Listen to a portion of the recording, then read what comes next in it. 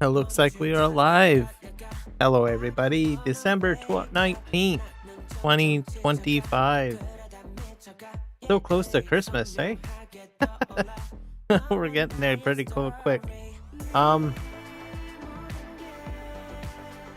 Thank you for joining me on the live stream today. For those that are popping in, remember to hit the like.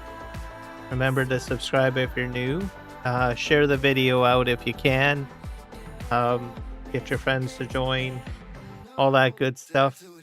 So it should be a good live stream. We're going to jump back into PV Rivers here. I'm just going to load up the game here and get it going. It's been a crazy week. So we have had quite a bit of rain the past, I don't know, week, 1 to 2 weeks or week and a half or so. My feet are still dry, so it'll be fine. We've had power outages and rain and all sorts of stuff. Most of that weather is expected to change. We should be seeing probably maybe snow later on today for me, and maybe into the evening perhaps, so to be exciting. Not sure if everyone's too excited about that, but the possibility of snow to be interesting. I'll take pictures and share should that become a true thing here. Oh yeah, I forgot to switch the game over here. It's going here. To quit the game, I forgot to select which folder. I don't think I have it selected to the right mods folder. I believe I still have it set to Kiwi's server. I haven't been feeling very well the past week and a half. I don't know. I've been feeling very tired and weak past week or so. Trying to get that in there. And my eye's been watering quite a bit. Eye kind of like a light infection, something. All sorts of weird things. So, but I'm feeling better today. Also, my sleeping habits have been all over the place. It's been crazy. I've had to jump into my tea stash to try to get me to be able to go back to sleep at a reasonable time. So it's been kind of hard to do that. I don't know, maybe my sleeping habits have changed or something. I don't know. It's very weird. So I went to bed early, earlier than what I normally do. I think I went to bed at like 9:30 p.m. because I'm usually up to midnight, and I woke up at like 6 this morning without an alarm clock, or 5 or probably 5 a.m. something like that, which is weird because usually I could sleep in forever.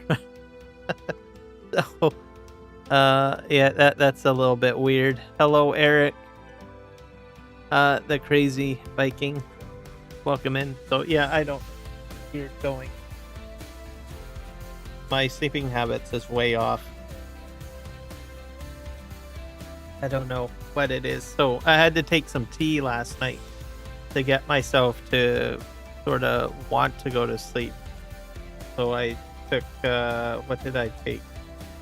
I took some licorice. I do two things. There's wormwood. So wormwood.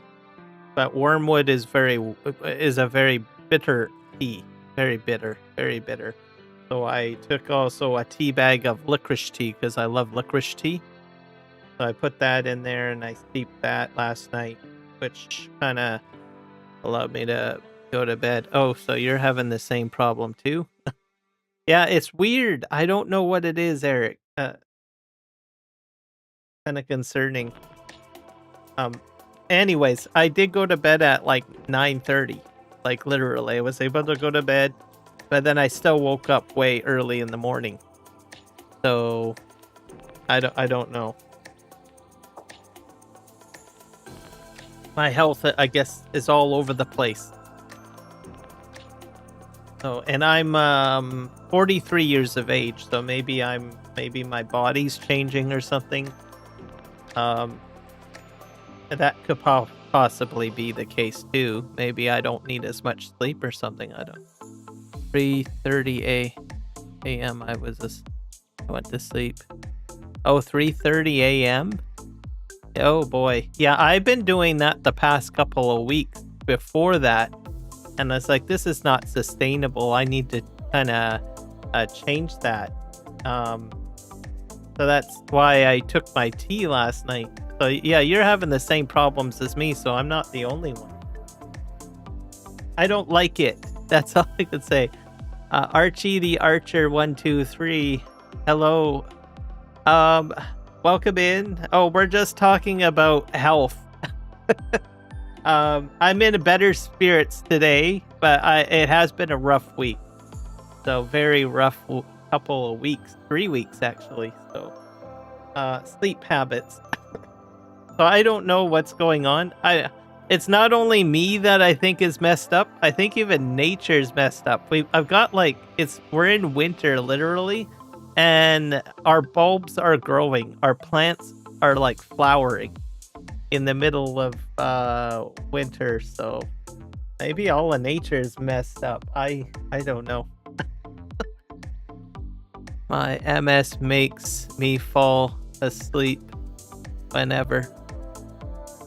MS, you'll have to give me the full wording. I'm guessing, is that like a health thing? Health issue? If it's very long to type, you could say, yeah, it's just a health issue. And then I'll kind of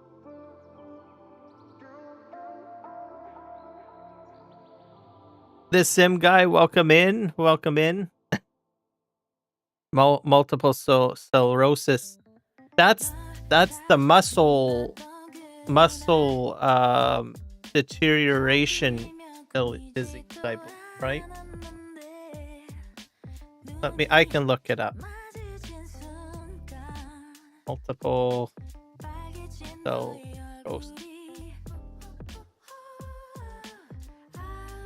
Oh no, it's an autoimmune disease where the immune system attacks myelin, the protective covering of nerve fibers in the brain and spinal cord, disrupting nerve signals and causing a variety of symptoms like vision problems, numbness, weakness, balance issues, fatigue, cognitive challenge. Oh, so it's more or less, wow. Yeah.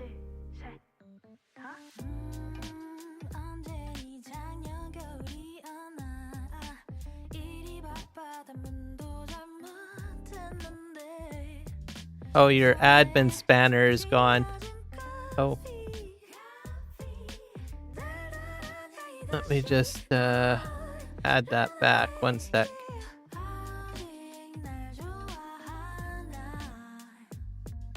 Operator.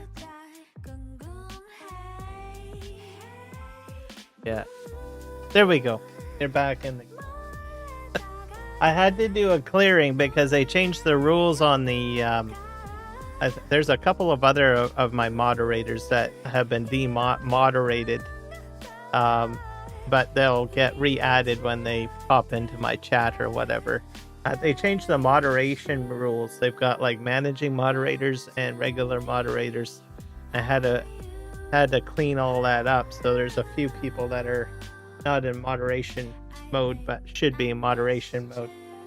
Anyways, I should get the game back up.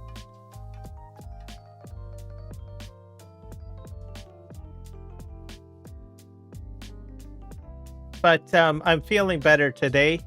So even though I did kind of oddly wake up earlier, should Usually I would be waking up probably about an hour ago. So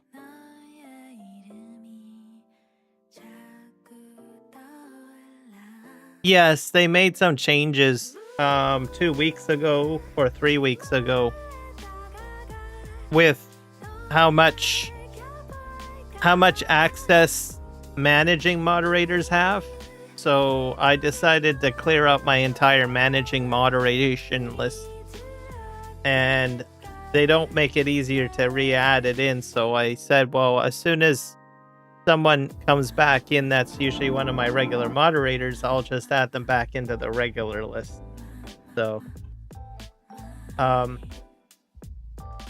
thought I would pull everyone out of the managing moderation list because I'm not exactly sure what's going to happen with managing moderation or how it's going to work. I have a rough idea what's going to happen. It's basically they're trying to turn YouTube into Facebook. So in case people are trying to wonder what they're going to do. So that means that you would have like people could post to your community post section and stuff like that. So my understanding is the managing moderation section will encompass the ability for my moderators to manage my posts on my community page and all of this stuff and a whole whack of other things, because you can freely post on there. And I said, well, I'm going to just pull out all of my moderators out of the managing section simply because I'm not exactly sure if that's the direction I want to take with the channel. So I said, I'm going to hold off until I have a better understanding how YouTube is going to roll this out. But generally, it's basically going to become like a Facebook group is down the road eventually is what YouTube is trying to do. And Facebook groups, they have moderation, that you can do posting, community posting, and it's just crazy, the amount of stuff. That's why I don't have a Facebook page for my channel. It's like, that's just one less thing I have to manage. It seems like a train wreck on Facebook, in my opinion. So I said, no, I'm just going to stay on YouTube. But it seems like YouTube is moving in that direction. They want something like that to happen. So they're slow creeping it in for everybody. So it's not like, oh, what's this all about? Gotta update that. Oh boy, all sorts of things to update. Well, that's updating. Yeah, so there's a lot of that happening. You can expect YouTube to become more like that, I guess, in the near future. But I think the difference between Facebook and YouTube, like YouTube is doing it in a very slow rollout because I don't think they want to have too much shock value. The other thing too is as they roll these new features out, it's very slow and not everybody has it. It gives you a bit of time to figure out how it all works. And they don't want it to be overly destructive, I guess. This sort of thing. So, my hope is that what they will do is continue to provide content creators an on-off switch for all these new changes, which seems to be what they have been doing. Yeah, it gives the creators control over their creation plans. As far as YouTube, Facebook, they just say, this is it. Welcome aboard. Giddy up. Buckle your seatbelt. It's going to be an interesting ride. Whereas YouTube, they just gradually bring things out, and they usually provide an on-off switch. So let's hope they stick with that philosophy.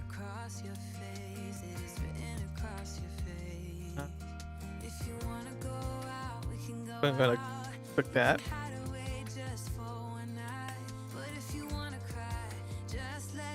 So yeah, it'd be good.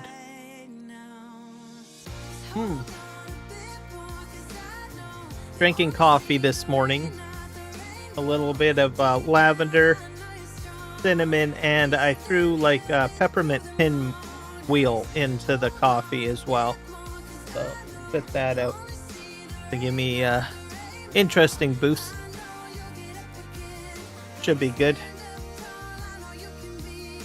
No sugar, straight black too, by the way. So, and no cream. So it's just the ingredients. So yeah, that's been me in a nutshell. Haven't been live streaming much. And been just kind of sort of getting my body back into shape or back into order. So, but I'm back. I have been following the headlines a little bit. I know about the changes with Giants. I watched the DJ Goham video and I think Clutch Simulation video. So I think they're on vacation or going on vacation. And then I heard about the firing news. I know about that. As Kermit, especially Kermit. I was kind of surprised with Kermit. So not many people know this. I do.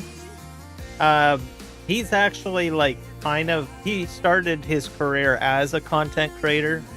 He was actually live streaming Farming Simulator.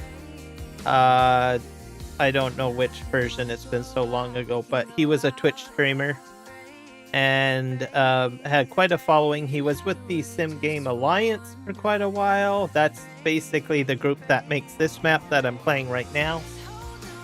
And then eventually, because he was so proactive in the community as a content creator, I guess the opportunity to become a coordinator came available. So I'm very kind of concerned about it because one, he is community oriented. He's very pro content creation. He plays the game. What else? He is very pro community mods, meaning you can build mods, right? And you can put them into the game. So these are very strong things that he's always advocated for over the years. So generally, if you fire or remove someone, generally it's because you don't necessarily align with the structure of which the big plan is, right? So make it full screen. Which one are you on? Oh, you are over here. Oh, you're probably on my other stream. Are you seeing? Are you on your phone?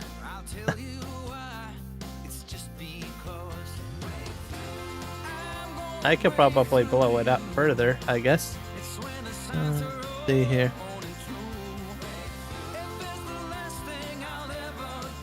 Blow that up.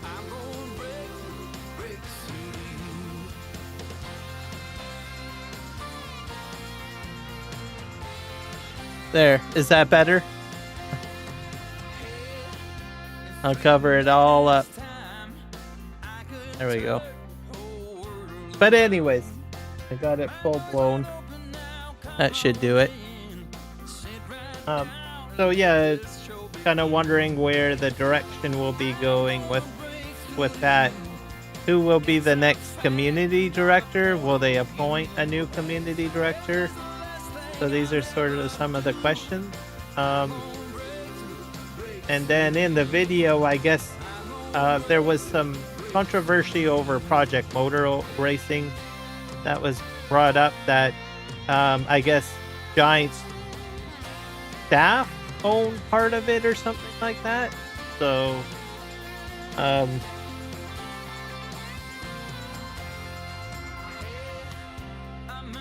which I think DJ brought up. So which I suspected kind of all along that was there. So I don't know what the what it all means, but on the bright side, we might get someone new and fantastic in place. It hopefully we get someone that shares the same values, because those are tremendous values, right? People that will advocate for the player base and the community, right? I think that's what we expect from a community coordinator, that the thoughts and opinions of the player base has a method of getting up to management, right? Or whoever makes the top decisions over there at Giants, right? So I guess we'll have to see what happens. I imagine we probably won't see a community coordinator for a while. I imagine if they will probably start hiring in January, and then we probably won't see someone until probably maybe the summer, if they do decide to replace that position. There is that guy from Germany. I forget his name, because I usually watch Kermit. But I imagine we will probably see more of him doing most of the community updates. I know that he has teamed up with Kermit before on a few of the information sessions, stuff like that. So yeah, it's too bad. I think it's a significant loss. I think mainly what I admired about him is his passion for the game. And hopefully we will see someone of equal value when merit fulfill the role. My concern is that they put someone in there like from marketing or something like that. Someone that doesn't have a passion for the game, right? And that's always possible, right? They might put someone in that doesn't really have that much passion in the game. Maybe they played a few times and that's about it. I don't know, right? It just depends on the hiring expectations that they have, right? So that would be a tremendous blow if they put someone in that doesn't have the passion, right, for the game. They have more of a focus on something else. I don't know.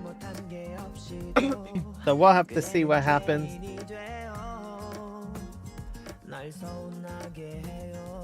But it can also open up new opportunities. So if you get someone else in there as a community coordinator, they might bring in new ideas, new ways of doing things, new ways of, integrating the community into the game, right? So, because there's probably a lot more things that could be done or could be seen to be done.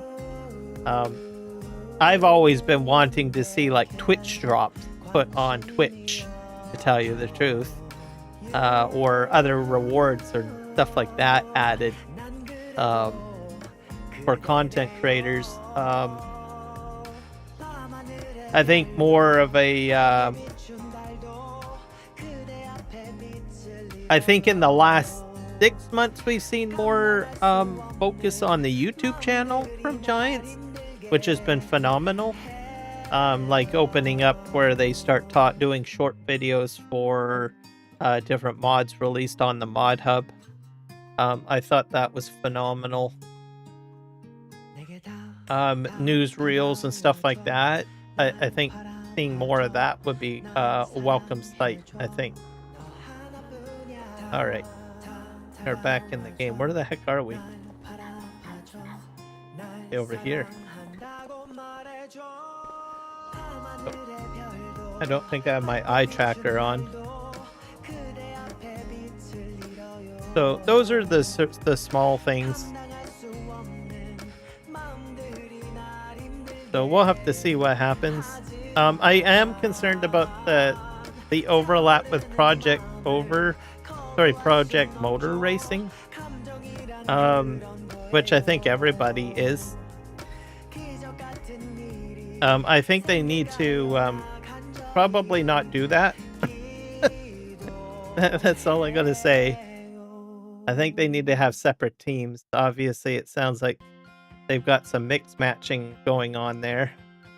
Why is my power not going on? Oh, gotta click on the game.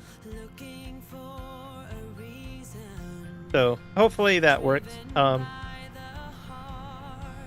We've got eye tracker in place here.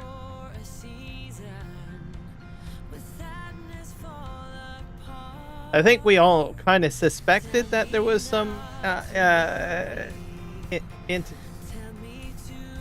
don't know, overlap between Project Motor Racing and Farming Simulator.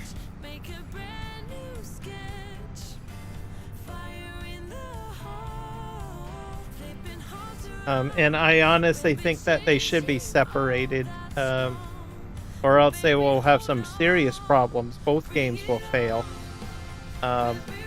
So Project Motor Racing had a bad launch. I mean, I've even read, I don't play the game. I've never played it. But obviously it has had a bad launch. I've read the comments. There's a lot of people just literally flaming it. So I was like, okay. And then we have had our own issues with Farming Simulator. I don't think it is as bad as Project Motor Racing because I think the community has been established. You know, we are passionate about the game, right?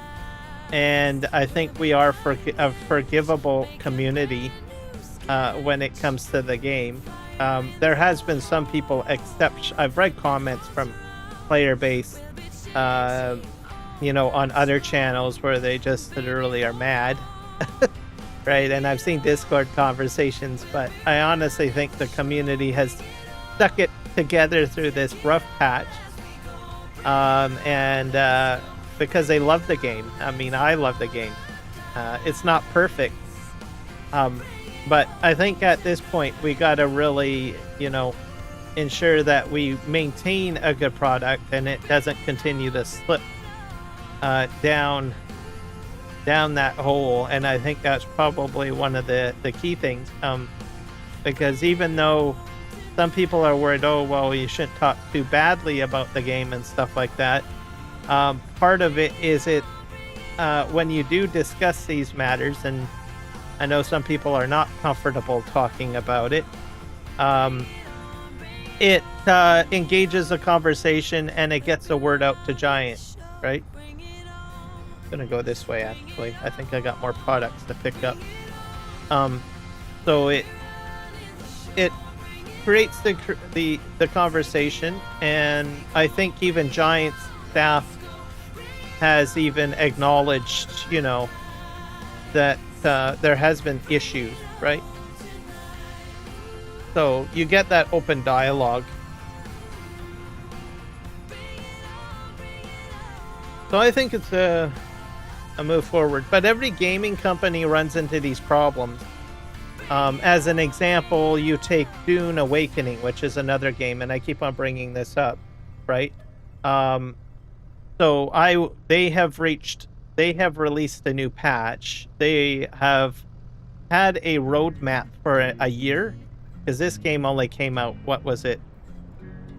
I think last summer at the beginning, in the Northern Hemisphere, just to clarify.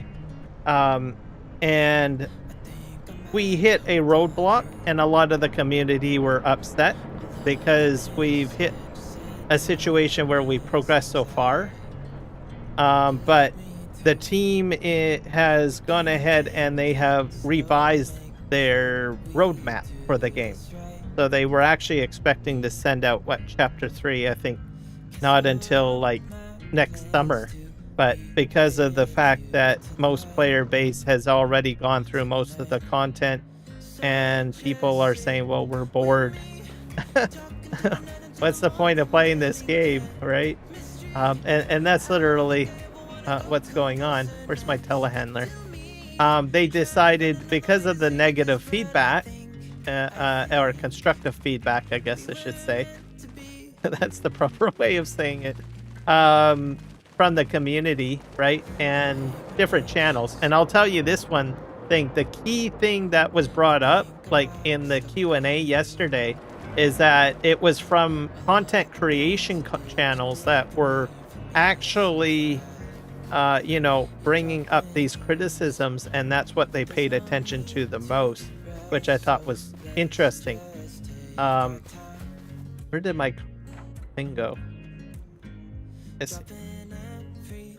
Missing a telehandler.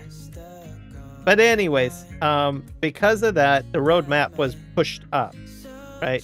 There's been a lot of quality of life improvements put into the game as well to improve it. So this is for Dune Awakening, by the way.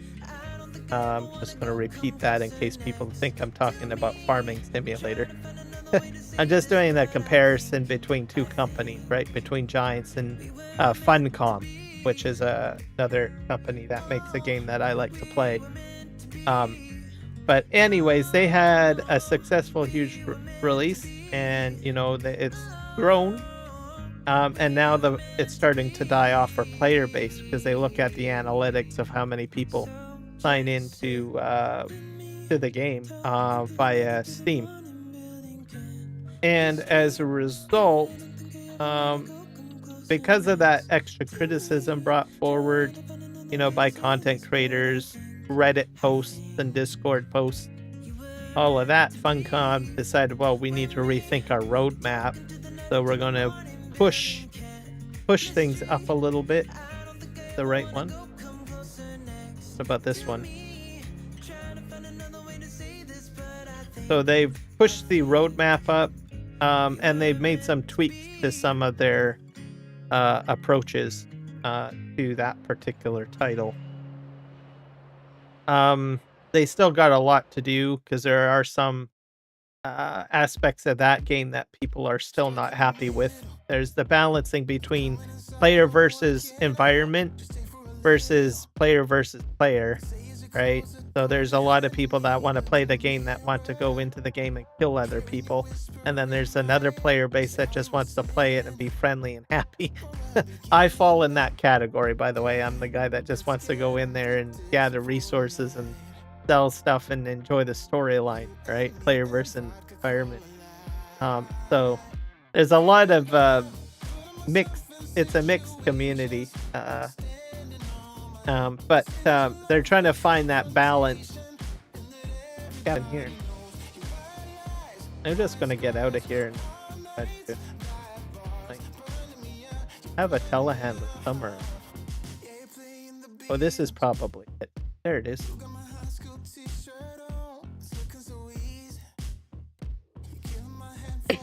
Excuse me.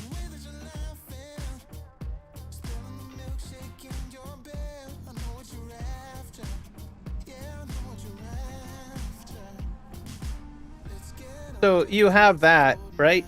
And basically my point is with that game, the player base has basically said, look, this is what we want to see in the game.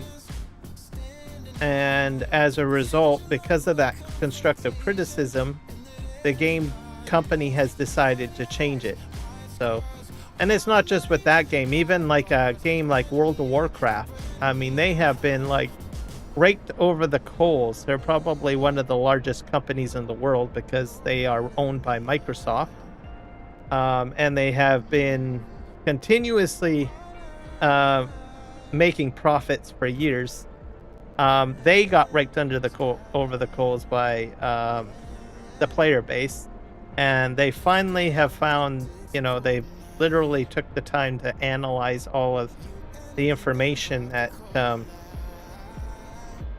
the player base has provided, and they are finally doing things that are a little bit more constructive to try to salvage, you know, their subscription base, essentially. So my point is it's not as much as we like to see our titles, you know, be protected, and, you know, we get probably upset seeing other players get mad and just blame you know, an industry. but those criticisms are still valid, and they do make a difference in the game overall, is my point.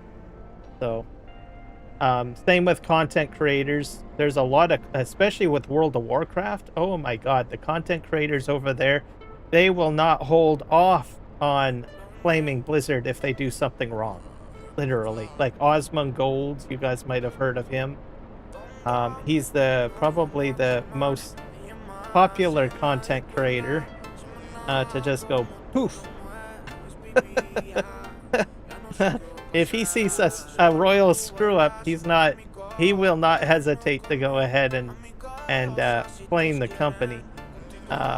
And usually, you know, even some of his criticisms, they are watched by Blizzard employees, right? I was like, oh god, we pissed off Osmongold, right? But it has to be constructive criticism, right? I mean, you can't just go on a big rant, right? There's got to be some sort of constructiveness to your criticisms whenever you're criticizing a company. So my point is there is value in criticism, and there is value to content that criticizes you know, the way or the direction that a game is being built, essentially. Because some of the times, you know, sometimes the extra, you know, I don't know, emotion expressed in a video, or you get this guy that has constructive reasoning to be mad, and he's on a video and he's just ranting and raving on something. Sometimes the developers need to see that. It's like, holy crap, well, we better look at this, right? Especially if it's constructive. So that's my point on the whole matter.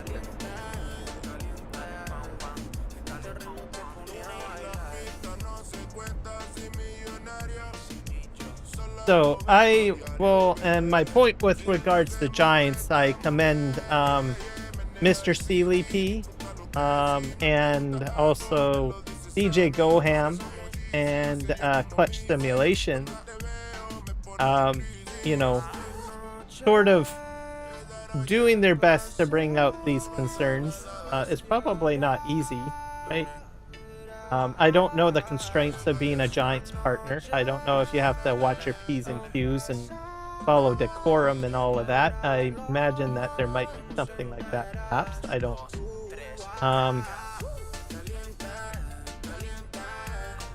It's like, do I talk about this on a video, or is it going to ruin me? All right. So taking the opportunity and talking about these things, I think, is necessary if it's constructive, right? So, and I think those three, at least, I think they did a good job. I think bringing that to light, especially. I haven't seen Mr. Sealy P. I'm not sure if he talked about the latest stuff, but I do know that he has tried to find a positive way to address concerns about Farming Simulator in the past. You know, doing a live stream, asking, well, what are the issues with Farming Simulator 25, right?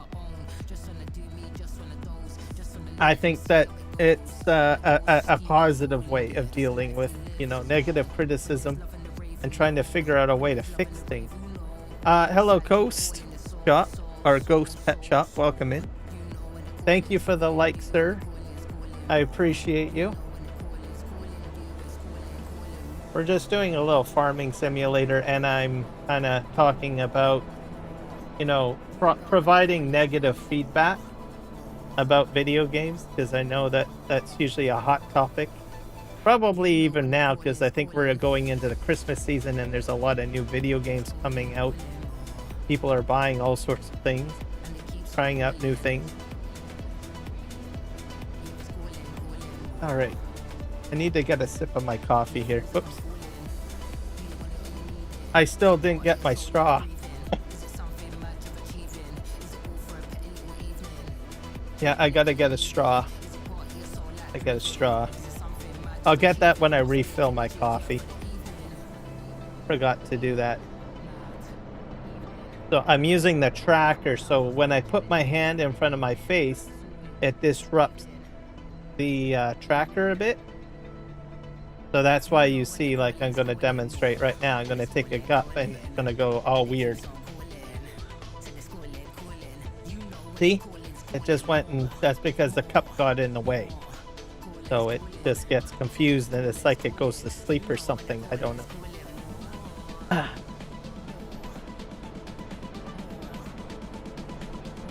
Yeah. Not virtual reality. No. Nope. It's not virtual reality. It's my webcam tracking my head and my eyes right now. It's iBeam tracker. It works with other games too. Unfortunately, I think racing games. So if you're in the racing games, you might want to consider getting it. I'm not sure about RPG games. I think there might be a few RPG games that it might work with, but it's not just for Farming Simulator. It's for other games too. It's on Steam, and what it does is if you have a webcam, it will turn it into a tracker, your webcam into a tracker, basically. So that if you're in a simulation environment, like, I don't know, like what I'm doing right now, or what else? Is there bus simulator, project motor racing, what else is there? American truck simulator, anything that, construction simulator maybe, you're inside the truck. You can, instead of having to like use a thumbstick or something, or a joystick to move the angle of where you're looking, the camera, your own personal camera, is that going to go on there? Nope. Will turn in the direction of your eyes or your head, basically. I don't think I got enough room on. I just parked this right here. Yeah, it didn't stack on very well. We're going to go sell this stuff.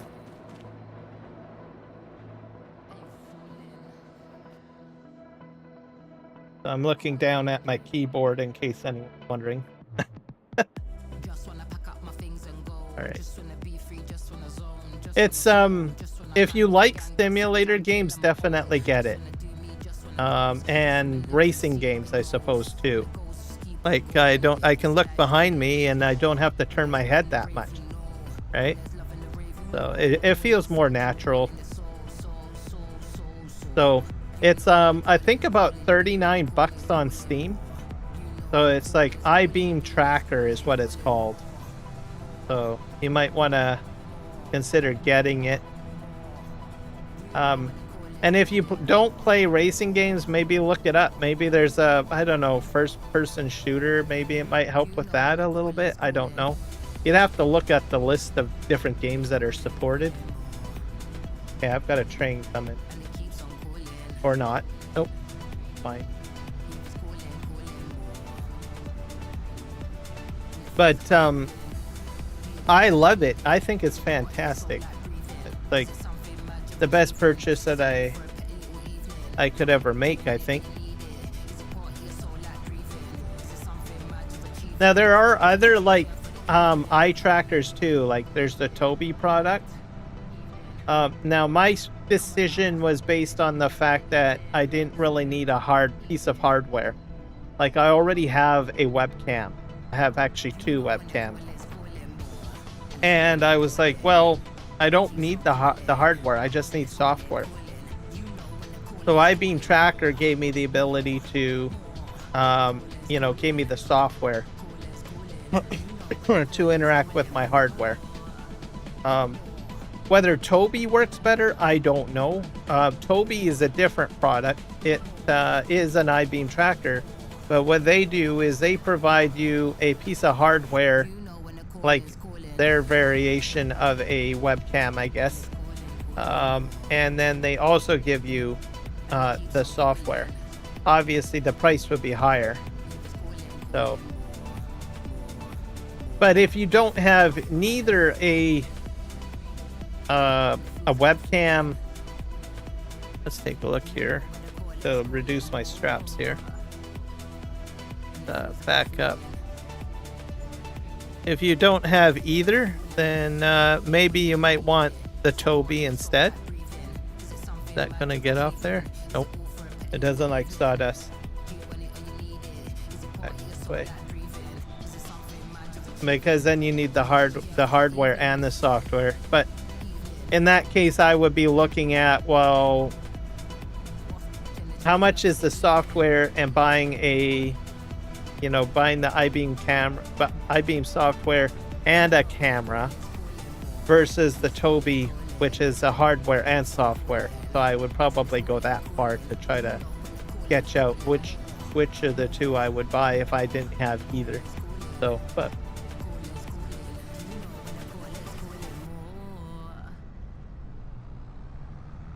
yep. So that's what I did. I went with that. You don't have to get it on Steam. I decided to put it on Steam because that's where all my games are.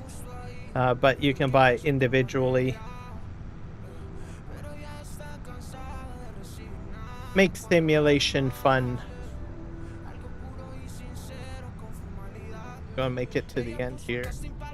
Ooh, I've got sawdust on the back of this thing. So I'm gonna have to probably put that into another device, I guess, or another container. I've got like a trailer, I believe, that I can put it in. I've got a lot of paper too over here.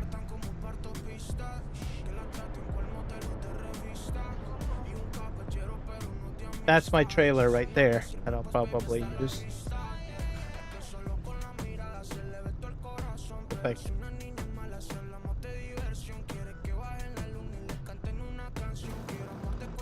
Probably should turn off my engine. Did I? Oh yeah, I kicked out the sawdust there. Okay.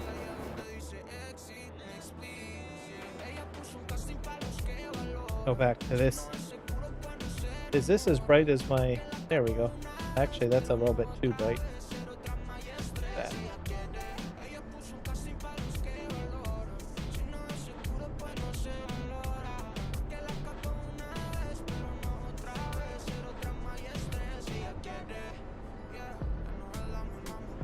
Nope, I picked them both up again.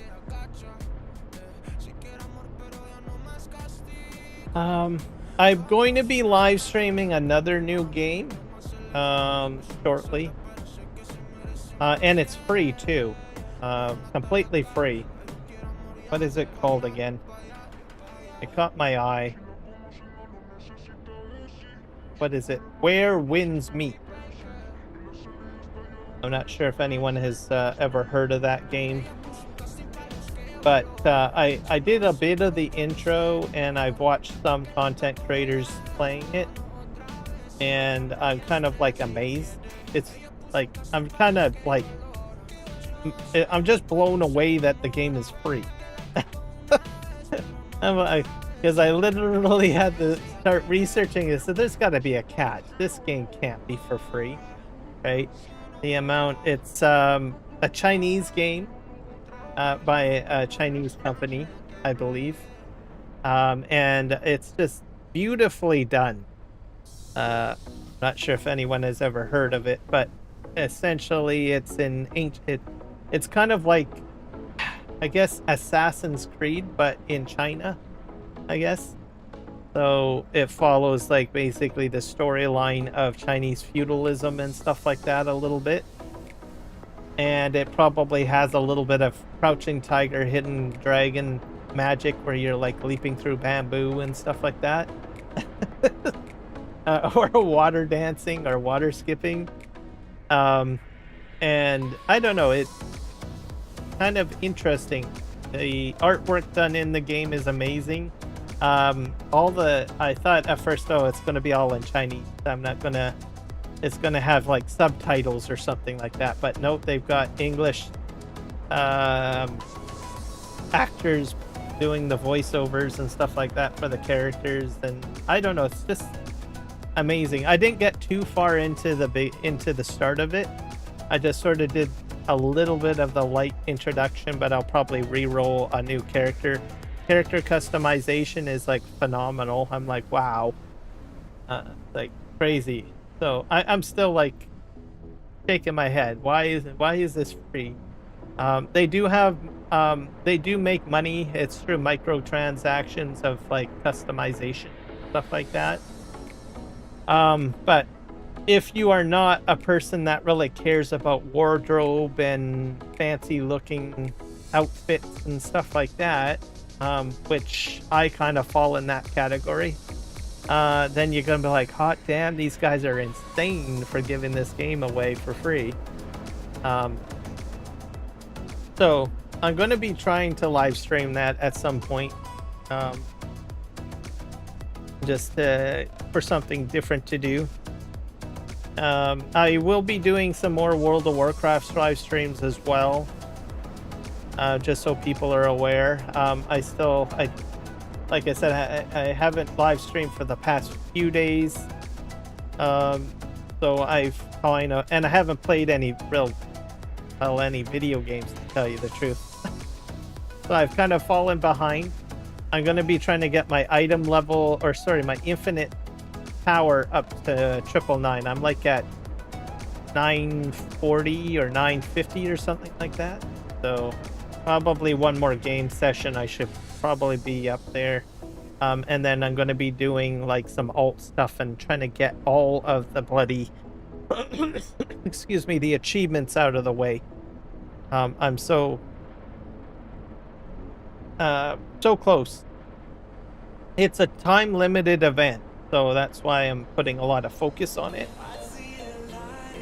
I keep on repeating that because it's just to let people know that once the event goes away, it's gone. I can't do any of that content again, essentially, is what I'm trying to say. So that's why I talk about it, and I've been playing it quite a bit. So we'll do that. I want to try to get all the achievements out of the way. So, a bit of an achievement nut over there. And I honestly think I can do it. So, it's a realistic thing. There's reality there. I think it's doable. It's not unreal. So, we'll see. I've got like only a few more achievements left. I need to do, like, I have to work on alts a little bit, and a few other things. So there's that. We'll have to get into Dune Awakening again. I have been playing that a wee bit because I had to jump in and check my power on my base. So you can expect that. I'll show you guys the cargo container that I finally got. I was able to build it really easily, so I have all the materials. The problem with my Dune Awakening base is I've got way too much stuff and I got nothing to do with it. Like, I literally am just basically a base full of stuff right now and nothing to do with that stuff. Like, in Farming Simulator, right, you make something and then you sell it, right? So, and then you put it into a farm, right? So the mechanics in Farm Sim makes it easier for you to not feel like you've got a whole whack of stuff just sitting there, right? You've got a way to do something with it, right? Unfortunately, with Dune Awakening, I don't think it's quite balanced for that kind of gameplay yet. I've been mostly selling like fuel cells on the market in that game. People are buying it. There's a lot of people that are very lazy. I call it out. It's so easy to make fuel cells. I was like, come on, why aren't you making your own fuel cells? But they just don't have no interest in farming, right? So win for me. I'll take their money for sure. So I've been doing that. I've been making some advanced fuel cells because I got so much material for that. So I just put them into my productions for making fuel cells and spitting it all out. So doing that. My other thing that I want to do in Dune is try to get another base built. So we'll see about that. And the other thing too is I'm part of a guild, so I work with other people.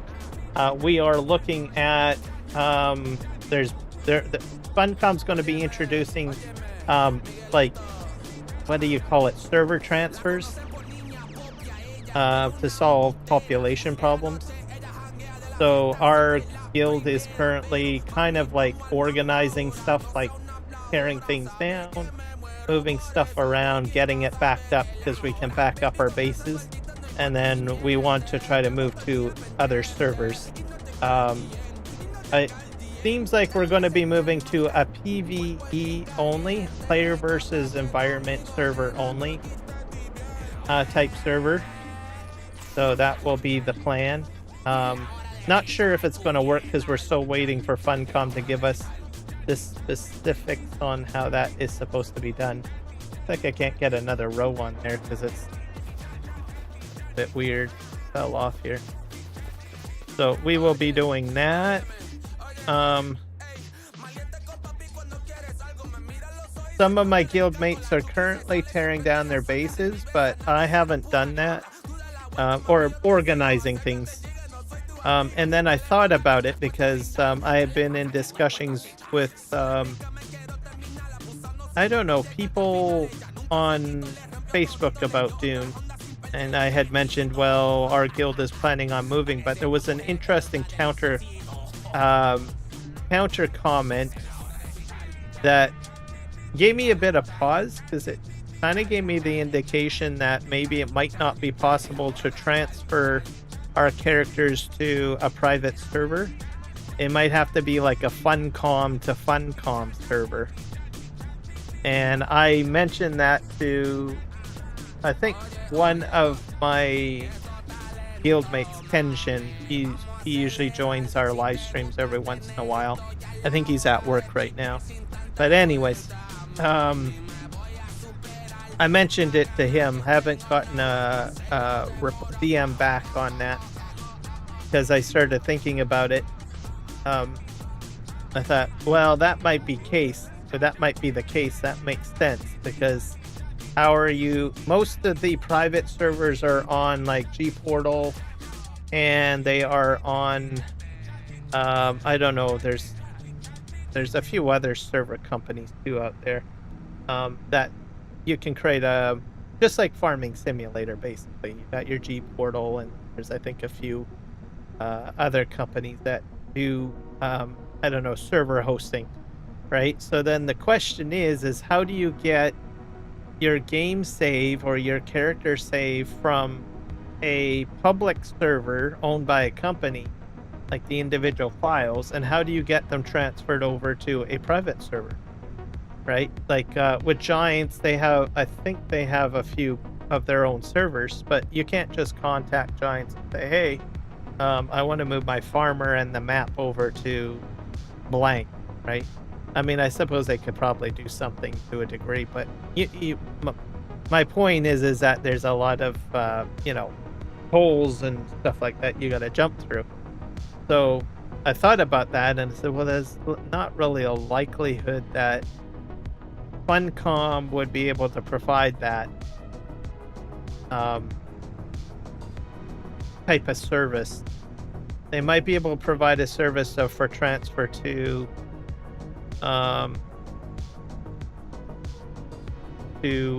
an existing server that they control, which I think is what they will probably do. So unless they want to surprise us, but I thought about it and I thought, well, this might not actually happen the way. So I mentioned it to one of my guild mates. I didn't make, I don't usually do like a full-on public post or anything. I'm pretty quiet in my guild. Sometimes I comment on certain things, but usually pretty much the guy in the background usually. But I mentioned it to Kenshin, so hopefully maybe he might think on that and figure out, because I know that a lot of our guild mates are like, well, I'm on the road, I'm packing up my stuff, I'm tearing things down, I'm organizing things, I'm getting all hyped, I'm building this, I'm building that, and doing all of these different steps, right? To to move to a server, but it's quite possible that this may not be it may not be an option, is what I'm trying to say, right? So you're jumping the gun, right? So Funcom hasn't officially given details on how they plan to orchestrate server merges or server transfers. So that's why I kind of put the caution onto the wind, and I said, you guys might be jumping the gun a little bit. Might be doing all this work for nothing, right? Now it's key because the reason why it's key is that, well, that would mean that you might be better off just rolling if you literally want to join a new server. And if I am correct, then you cannot transfer a character from a public server to a private server. You would probably be better off putting your time, instead of tearing down an existing base, and just jumping onto that private server now and just, leveling up your character, right? Because you have to level up your character. You'd be starting from scratch with nothing. So, or you just say, nope, I don't want to roll a new character. I'm going to stay right where I am. So,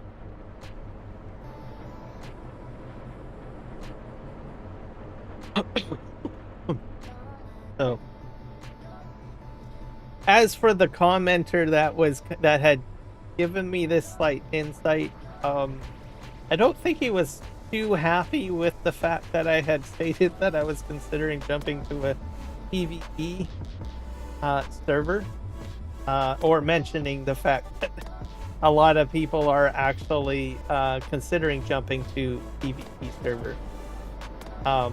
Because this individual, I've seen his comments before, and he's more of a PvP person, player versus player, right?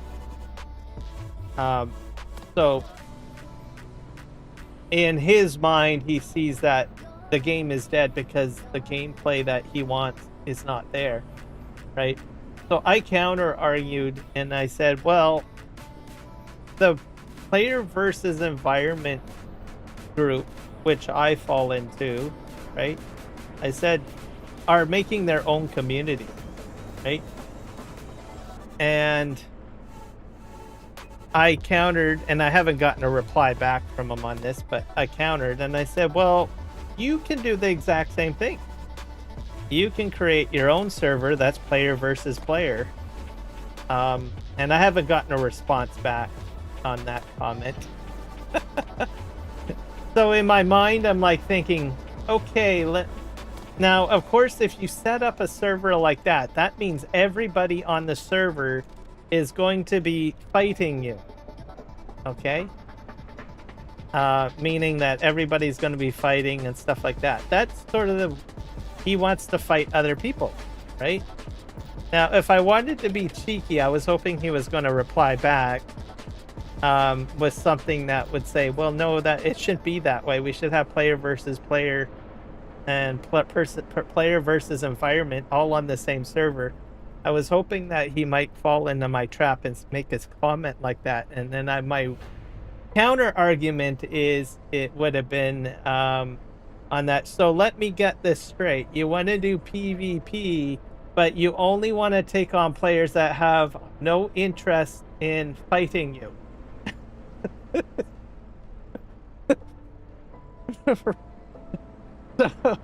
So I'm waiting for him to comment back, but I don't think he will. He probably realizes the trap he's probably walking into in that dialogue, because in all honesty, I think there are some player versus players that literally want the actual competition of taking on another individual that is skilled and is challenging to defeat. There are player versus player people that think that way. But there are a lot of player versus player people that simply like to grief people that have no interest in player versus player, right? They just want the easy kill. They want to go in and they just want to go after players that have no interest in player versus player, right? It's like, oh, I look at me, I can go ahead and take on this guy that's mining spice, that's peacefully playing the game or whatever, right? And I think this individual is one of those people. He is not a true player versus player person. He is a griefer, essentially. And he's mad because he can't grief anyone anymore. it's pretty much my sum up. So I'm waiting for him to come into my conversation and counter my comment. So we will have to see. I haven't seen it. I honestly think he sees the trap that I've kind of laid for him. And he's just basically ghosting my comment, essentially, on Facebook. So, but it's fun. I usually like when I'm not on stream or I'm doing other things, I usually like to jump into debates. No, I don't talk in a very debate manner on my live streams. I usually like to try to keep things down, but when I am not on live streams, I'm literally debating on Facebook, or I'm debating on YouTube or something, like on other channels and stuff like that are controversial. So and it's fun.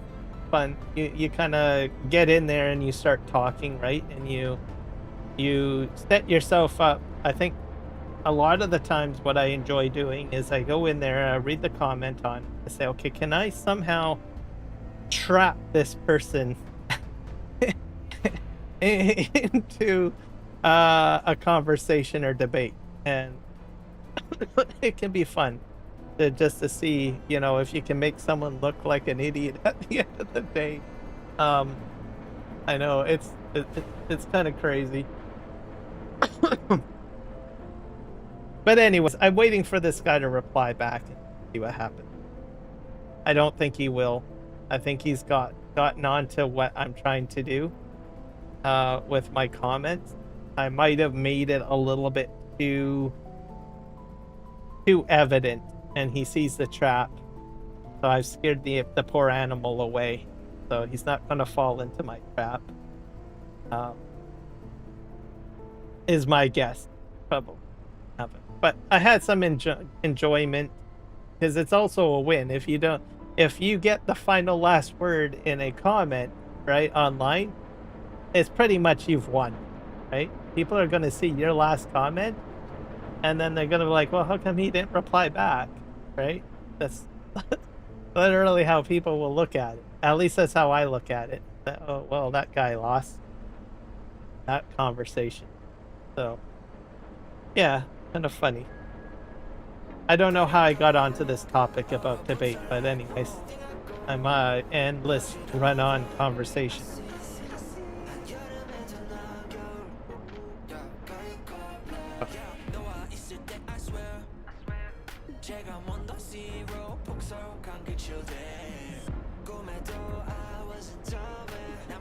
I usually like to debate, though.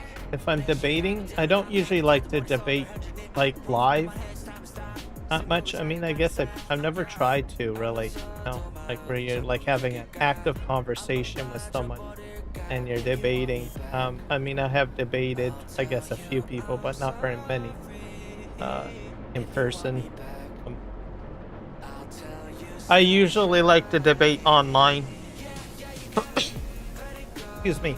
Because then you have time to read over what is said, like whatever the comment is, and then you have time to think about it and come up with a valid argument, counter argument, right? Or you can research too. That's the other beauty of it. Whenever you're like doing forum post debate, stuff like that, you have the advantage of not replying to something right away. You can take the time to do a bit of research to formulate your counter argument, right? So just to fact check yourself, because everybody's going to fact check you when you're online, right? It's like, you got to read this article. This isn't right. What you just said isn't right. You're a liar. Right? So you can read over whatever the comment is, take some time, and come up with, you know, in your mind, a strategy of attack, right? And then if you're not 100% sure about your argument, like usually I'm pretty sure if I'm going to take on an argument, whether my argument is going to hold any bounds. And and there are times where I am not 100% sure, I will then just basically do a bit of research, right? Just to try to find something that will back it up, because I don't want to look like an idiot. Okay. And usually most of the time I do fairly good with my debates online, and it's fun. The other way to determine whether or not you've actually won a debate is whether or not the person if the person comes back with an insult saying, oh, well, you're just stupid, or well, that's typical of you because you're a blank, or something like that. Like, they don't actually give a valid counter argument, you already know you've won. Because they're just insulting you and they're mad, right? They don't have a way to come up with a factual response, and that happens a lot too.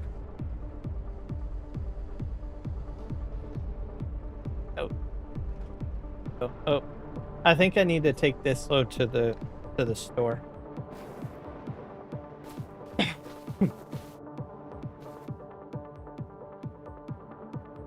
Put my straps on. Yes, they are. Perfect. So, and I've had a lot of that. I'll get people, well, you're just stupid, or I'm not really a person that comes up with insults. I never throw insults on my comments. I just keep it professional. I usually enjoy the art of debate. I don't enjoy the art of insult. I've been called all sorts of crazy things that are purely insulting, and I'm like, okay, well, I win. I get a kick out of it.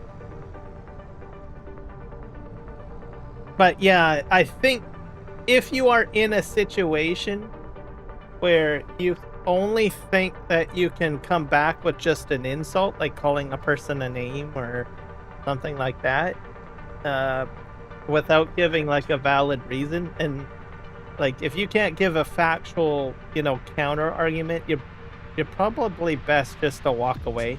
So just like that guy with the PvPer guy, he basically, he could have came around and started insulting me or whatever, right? Or attacking me, right? If he wanted to.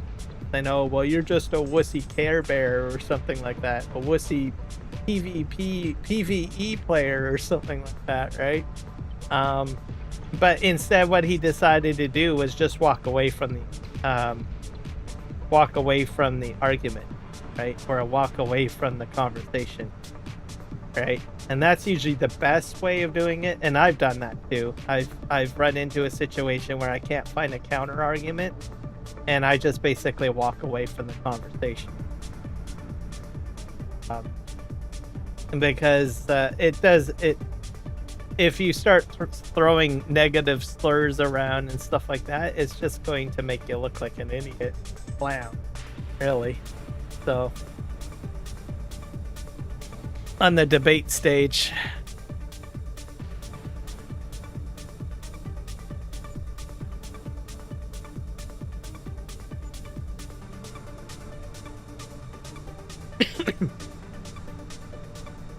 So then you just scroll down the list and you find another argument to get into, or debate, or whatever you call it.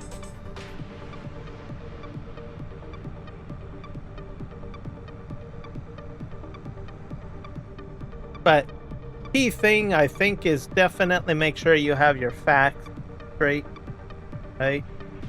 You know, or you can make comments. Like, I think on Facebook, at least for me in Canada, it's very difficult because I can't, like, I'm not allowed under my legislation in Canada that I cannot share news articles. It's just part of one of our legislation protection things. I cannot take, like a lot of the times what a lot of people will do is they will go ahead and they will usually use news articles or websites and stuff like that, and they'll take a link and they'll post it in there. They'll give their argument, and then they'll say, look, this is my research, this is how I came up with my assessment of how I came up with my points, and then you post the link, right? That's how I used to do it when I was allowed to post links on Facebook and other social media places. But in Canada, I can't do that. In some cases, I kind of broke the rules, but it's a little bit of work. What I have to do is I have to go on my phone or I have to go on my computer and I have to take a screenshot of, like, articles and stuff like that, or snippets and stuff, and then put that into the channel, whether that's on Facebook or wherever they look, right? But that means a lot more work. So I don't think every country falls into that category where they're restricted on posting, because I do notice that some people do have the ability to post things.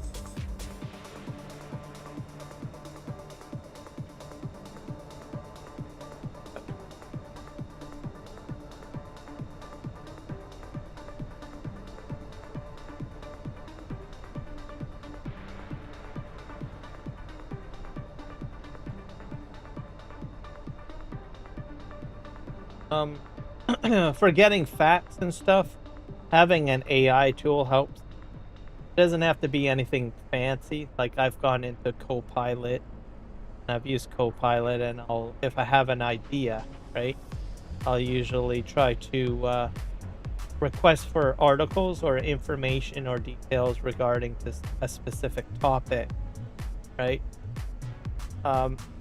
Sometimes I'll just do a Google search. I'll do that. But I find AI is far better to a degree. You have to read the material over, though. Make sure that it sounds sound and that there's some sort of reference link, right? Whenever you're doing something like that.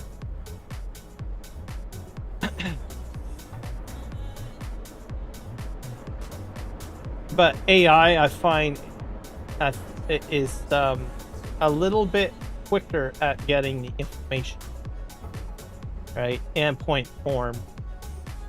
It seems to have some sort of weird intuition of knowing exactly the specific things that you're looking for. Like, I don't know, I usually use Copilot on my computer quite a bit, and it will just sort of understand what I'm trying to do.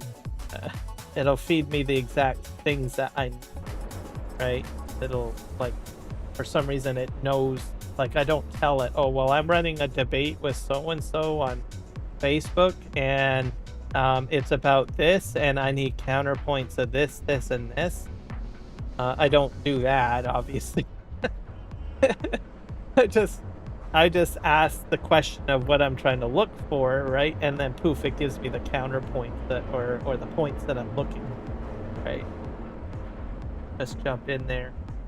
I'd have to say in the past year, I've relied more on AI for argument's sake, I guess. For information. I still do Google searches. I do a lot of Google searching too, and article reading as well, to, build whatever I'm what sort of counter arguments I'm trying to come up with or what. But I've noticed I don't have to do that as much. I seem to be more relying on AI these days for information. Even when I do Google searches, it's AI that's usually doing the work, really. It's kind of scary, you know.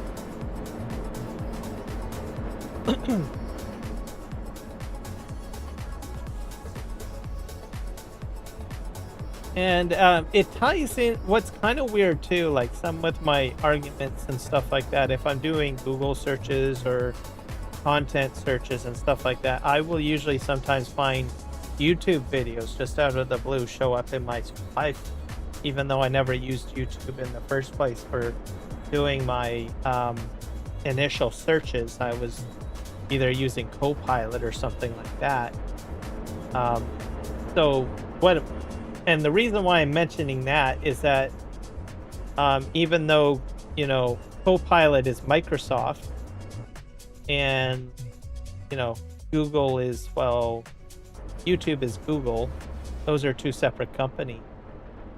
There's a little overlap or something. They seem to be able to overlap a little bit, which is kind of creepy in a way. Convenient but creepy at the same time. It's like, and I've seen, okay, wait a sec. You know, I've had moments like that where I'm sitting there thinking, you know, how the heck is this being presented to me as a YouTube video, right? And then poof, it just shows up there. Kind of weird. So.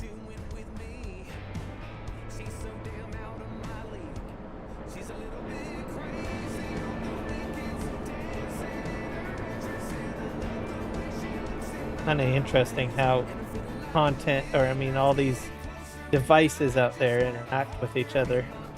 Hey, this is all wood chips, by the way. I will be moving all of that and selling it shortly. I think this will need to go to the paper mill.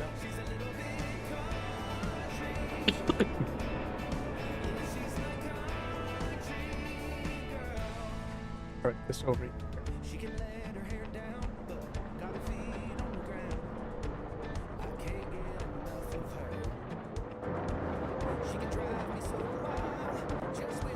Just close this one window on the computer.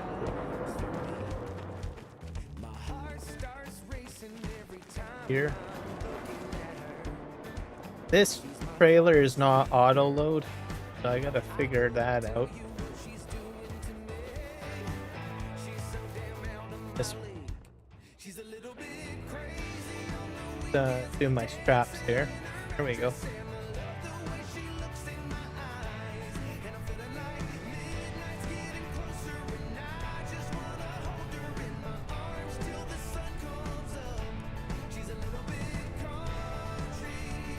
Grab a cup of coffee.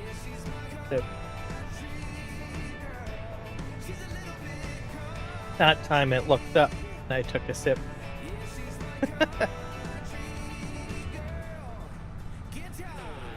Okay, I'm gonna go right here to check, see how my furniture factories.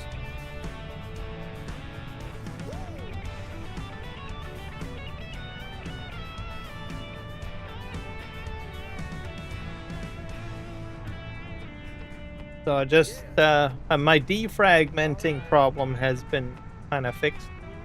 I've been defragmenting my drive for the past, I don't know, week and a half or something like that.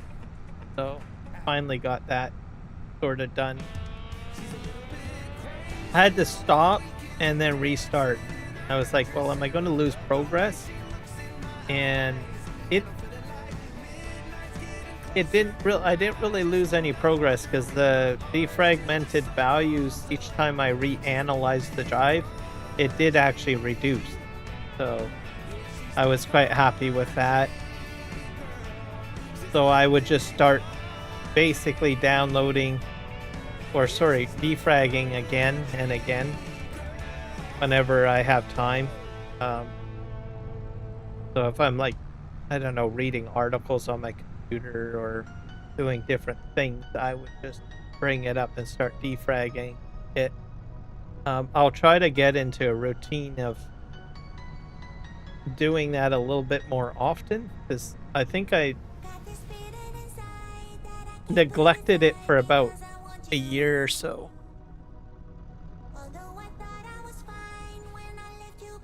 And I think it affected like my system's performance quite a bit because I had a lot of fragmented files. My computer runs a lot smoother now since I defragged the one drive. I think part of it is that, well, I thought, well, it shouldn't really matter because my OS is on a solid state drive. But I do run some applications and most of my games on a secondary drive. So, well, go ahead and defrag and notice that certain aspects of different things seem to run a little smoother.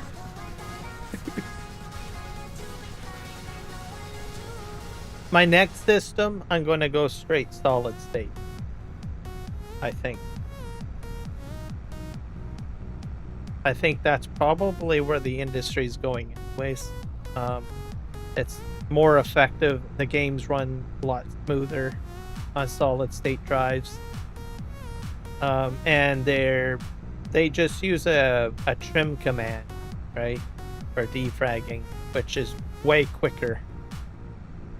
With platter drives or disk drives or whatever you want to call them, or there's mechanical parts, it takes so long. Oop. Simply because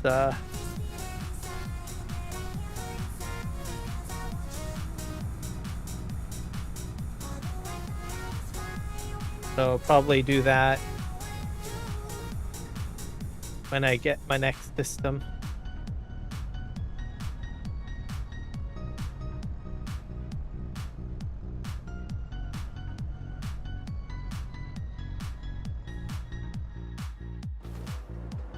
But hardware changes so quickly.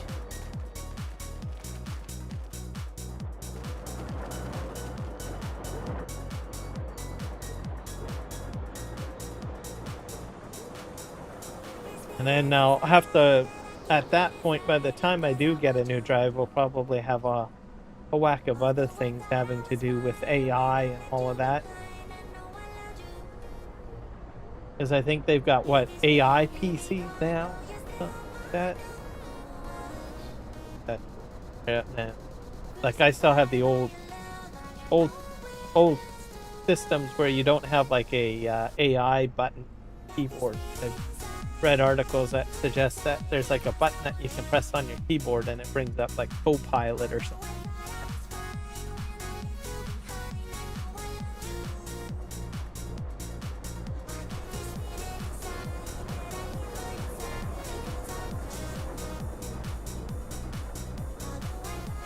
Paper loaded.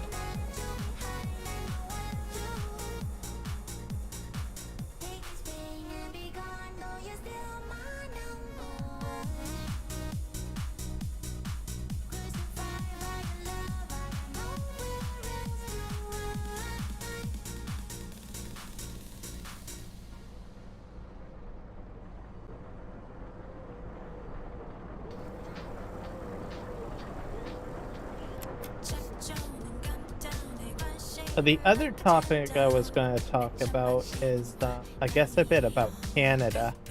I'm not sure exactly how much news gets sent out, how much people, you know, really talk about Canada as a whole, everything like that. It's something that I thought about whether or not I was going to talk about it on a live stream. Things like that, because it's a bit political and people don't like politics and stuff, but I'll try to keep it non-partisan or clean.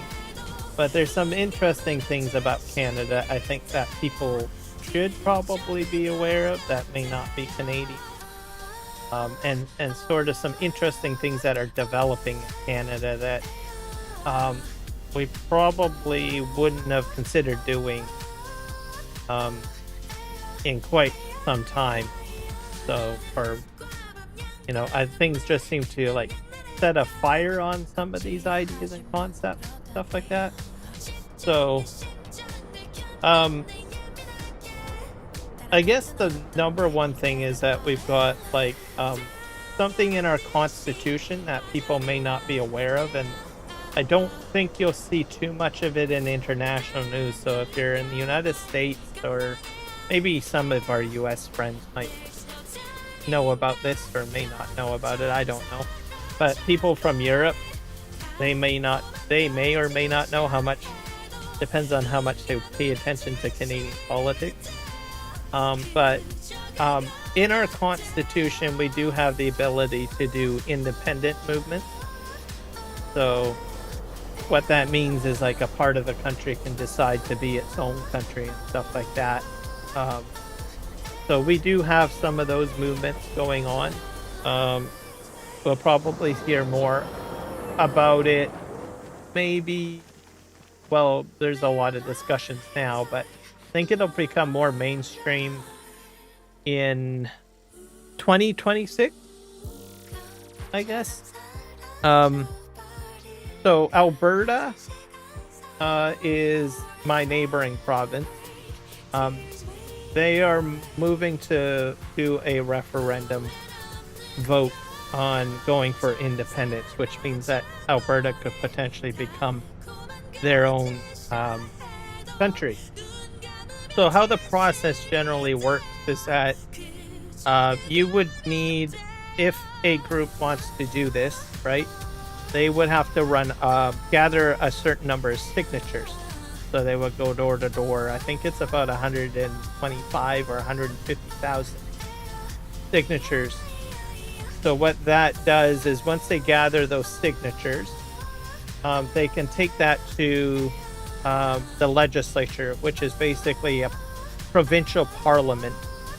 So I mention that because I don't know how many countries in the world actually have individual parliament stuff in that section of the country.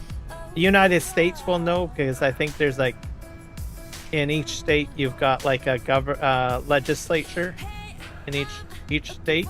So that would probably be the same thing. So we have that in each province territory, and we elect those individuals to be in those individual parliaments, right? And then of course you got the Parliament of Canada, which oversees the federal level. Anyways, I'm going off topic.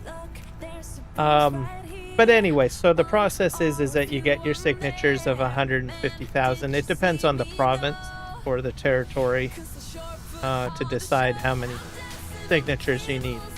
So that you get the signatories, and then what happens is that gets handed over to the government, and then they can run what's called a referendum. What that means is that everyone that's a voter in that area can go ahead and vote, yes, we want to become an independent nation or separate from Canada. So we have had 2 previous referendum votes in Quebec, I believe. So Alberta is going to be running one. And then I think Quebec is moving along the lines of trying to do another one.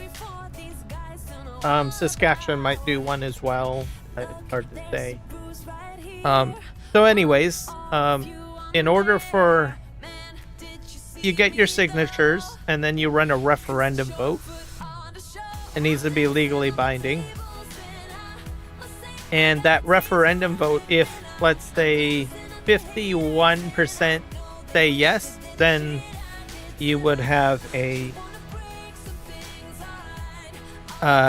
ability to separate, basically, right? And you would become your own country at that point.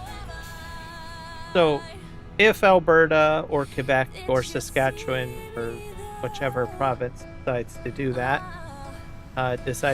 and they successfully do that, in the Constitution, it can go through what's called the Clarity Act. And at that point, it's kind of like a divorce. Now, there are certain parties that are privy to that. That would be obviously the province that is trying to separate or go independent. And then there's First Nations. And you've got the other provinces, and then you have the federal government. So they all have to sit down and they have to hash out how this is all going to happen, right? that would mean the whole Constitution would have to be ratified and everything like that. So, so this is a real thing. It's happening, and I don't think many people know about it, except for maybe some Americans. Obviously, Canadians are aware about it, right? But I don't know if it's reached like Australia, New Zealand, China, or Europe or UK or whatever. But I guess the best thing is it would be like a Brexit, I guess, in a way, where a part of the country just, leaves. Actually, I think probably UK might be familiar with it, because I think there's been like some referendum votes with Scotland, I believe, maybe Ireland. I think that's been something that has been kind of discussed in the past, but I'm not sure if it's constitutional though in the UK or not. But anyways, we have a constitution where it can happen. So if it does happen, that will be kind of different, interesting, I guess, in a way. So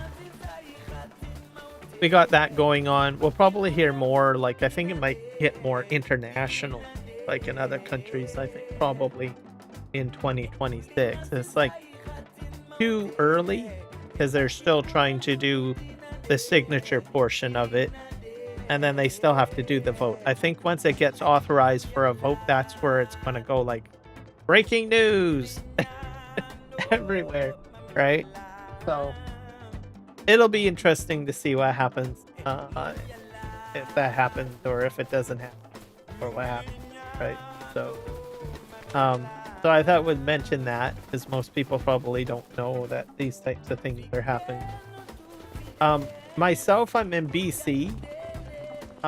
There's a lot of interesting things in British Columbia. We are more strong, which I kind of support. There are some people that don't support this, but our province is more in line with UNIDRIP, which is the UN Declaration for Reconciliation with Indigenous Peoples. So a lot of countries are a signatory on that. But in our province, I think to a degree, actually, even in our parts of our constitution in Canada with it.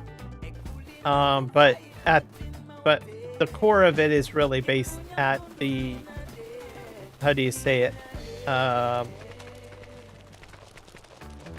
At the provincial level, essentially, right? So in our province in British Columbia, we have a very strong focus on it. And what that means is that we give Indigenous people a lot more freedoms and rights over land, and they become more incorporated into the government structure. So UNIDRIP is basically to give Indigenous peoples the ability to govern themselves and have governance over individual aspects of, their culture, their environment, and their people, right? And that's what it is. It's a UN declaration. It's been there.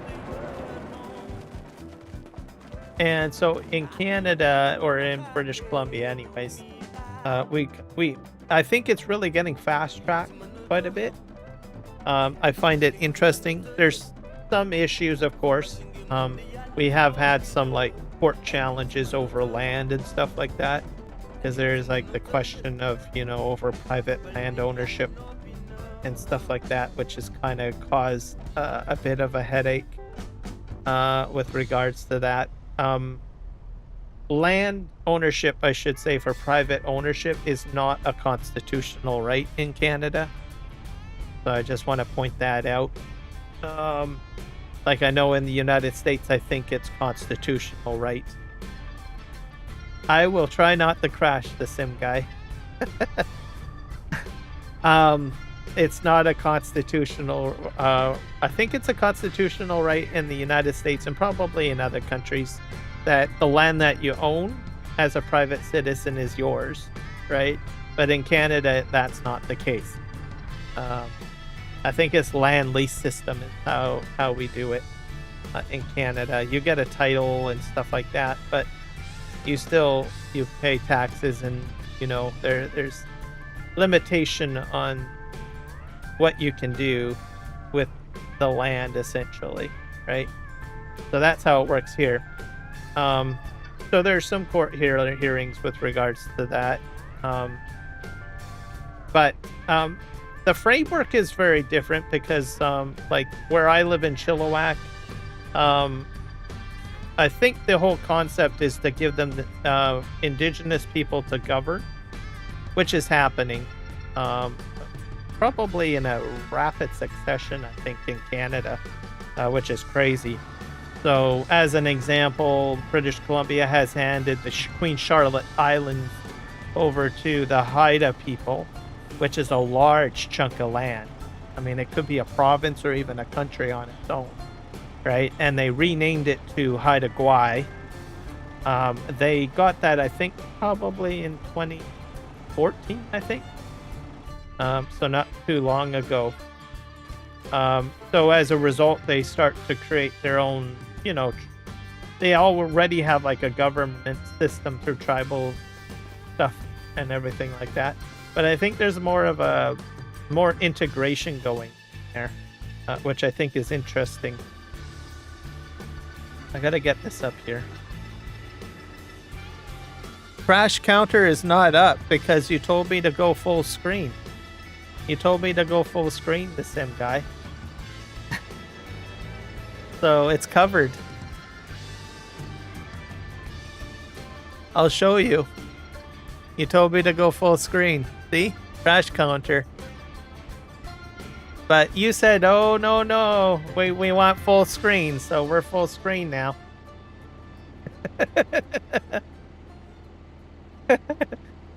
You can't have it either way. Okay. See if we can get this up here.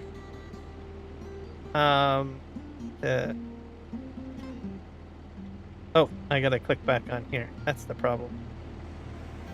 Lift my leggings. So, oh, gotta lift that up. I will try not to crash.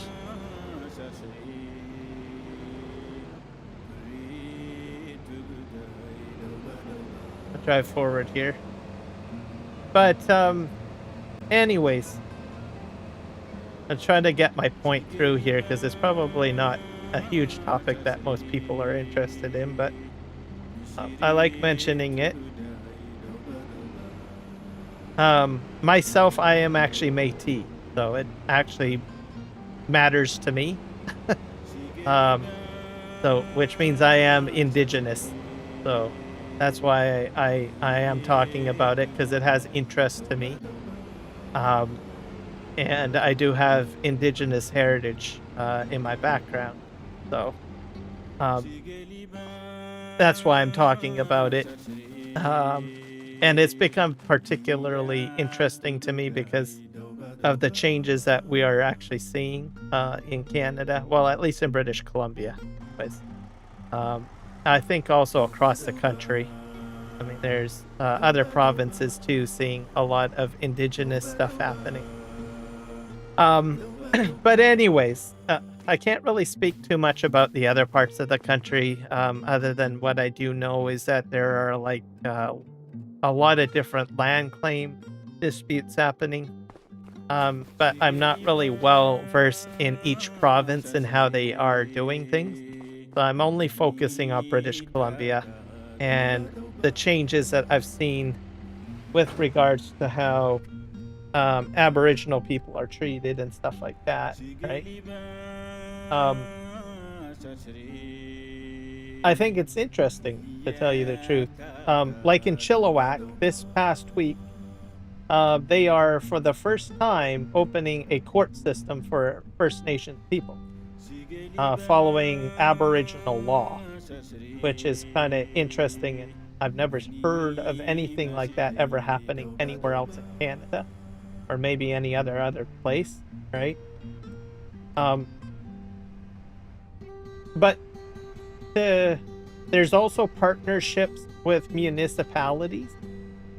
So certain land is being built on with municipality partnership with First Nation for housing and stuff, because obviously, like most parts of the world, there's a housing crisis, right? So part of that solution is working with First Nations to build housing, and there's been a lot of housing built in Chilliwack, put on First Nations land and other land as well. But when you run into these things, these are the building blocks. My point is it's the building blocks is what's being established. There's some people that oppose it. I was like, well, what does it mean, right? You know, there's a lot of stereotypical criticisms and stuff like that, right? And I've read them. There's a lot. But there are structures in place which I think are being built. Like, I think it's interesting because it actually is in alignment with whatever the UNIDRIP UN declaration is about. What I'm trying to, and it's slowly been happening. So what you have to do, like, obviously, if you're going to, the concept of UNIDRIP is basically to give self-governance, right? So obviously you can't just say, okay, well, here you go, govern, right? You need to build certain services and structures to make it happen, right? And I'm starting to see that happen in British Columbia is what I'm trying to say, right? So the court system is one prime example. So you have Aboriginal law, right? That's being used, right? They have their own education system, right? So you have that as well. You have your culture being promoted as well for each nation. So you build all of these things, and you build your government structure well at the time.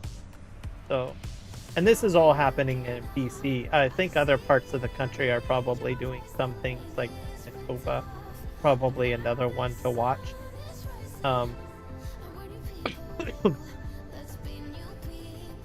But I think a lot of the criticisms on, the support for this usually come from parts of the country where it's not being done as much.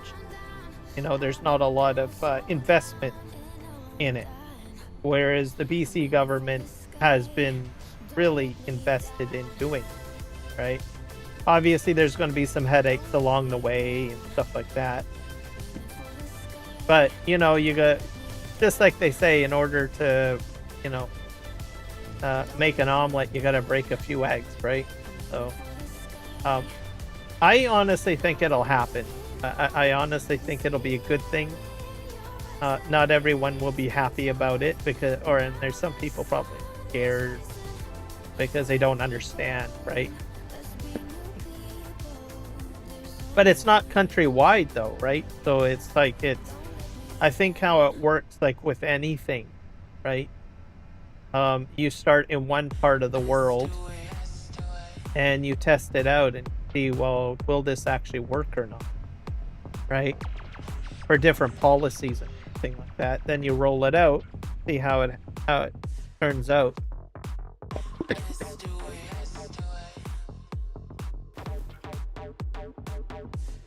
Okay, I put those 2 logs on there.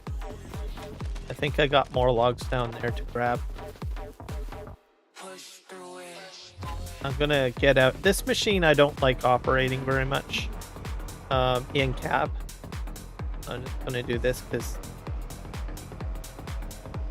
I think it's because I didn't get the front blade set up correctly.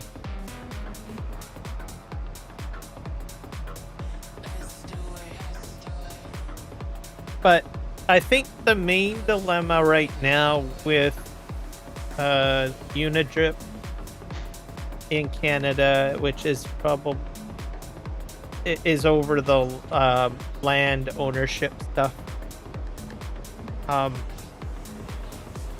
and that's where it's like kind of confusing, because there has been land claims and stuff like that where there are private landowners, excuse me, running into problems. But I think that it's going to get worked out. It's just with anything, you try to bring about a concept, right?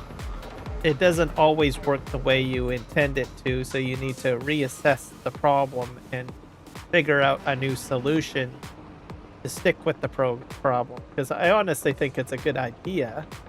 It's just that, you know, with any idea, there's always things where you have to kind of iron things out.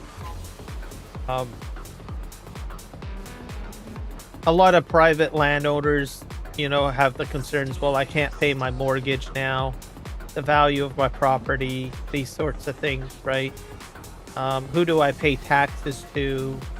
You know, these are certain questions that seem to come up with regards to land, which they're slowly working through.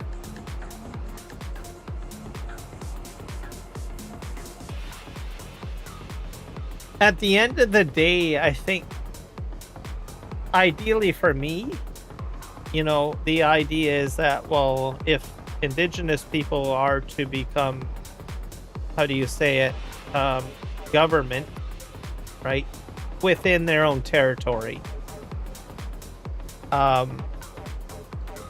wouldn't they act like a province or a municipality? You know? Could that kind of concept be created, right? And I think that's really the question on it, or at least that's kind of wondering whether or not it would go that way, because that's what it is, right? You want to govern your own land. Well, I would assume you would probably put in something to do that. I think there's just a few little building blocks that are just missing. Some First Nations too, you know, and I'm not sure in BC, but other parts of Canada do have their own constitution, even if it's like on a reserve or something like that. So they have done some of these different like frameworks, right, which are similar to current day. You know, you've got your federal government that has a constitution, and then you have your provinces that have constitution too. Well, now you've got First Nations that have their own constitution. So my point is that the building blocks are being created. But not everybody is aware of it because they haven't really done the research or understand, well, these things have been in progression for past 5 to 10 years, right? And they have a lack of understanding.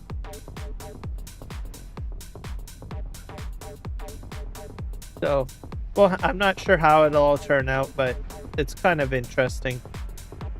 And I think, you know, some parts of Canada are developed enough to build that infrastructure.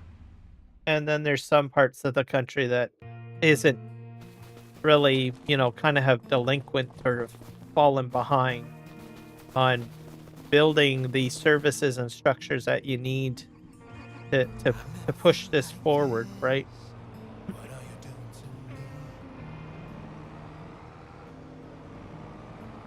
But if it does happen, Canada will be very different, I think. I mean, we're evolving in a very different way, I think.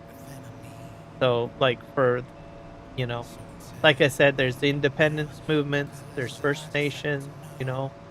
Maybe Canada may have an entirely different map layout. I don't know.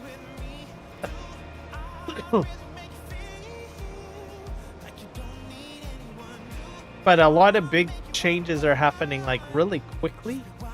And I think that probably maybe has some Canadians concerned, well, it's hard to keep up with it all.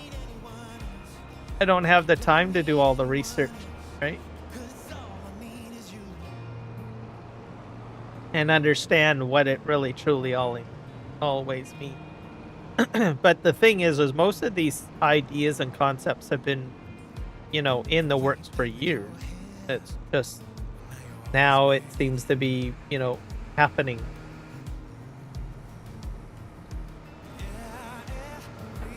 There we go.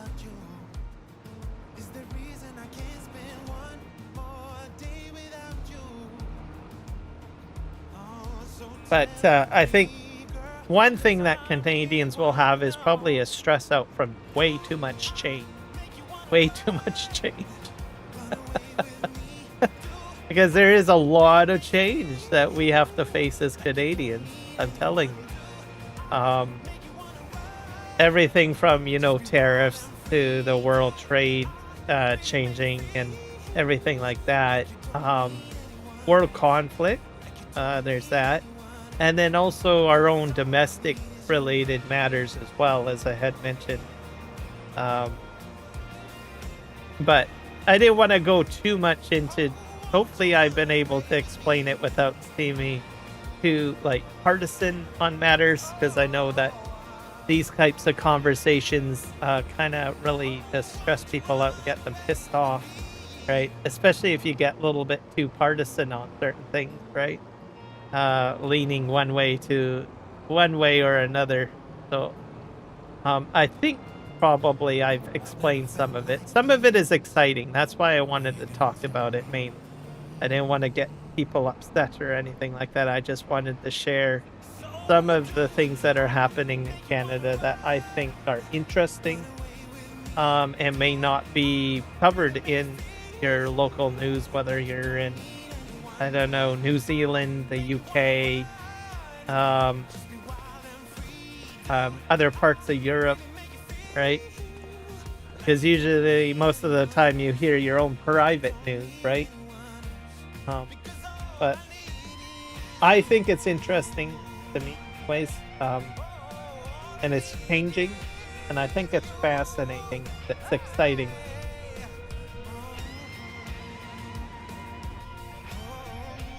I got too much light, so that's mainly why I decided to talk about it.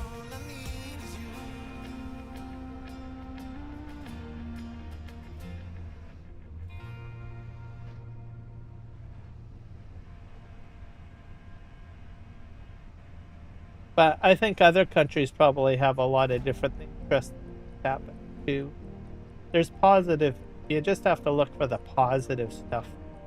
Our news is always filled up with almost a bunch of crap, right? That stresses people out. But if you look at some of the things that are happening, there are some good things happening too.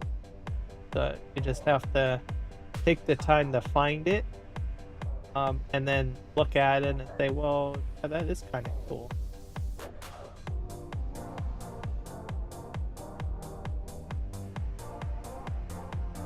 So hopefully people enjoyed what I had to share.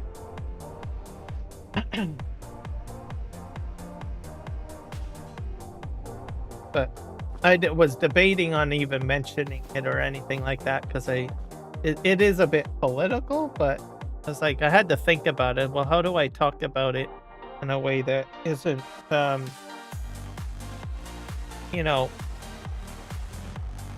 that's not going to piss people off or something like that, right? I think it's probably I explained it in a good way. So I'm gonna go to the lumber mill.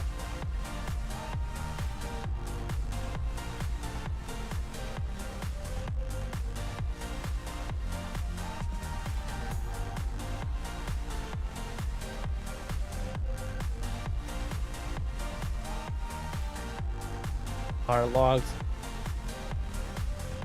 head this way.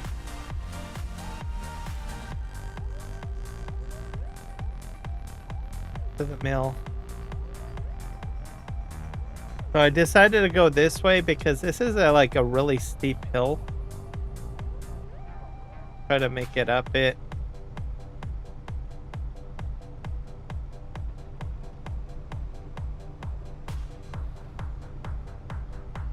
Oh, I did it. Actually, that went really well. slow down a bit here.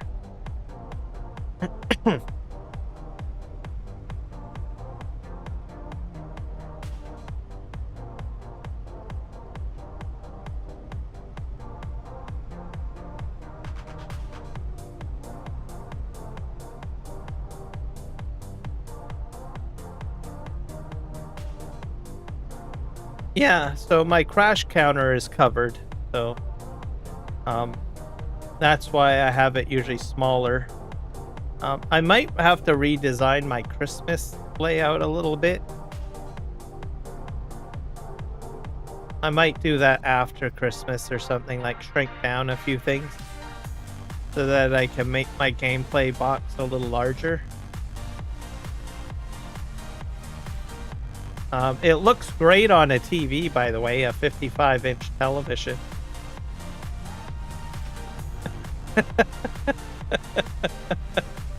You guys are like, Hiram, I am not buying a 55-inch television just to watch your live stream. I was like, oh, come on now. You can afford a 55-inch TV.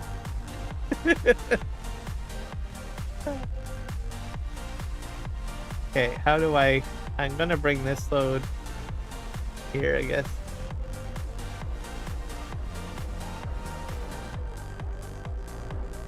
Okay. Yep.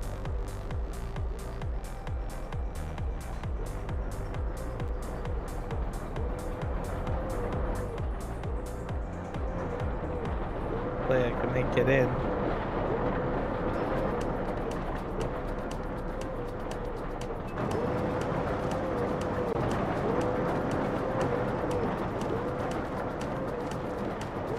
Right here. There we go. Did I hit my, no I didn't. I made it around. Man, I am doing good. Get up. I didn't hit the telehandler.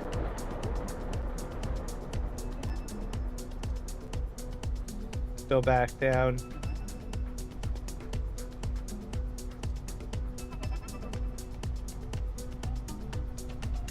Oh my god. You guys gotta get I-beam tracker, okay? Just saying. I'm having a blast. I love it. Or something. It doesn't have to be I-beam tracker. It can be Toby or whatever. Something that allows you to do eye tracking and head tracking. I think Ghost Shop mentioned virtual reality. You can do that too if you want. You will get the same experience, maybe a little bit more immersive with VR. But me myself, I like using just a monitor screen.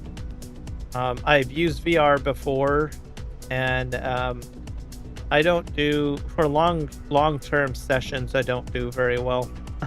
Just put it that way.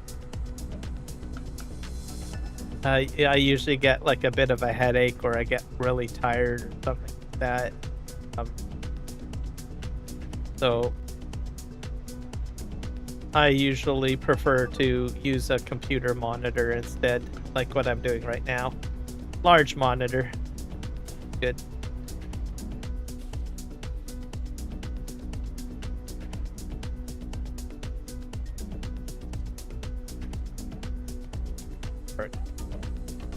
Okay, do I have any more trees to get? I gotta really grind all these trees down. Right. One thing that I will note is if you use the I-beam tracker software, it will put you in cab when it's turned on. So whenever you jump in and you hit like E on your keyboard, you're basically put into the cab right away. Like I'll demonstrate. See? Right away. So just be prepared for that. You just have to hit C to get out of there. This is probably that tracking. That does not track.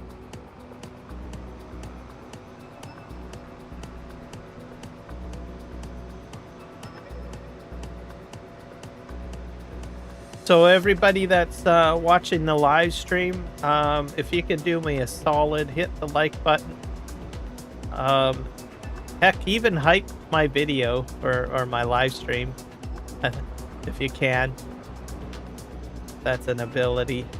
I don't think I've ever had anyone hype any of my content, but anyways, do that or share it out. Definitely appreciate it. Also, we're trying to get up to 800 subscribers, so I'm not sure what we're at right now. I think I'm about like what, 68, 668 or something like that. What are we at? Take a look here. Win here. Go to my channel, find out.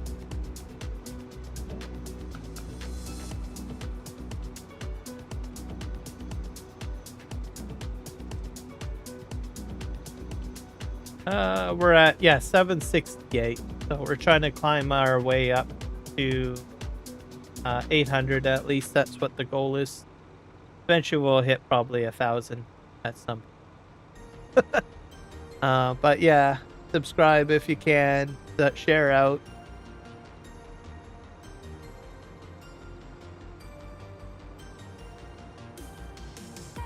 Back here.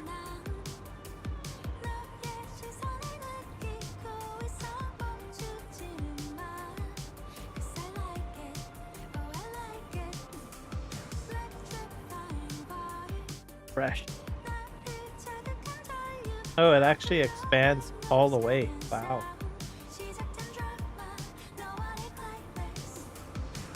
Breath. Oop.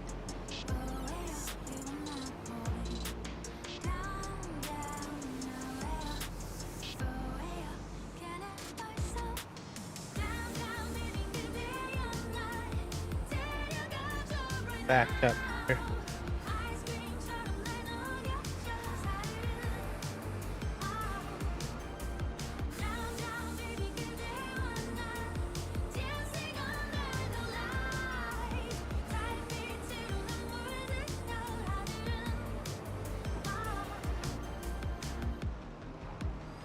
There we go.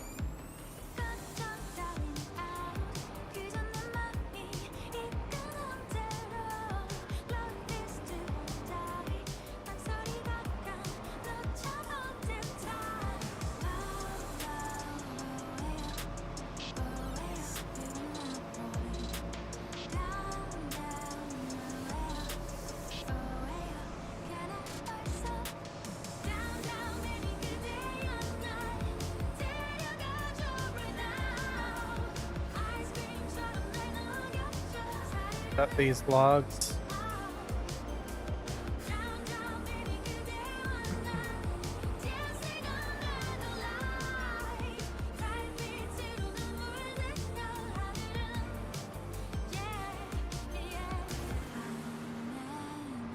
Go.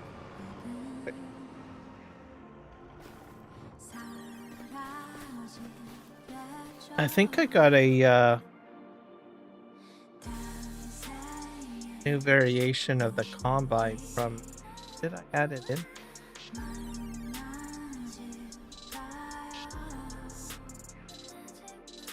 Keith sent me a new edition. I'm not sure if I added it. I have to look at it in the shop.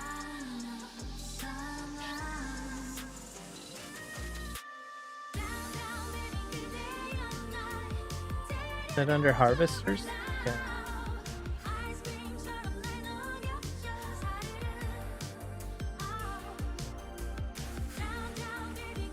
Or if this is it or I don't think I added it in. I'm gonna have to do that.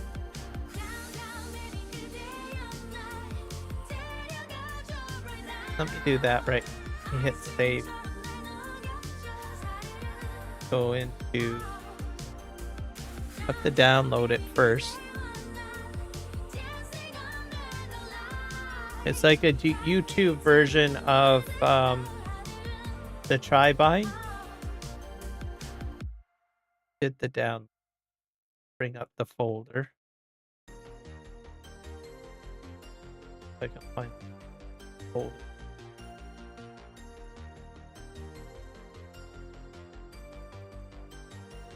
But yeah, I think I'm gonna have to adjust my layout a bit for the Christmas theme. I'll probably do that after Christmas.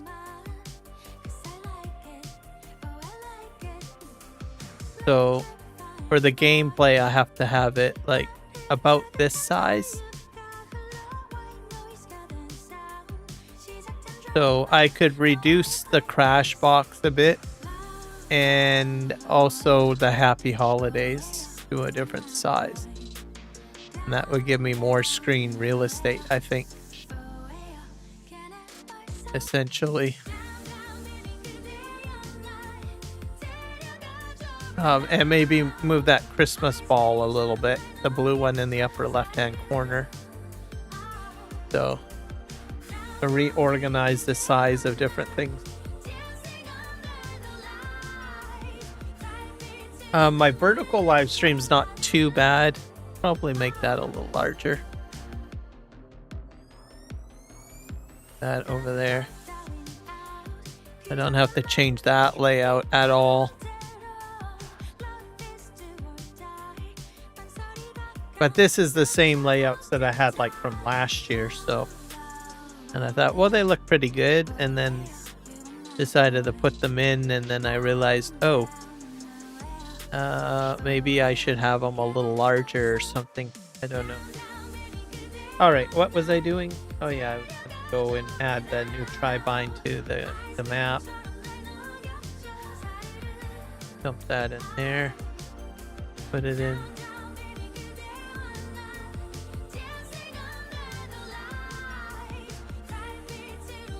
Destination file exists. Oh, I already have it? Interesting. Okay. Where is it? Maybe I don't have it enabled. That's a possibility.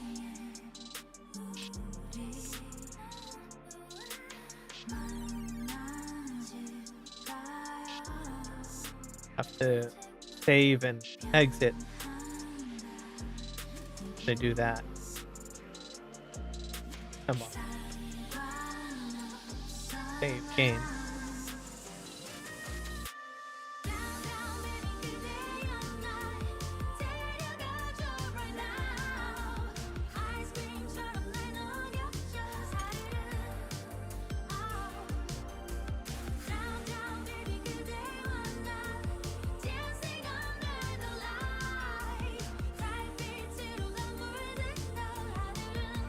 Quit. I may not have it selected.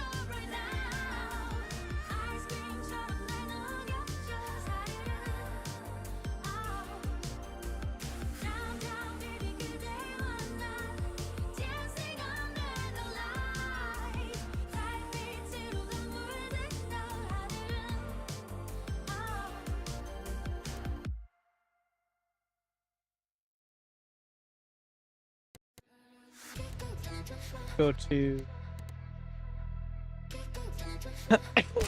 careers.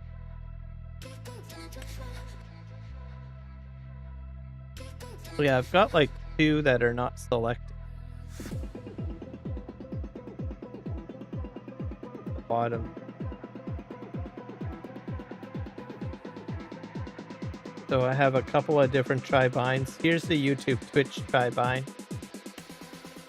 I got that one selected, and then I have this other version 1.0 something.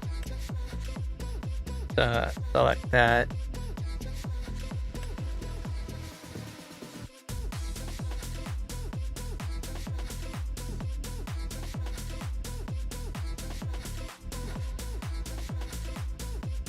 basically the YouTube Twitch one is I gave him my logo, and he just one day said, "Hey, can I get your logo?" And it's like, "Oh, okay." And then he explained that he was gonna put it onto the shy bind, so I was like, "Okay." So I'll do that.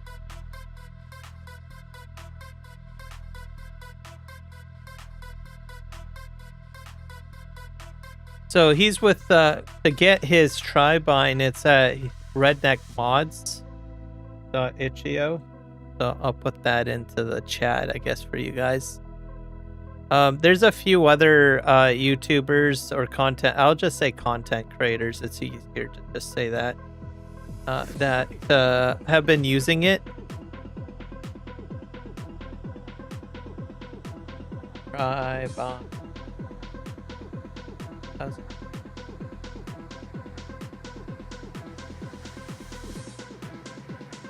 So, and Keith's been a part of my community for quite a while. So he just said, "Hey, I'm working on this." Like, okay. He's got a few other. He's got Tri-bind T1000 prototype.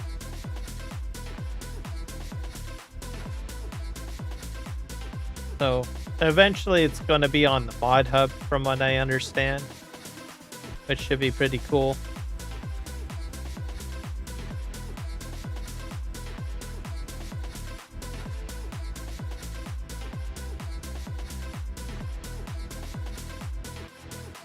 So I'm gonna. This is the first time I'm looking at the YouTube, Twitch, or content creator one.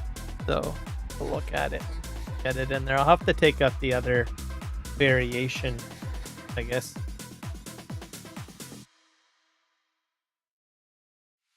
Eventually it'll go up on YouTube, or sorry, up on the mod hub. I'll be right back. I gotta refresh my coffee, and I'll try to get a straw this time.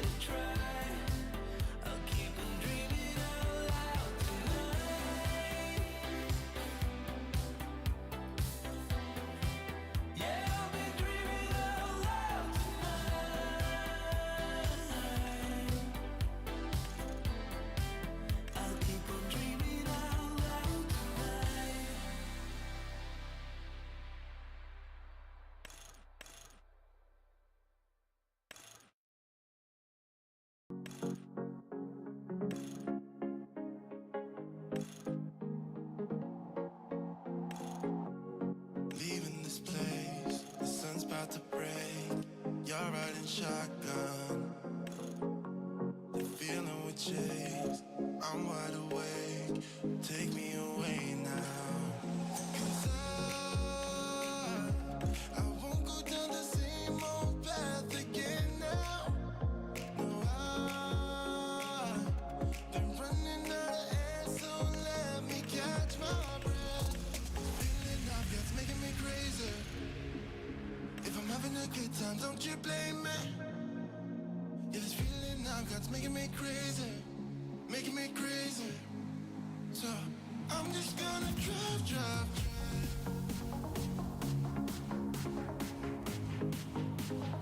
I'm just gonna drive.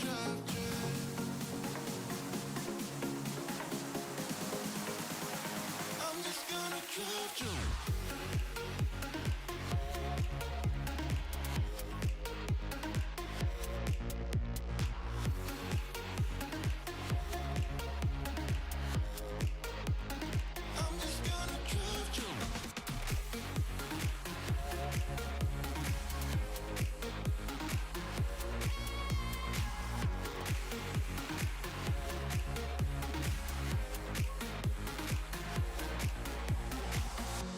Wherever we go, we're taking control. The future is ours now.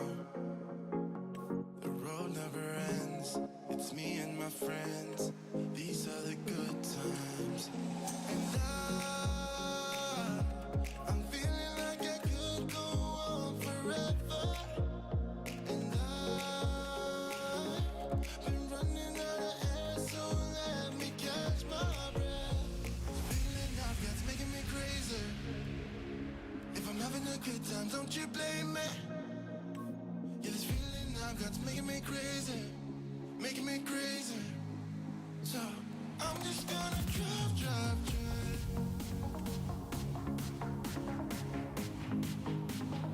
I'm just gonna drive. I'm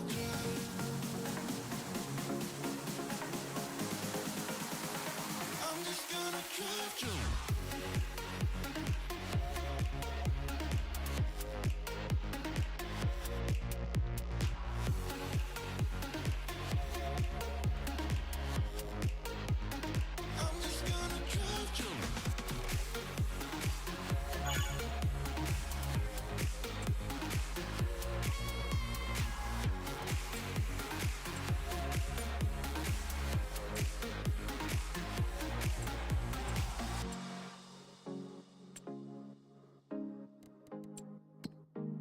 I'm just gonna drive.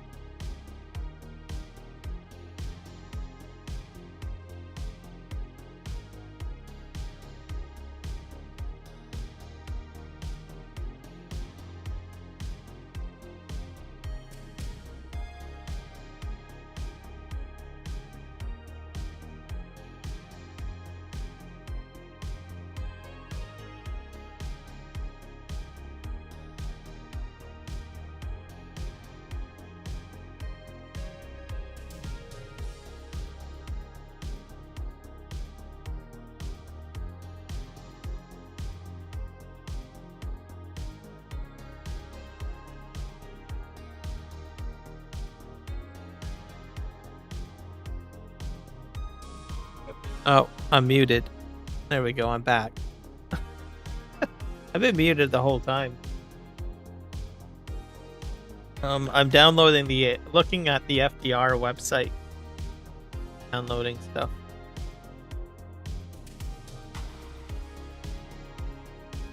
Because there's a trailer that I want to get. Sponsors, achievements, let's see. Oh, he's got a new Discord. There we go, that works. Just share this my own personal Discord.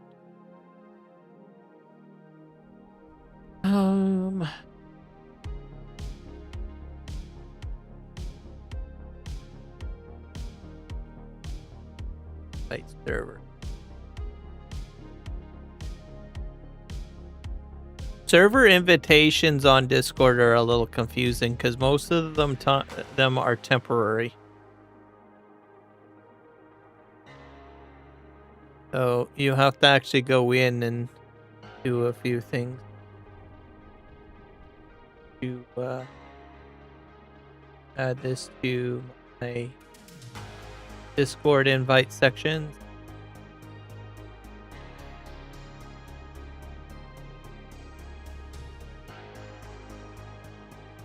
Go. It worked.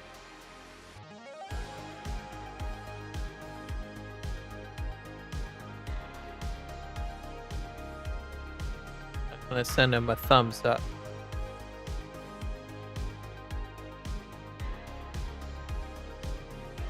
There we go. All right, so FDR's website, I will share that in the chat. There is a trailer that I'm trying to download.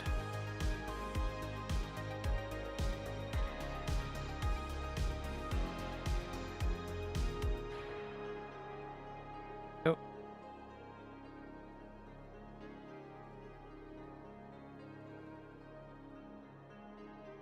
Is it almost down? But at 1.6, so it's a whole package, I guess. I just want the trailer. I'm not interested in the other item. He does make good mods, but I'm using basically the base game stuff that comes with Farm Sim. And then the thing is, I'd have to set up my controllers and all of that stuff, which I don't really want to do. So there we go. I'm lazy. There, I admit it. I have used his FDR mods in the past, though. I think on 19 and a little bit on 22. I'll take the blame for what we are. Got 1 minute to download. All right, let that keep on going.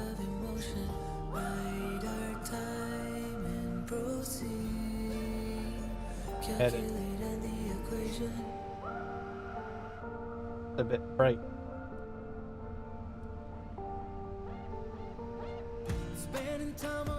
Yeah.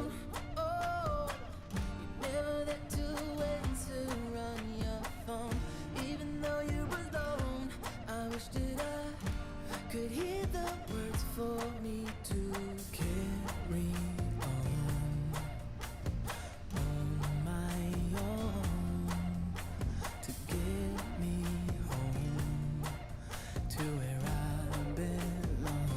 No, I'm not sure that we can keep getting robbed of emotion. Bide our time and proceed to calculate on the equation. That's a good enough load. Sure if I can get the rest.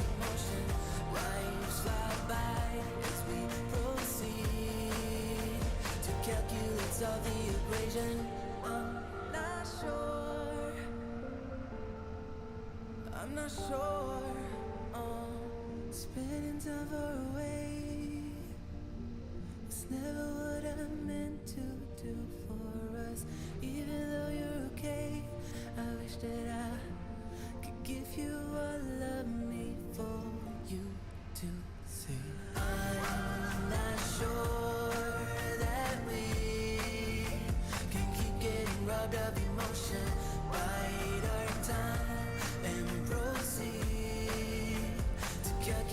put this.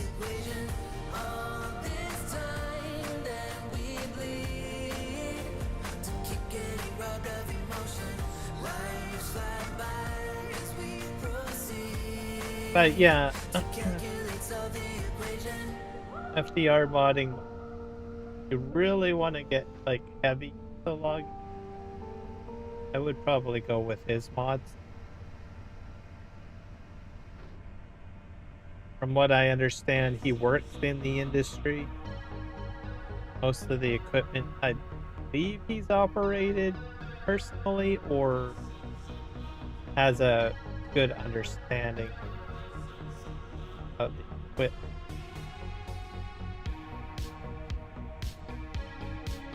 MS, yeah, too big, but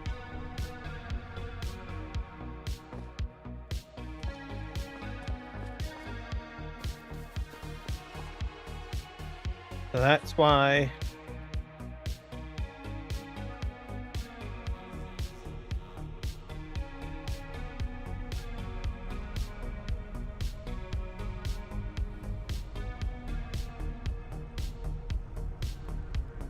so you can try out his mod, see what you think. Too bad.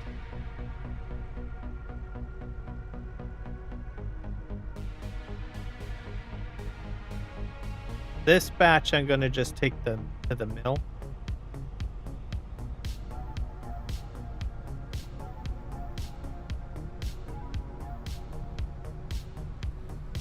Now, because he has, I'm not sure if he currently is. I assume he's still in the logging industry. It's been a while since I've watched any of his live streams, but anyways, he got into modding and really wanted to make the logging equipment real. I believe he has a map too, where he's modified some of the trees to make them more real, I guess. So there's a few things he's done, trying to say, for realism. And he does criticize giants and some of the things having to do with the physics of the trees and how the machines work and stuff like that. Now, because of those criticisms, I honestly think that has actually improved the game because of that, right? As he can basically say, look, I have gone ahead and I have made these mods this way, right?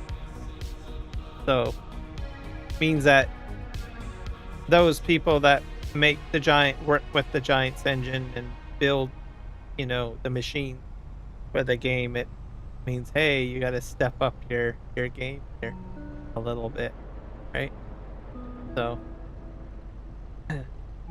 I'm not sure if he's had like interactions with Giants. He may have. Giants has been known to, you know, take the advice from modders in the past. Some modders have even gotten hired on in the past with Giants, so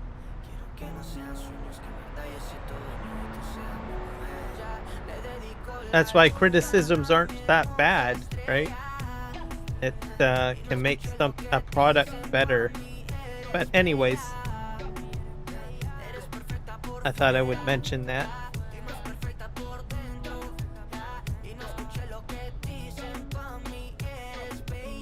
Fine. I've got a truck, or I think we're gonna head back to the farm, I think. Done quite a bit of loading, log loading. Probably park this trailer. We're going to, I've got a tractor on a flat deck that I have to move. That's what I'm trying to say. To get it fueled up.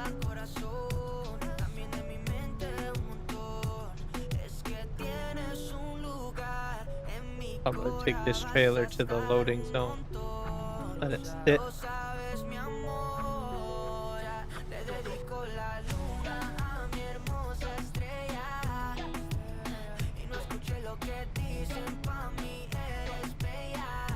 Downhill we go.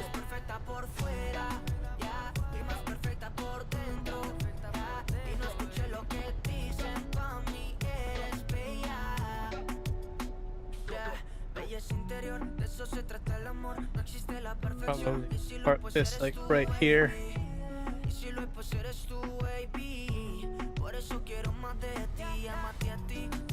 My flat deck trailer's down here. It's already got the tractor loaded up. Not sure which direction it's pointing. Oh, do I have another truck over here? I do. Park this right here, I guess.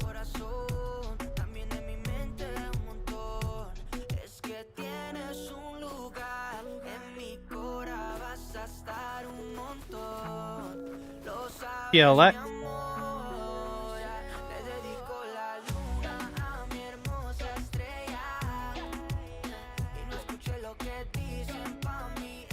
Oh, this is so much nicer.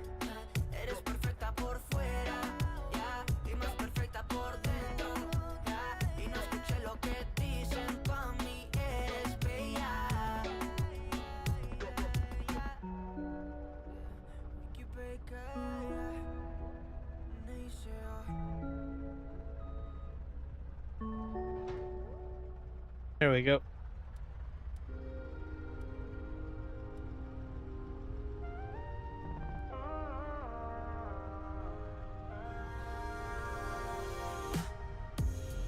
Now this is probably my most powerful transport truck that I got on the map. So I can easily get up the hill fairly well. Goes a little bit fast though, but the hill we go.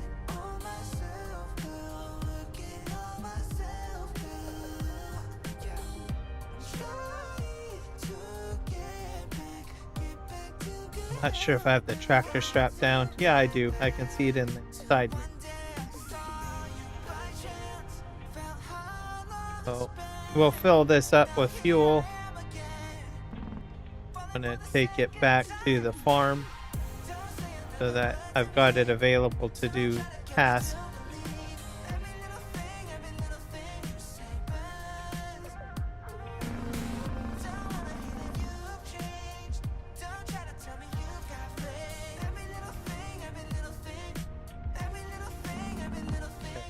Way.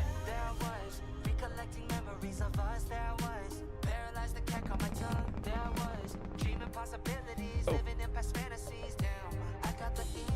Being in cab of this truck, it's hard to tell whether just fill this up. Yes, about 2,000 diesel.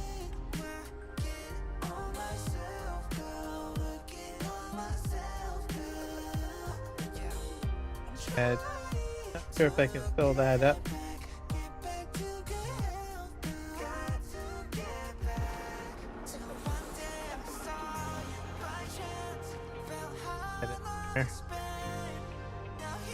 Yeah, I'm really low. Fill that up.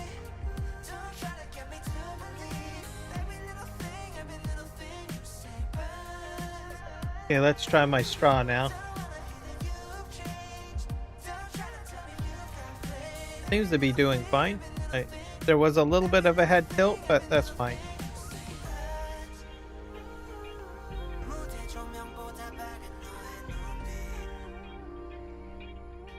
We're fine.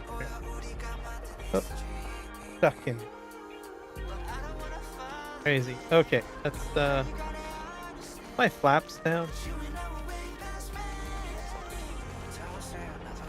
Or take this back to the farm.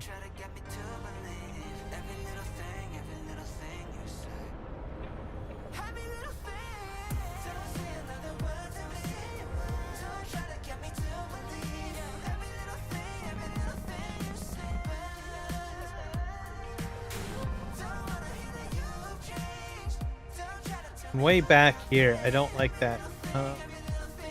I think that's like a setting.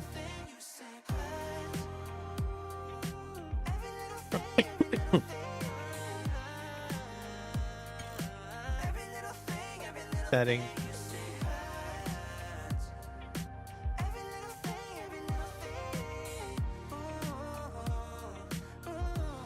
Auto engine start. Trailer fill limit off. Oh.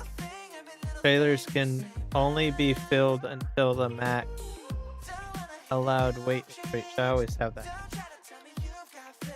Workers. General setting. Field of view shows info box for nearby fields.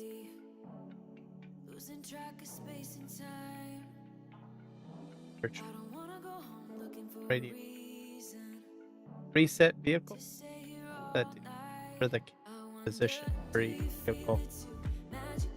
Yeah, indoor camera suspension. If turned on, the indoor camera follows the movement of the seat suspension. Gives more realistic feel. Oh, that's kind of interesting. Let's just try that out. Dynamic camera. Vehicle camera will try to stay horizontal with the environment. Invert axis. I don't like inverting. Easy arm control. Turn on the specified control for crane. Camera sensitivity, vehicle arm sensitivity, steering back, speed, steering sensitivity, direction. Speedometer, switch to train. Input help. Wood harvester, automatic cutting. Volume master, vehicle volume, environment, character volume, per chat. Freight wood chips, I have that turned off. Graphic settings. Hardware profile high, framework 60, resolution scale, brightness, object draw distance. The higher the LOD, the greater distance at which high quality pixels are rendered, improving overall visual quality. Lowering this value can improve 40. Terrain.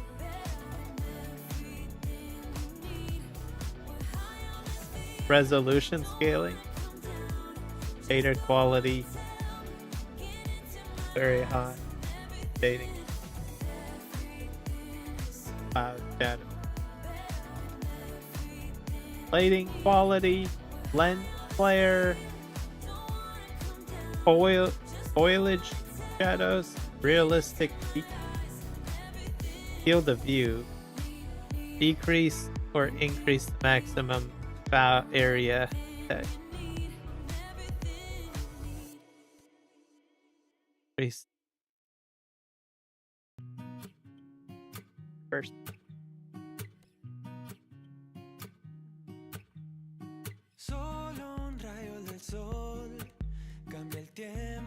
The amount of meters displayed in game, lower the value, improve performance. Higher track. So I think one of these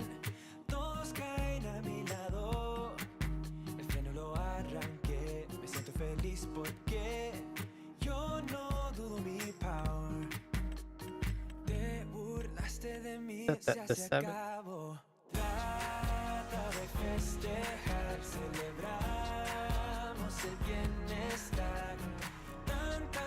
Why? Oh, that sort of did it. Still out the door. I don't know.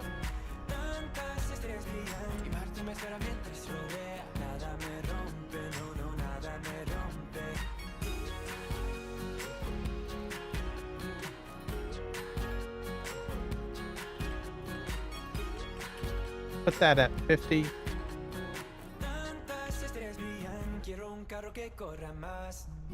Still not nothing.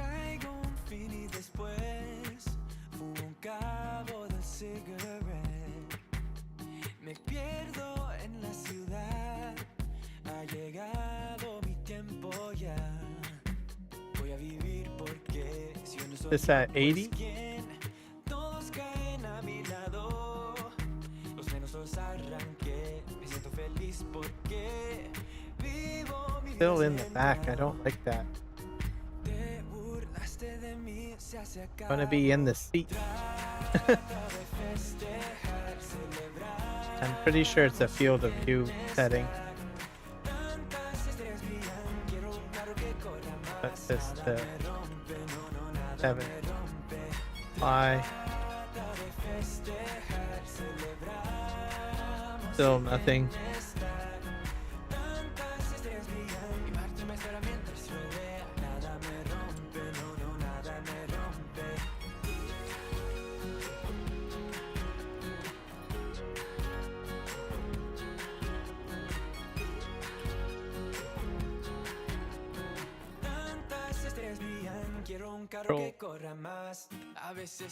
Graphic.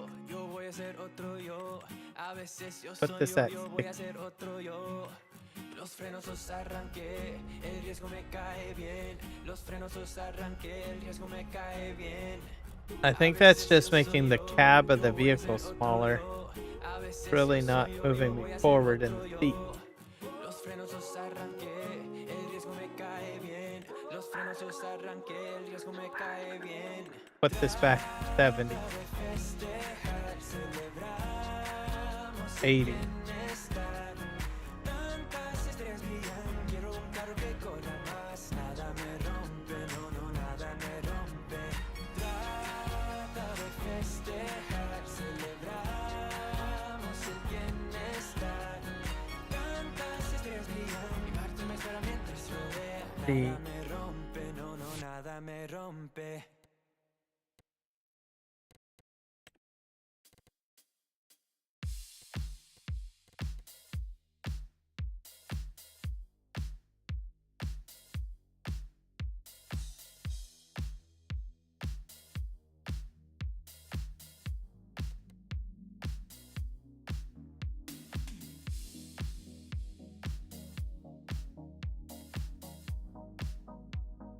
The door follows the seat this spurt.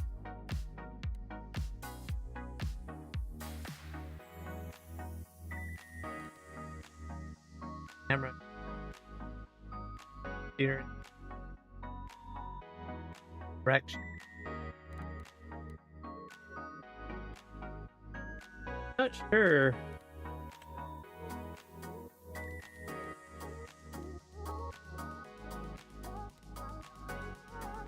I was certain it was the field of view, but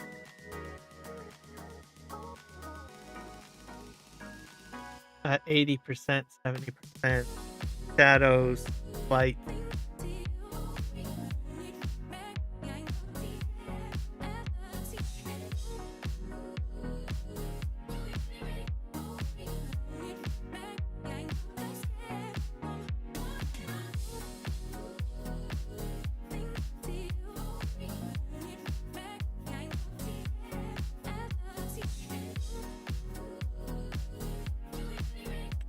Put this like at 20.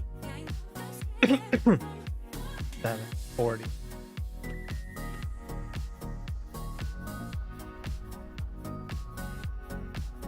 Camera position. Weird. Oh well. I'll have to research.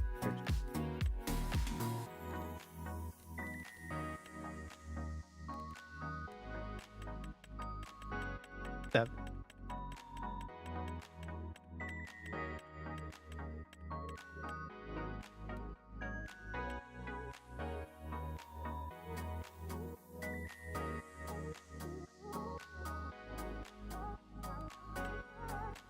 Cool.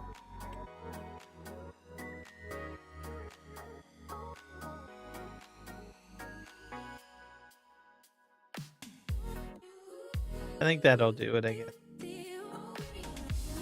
I don't.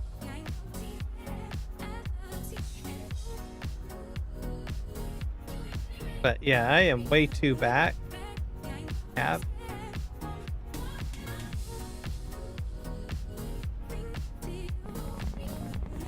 See if I can look it up.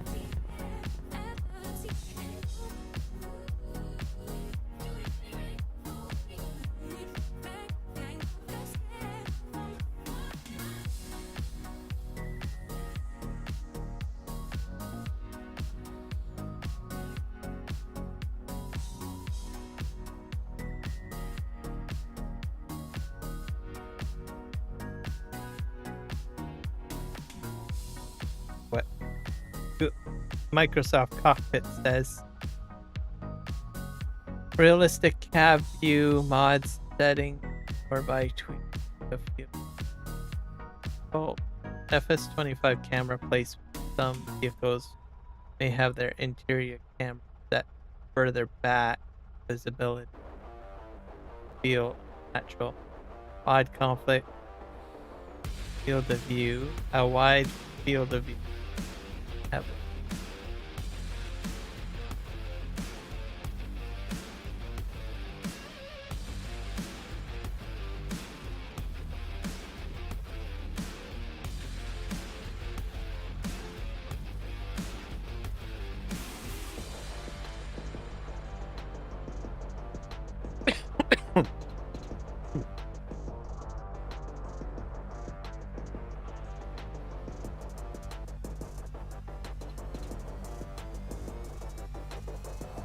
Edit mod files. So it could be the mod.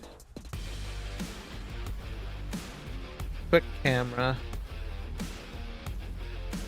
Disable one to avoid the realistic cab. Flipping vehicles up.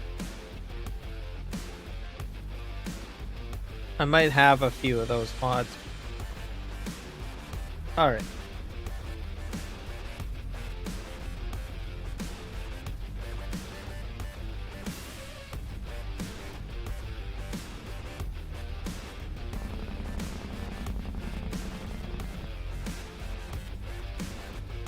Downhill we go. Make our way to the farm. Load this tractor. The one interesting about this truck is trying to figure out, making sure you're not going too quick.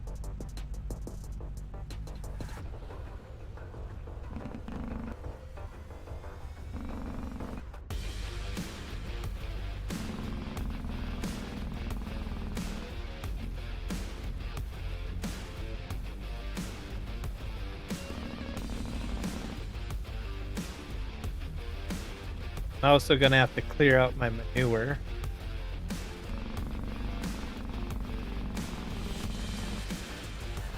Got a couple of fields that I picked. My bridge.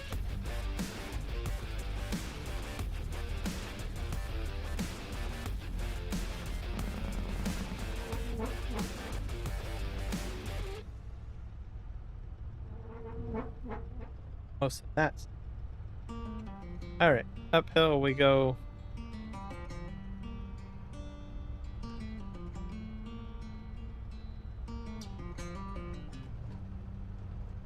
Heading back to what used to be home, passing by those little towns I know so well, stopping for I put the suspension mode in, so that'll make things a little. driving is like a spiritual cleanse where every mile is a new beginning and every bend I think I still have like a little bit. I think I need to do some, whatever you call it, to prepare my field. Guy there.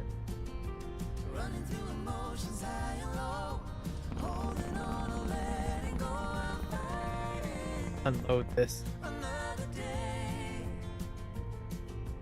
Neon lights in the fast lane life, riding high, reaching for the sky.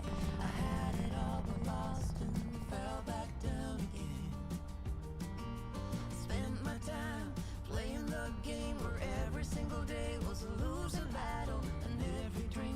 a dead end.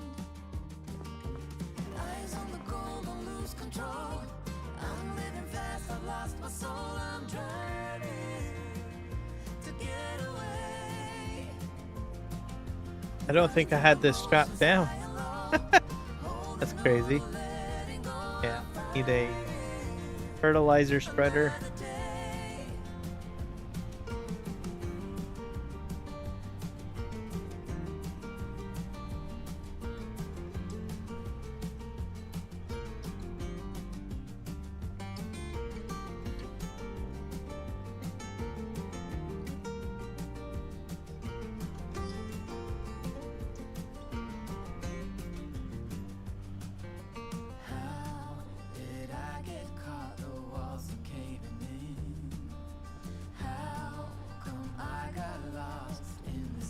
Spreaders connected.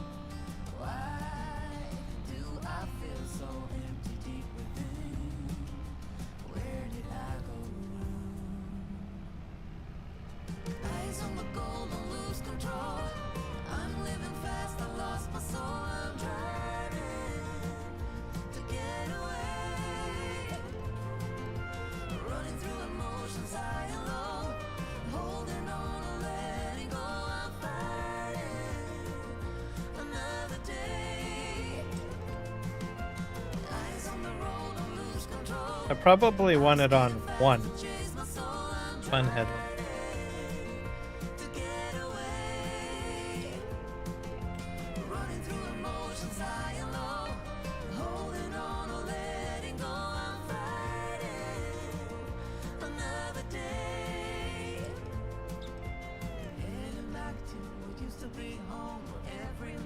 Have to unfold the spreader.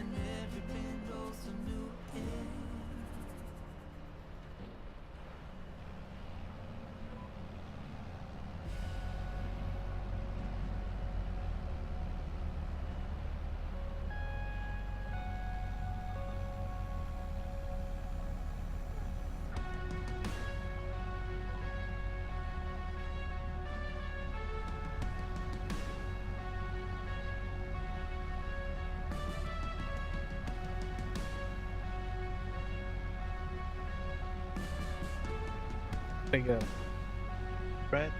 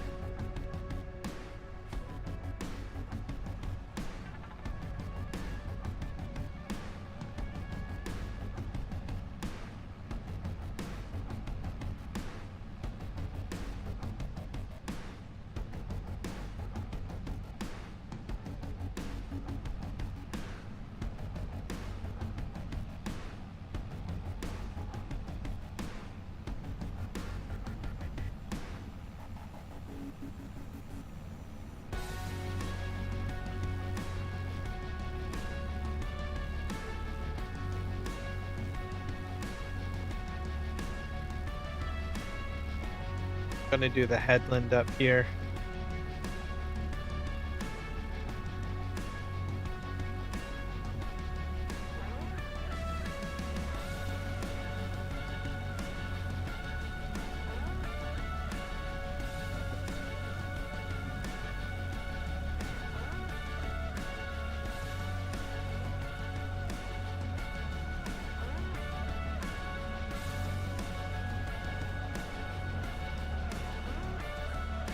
Back up. Oop. Spin.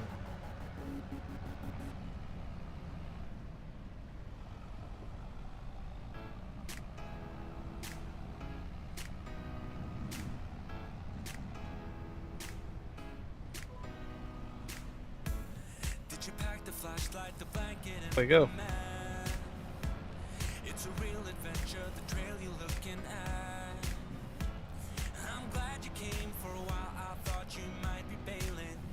Perfect.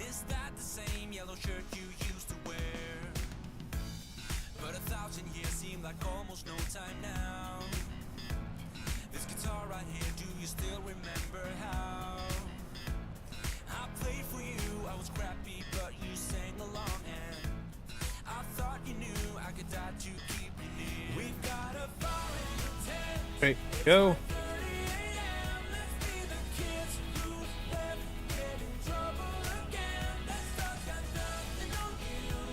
I still have a little bit more stuff that I need to do with regards to I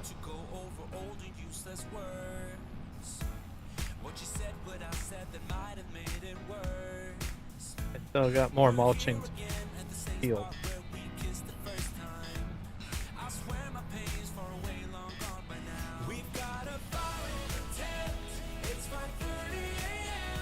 But lots of head tracking gameplay I have today.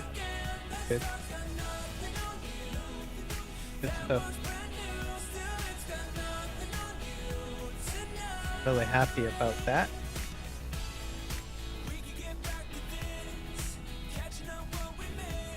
So I would say my major fixes have been updating my camera software.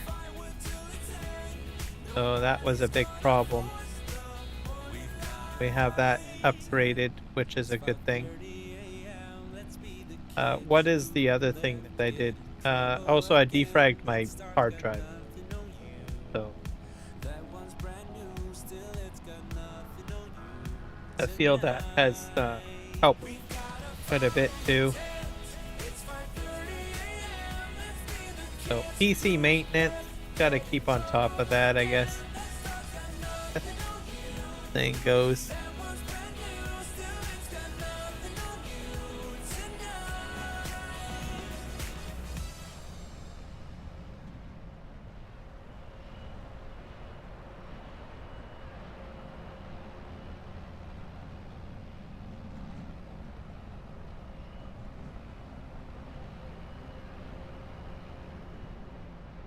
Way.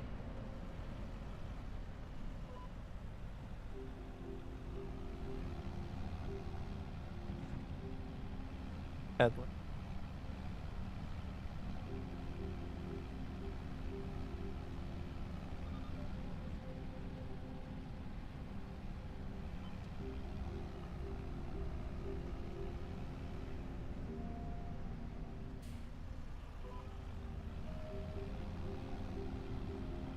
Is he ready? Yep. I'm almost out of lime. We'll probably... Not sure if I'll have enough.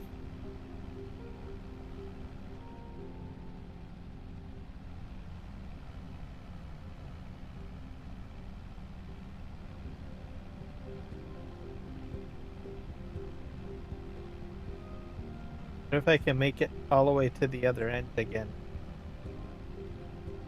Girl.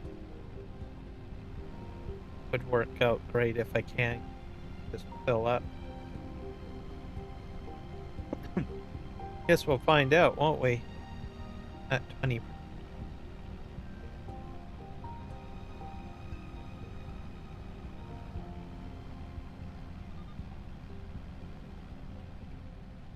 Haven't.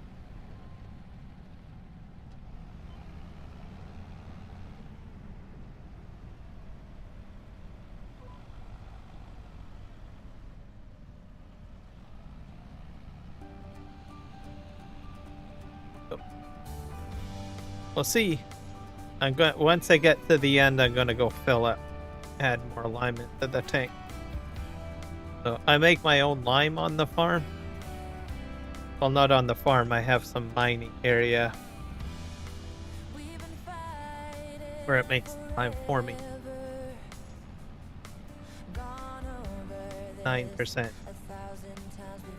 Sure if I'm gonna make it to the. Not.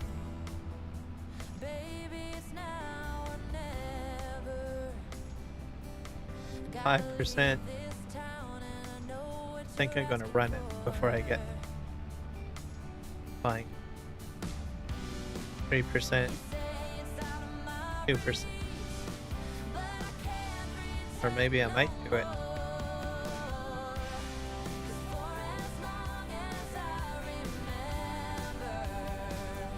Go and get some more lime.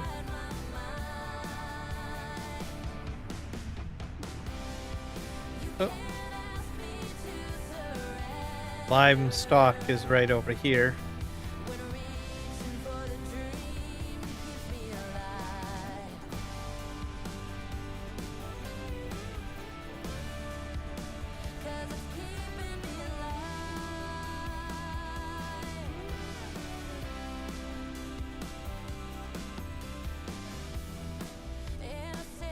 $30,000.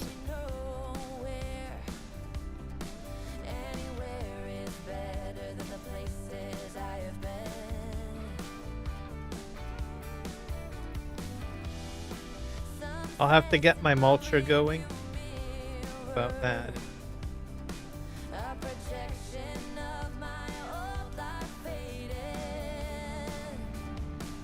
think once I start on the next field.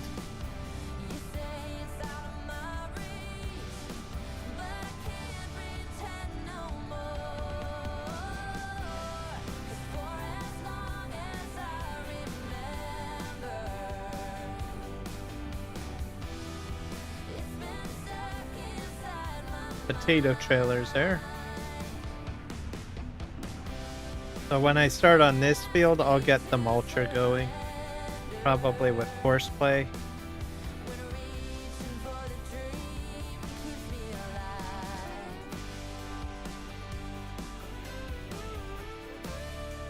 Go. Let me pull ahead a bit. Away we go. I've only got one more line to do, so by the looks of it.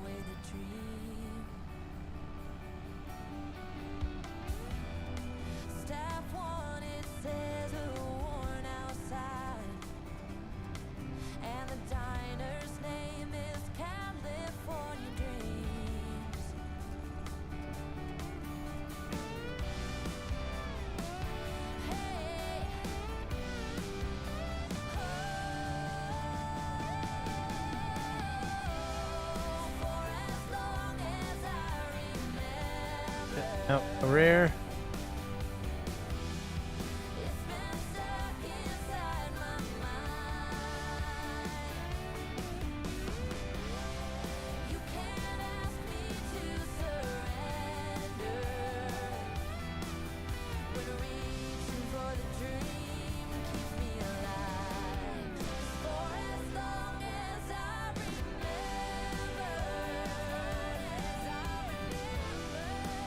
Off we go.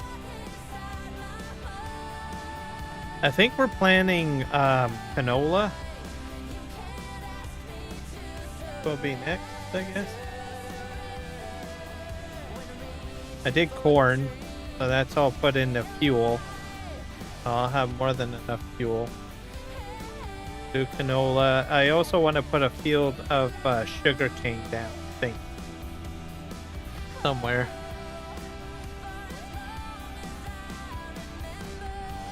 I need more canola oil, so for my potato chip factory, I think, is just here on the left.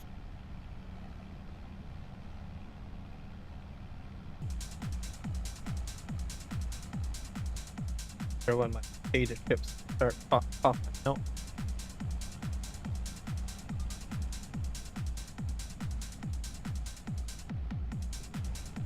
Go fill up. Line.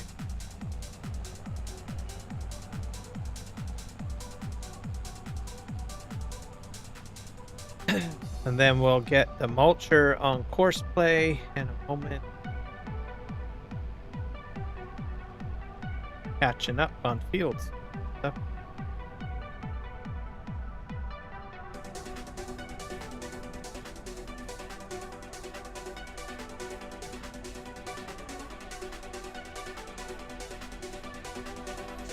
Add up.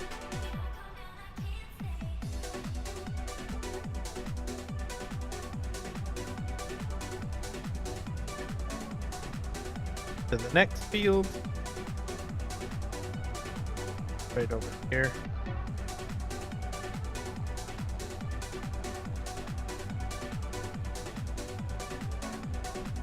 Right, this field here on the right.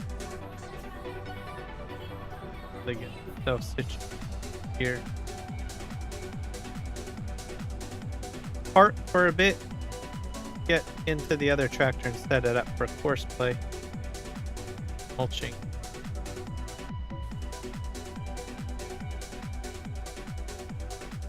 Good enough. Alright. Go over here. This is where my mulcher is. I'm probably going to catch up to it. Because... Sure. How do I get in?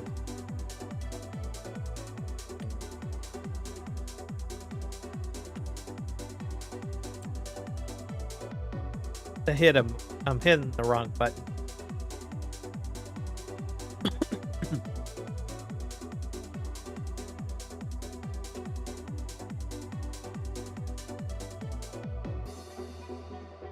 Field work.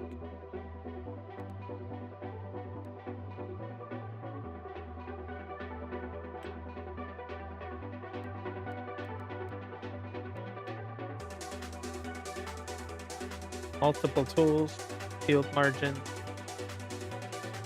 field space, field,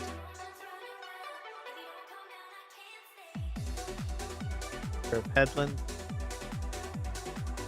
probably 2, field, start, work, headland.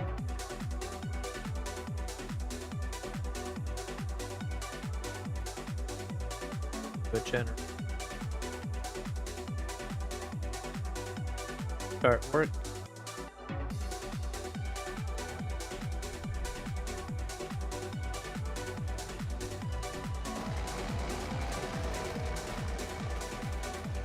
So while he's doing that, I will continue what I need to do over here.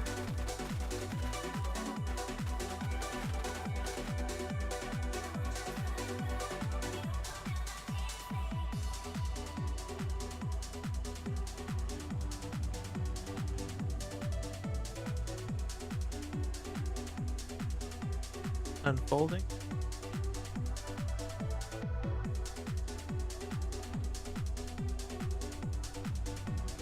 Go.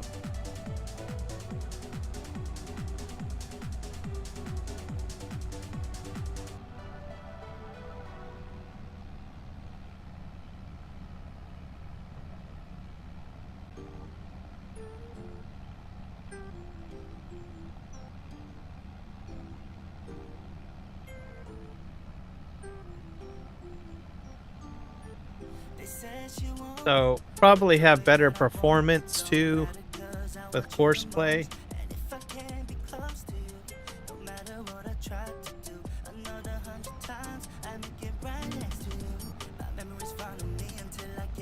I defragged my hard drive. I have all sorts of benefits now.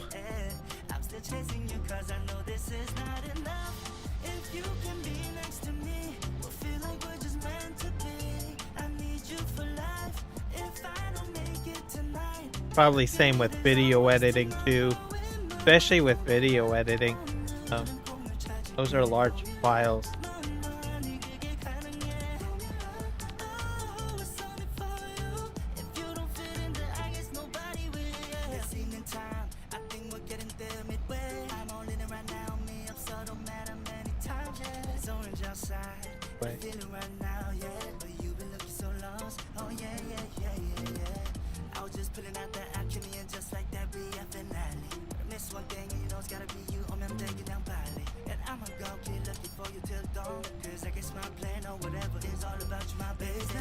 Like he's still mulching. I think he's on like the outer one, or he's mulching the second headland, I think.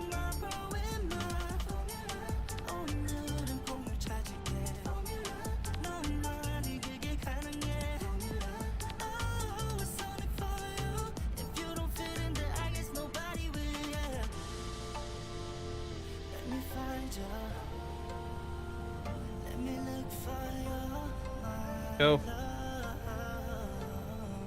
Let me find you, my love, my baby. Yeah, yeah. Is that enough? If you can be next to me, I feel like we're just meant to be. I need you for life. Go straight to the end here. Luckily, there's always tomorrow in my formula. Oh, no, don't me try to get formula. No, no. 4% left. Oh, it's only for you. If you don't fit in there, I guess nobody will. Yeah.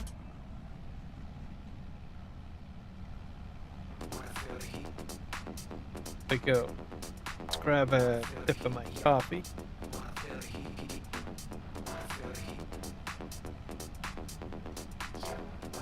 So happy Friday, everybody. If you guys are at going away for the holidays, well, you guys have a wonderful time. Some people take 2 weeks off and vacation. Hopefully it'll be a fun time for you. Also, usually sometimes, you know, you might step away from the computer or the game, whatever. De-electronicize, I guess. Which is cool too. Spend more time with the family. And less with your YouTube and whatever else you do. Right?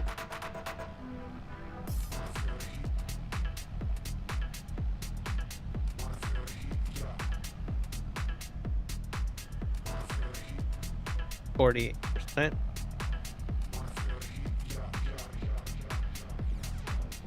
Oh. But yeah. Cab view like this is phenomenal. It's like fantastic.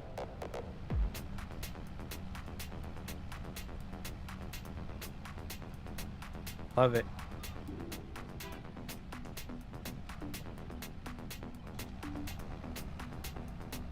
But yeah, big takeaway with the tractor.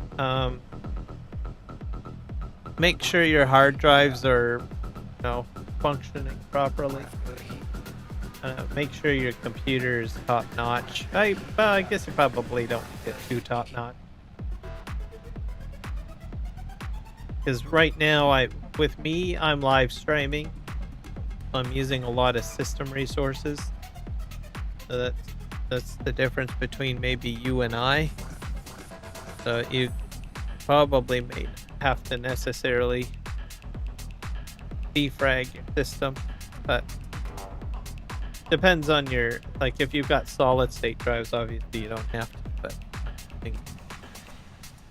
I do have my main drive is a solid state drive. That's iOS, but my games are installed on much larger mechanical drives.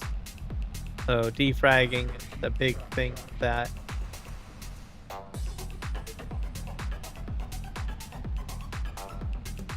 Make sure your system is up to date too. Make sure you got like the latest video graphics drivers, Windows drivers, Windows updates.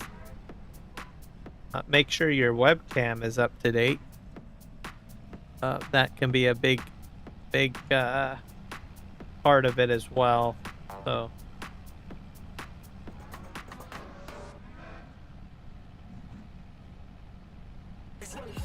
we're at 20%. I think I'll get this field done.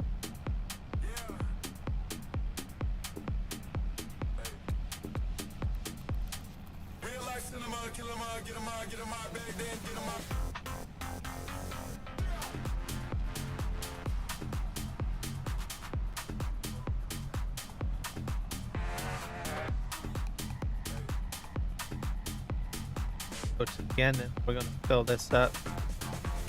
Not sure Ultra guy's doing. Stuff, I think. Good job, buddy.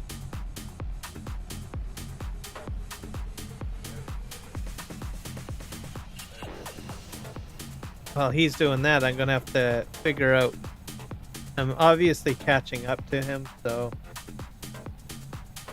I will probably fill this up.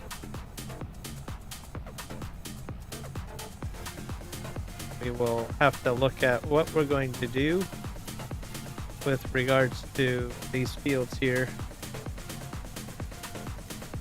I do need to get a tanker truck to empty out my situation with slurry.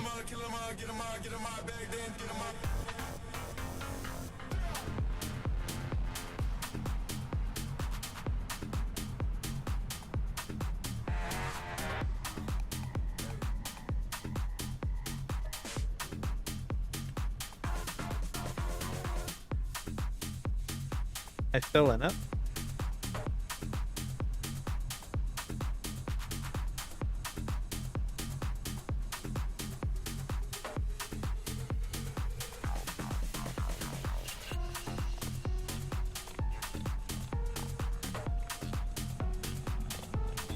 Here. Not sure what I'm going to use though.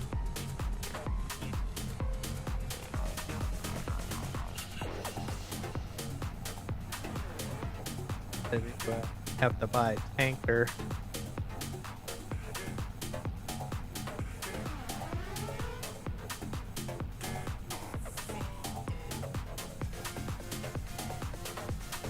Park this over here, I guess. It's gonna take him a while to finish all of that.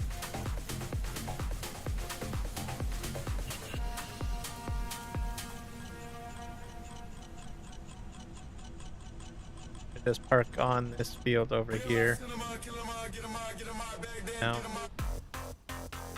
he'll be busy doing that for a bit.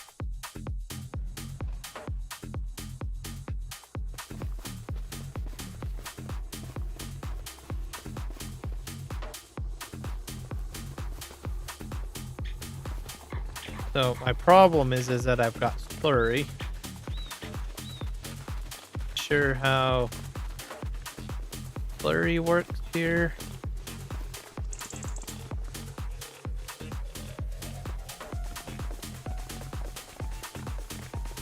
Go ahead and move this out of the way.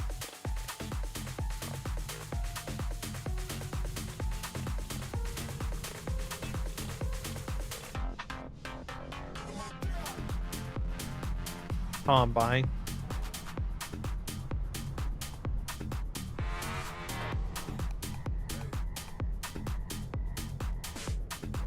Have a header over here that I need to pick up.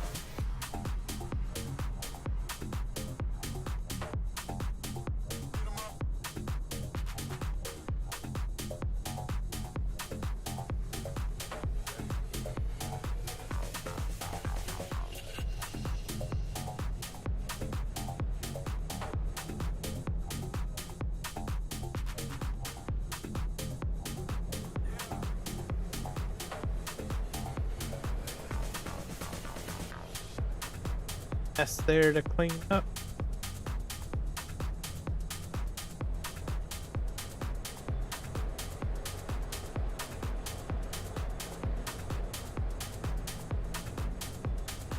Here for now.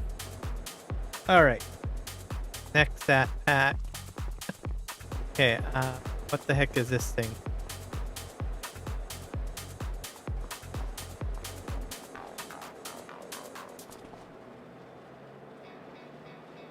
I think that's part of this.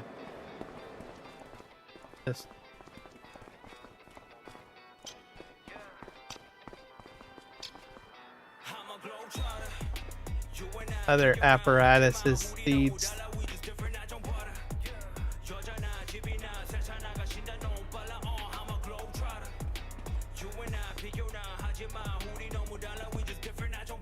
I think that's all windrowing equipment.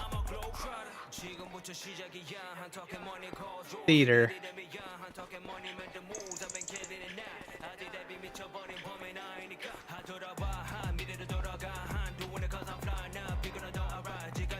That's a sprayer.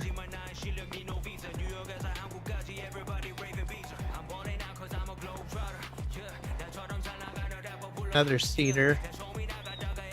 I thought I had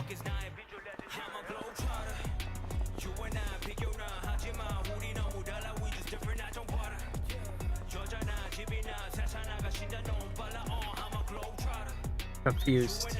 Thought I had a newer thing.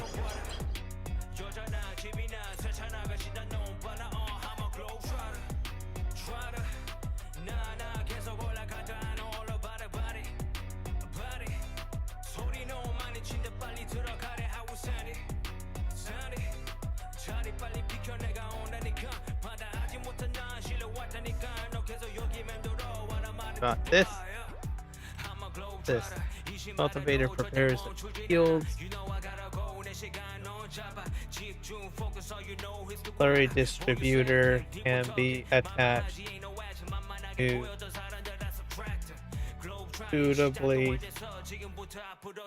suitable slurry tank. This still requires a module and not directly carried.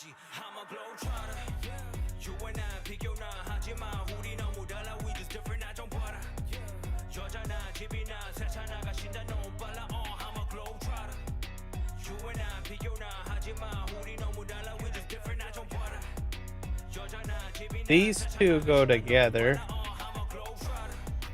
That's 30,000. I don't know if I own one of these. I think this is it here. I think so. Yeah, that is the one. Now I just need the tank now. So there. I would need this.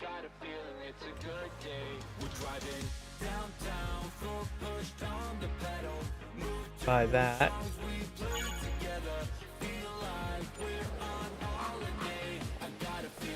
Gotta get my next ad out of here.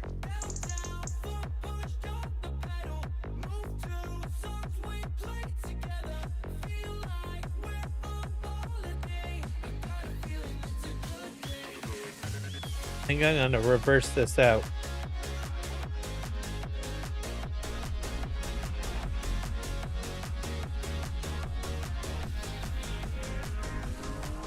Let's go back to the days, down memory lane, back to the times when our life was a breeze. Feel the freedom again, my mind was at ease. The sky was so blue when we rolled down the street. So Now I forget how to hook this stuff up. Been a while. Yeah, I don't know if I put the. Where did my tank go?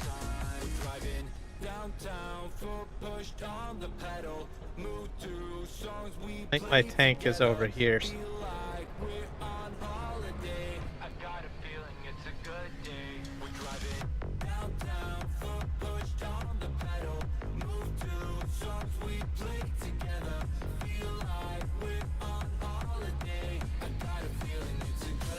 Tank over here.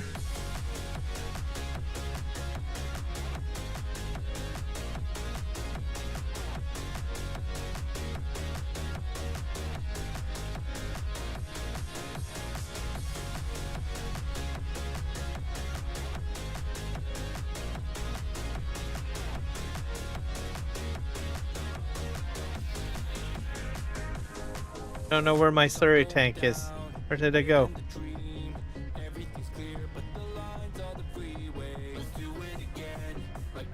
Gotta refuel this thing too, though.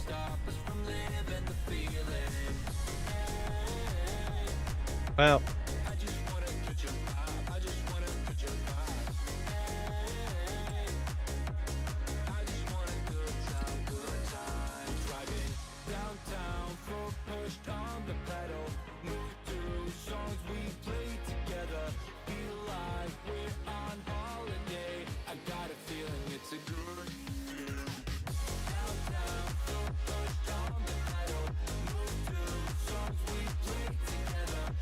maybe I didn't even buy it. That's a possibility too.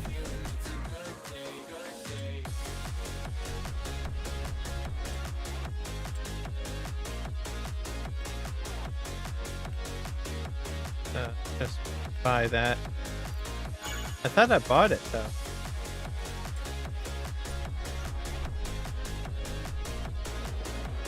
I don't know where it is.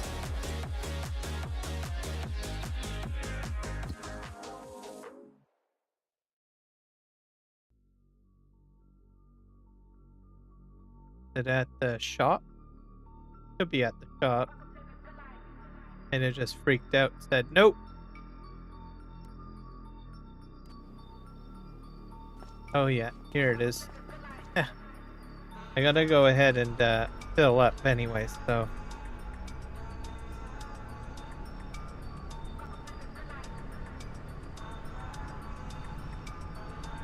Get some gas. Below.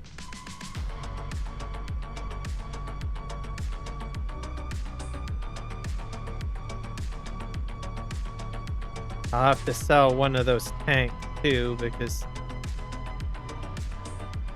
you need those. You don't need two of them.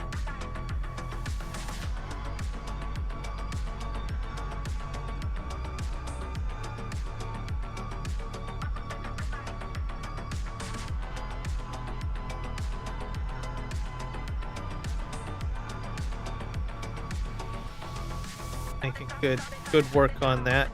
By the time I get back, you'll probably be finished. Put them onto the next field. I will have to put a gas storage at this farm at this point.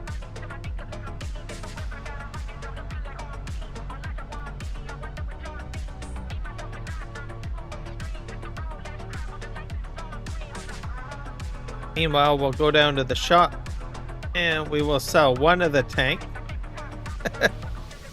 I don't know why my vehicle delivery didn't happen. Oh well. It happens, right? Maybe I had something in the way or something. But either way, I do have to fill this up. So, gasoline. I think I can probably go to my Shell gas station down here. Or Shell refinery. And fill up directly here without having to go all the way up the hill. Because as you know, my gas storage is up by the lumber mill. So I don't think I'll have to make that trip, hopefully.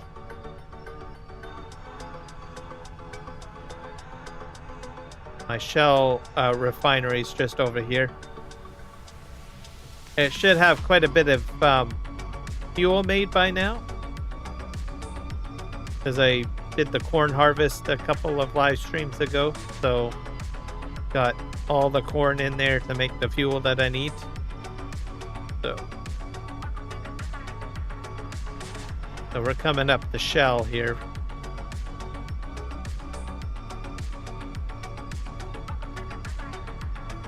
Camera's working here, I noticed.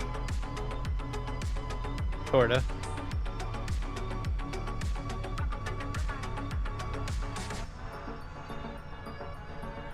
Side view cameras. Where's that driveway here? To the left here. There's the Shell refinery. Pivot our way in here and go to where we fill up.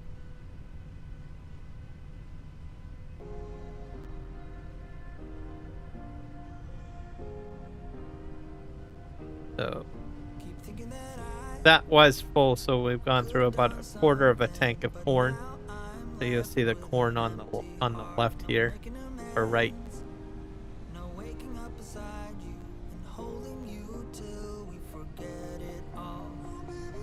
Here's where we fill up. Let's oh.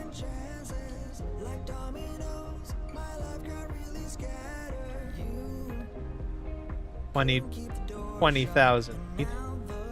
Oh, that was a fast fill up. All right.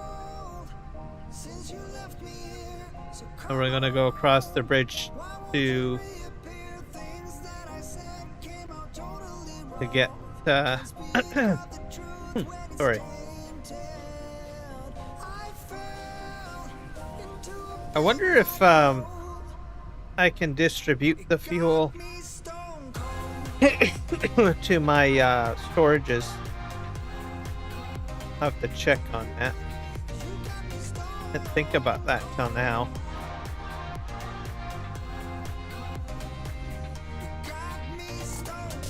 Because there's certain things that need fuel, so I wonder if it'll auto distribute.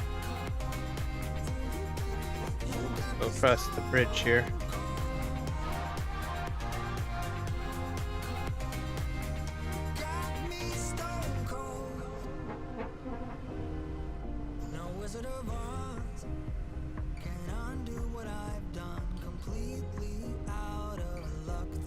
So I've got 2 tanks over here. I accidentally bought 2 because I thought that my store deliveries would send it to my spot, but obviously it didn't work that.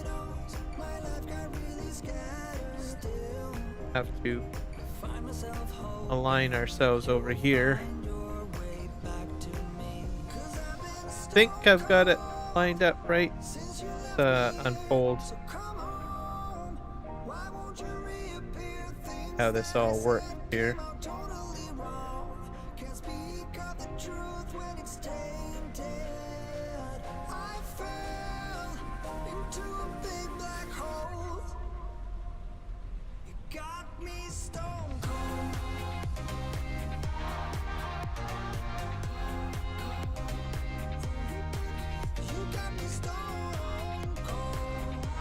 Why? Which button is it? Oh, it's O.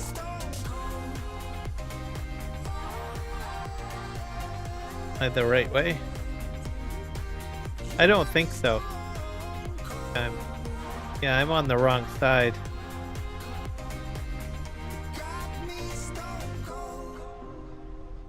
Have to pull in. I wonder if I need the other piece connected.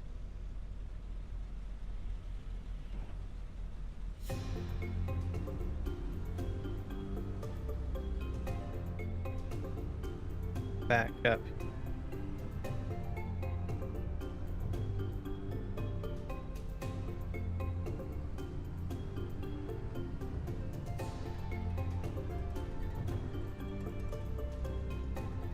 That means I'll have to connect to this first. Oh. That angle.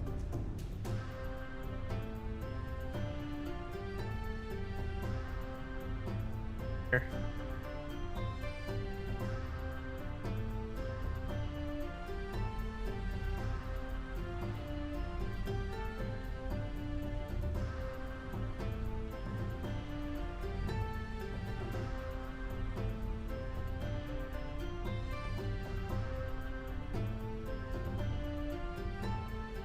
This will work. Yep, that's the proper size. So you just hold O. Or maybe not.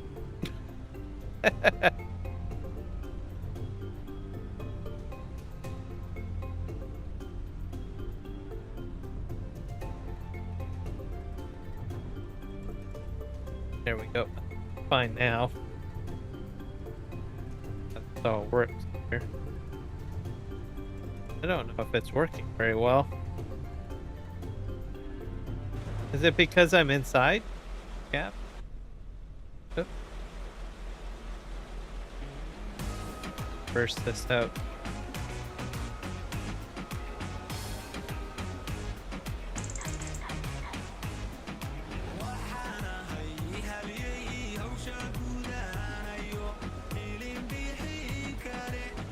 That pulled O.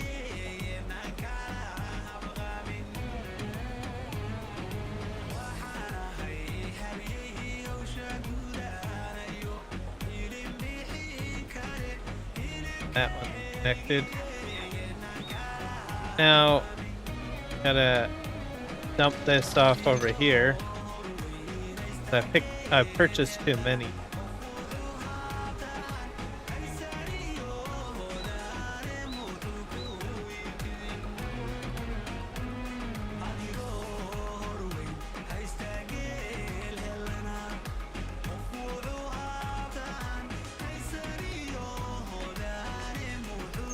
Oh, that's the wrong button.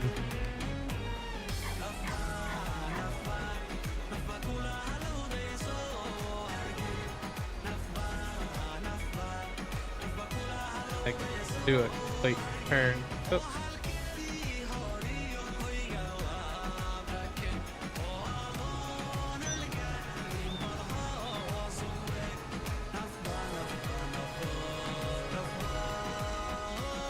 I'll see if I can fill this up, because I do have a lot of slurry that I need to get rid of.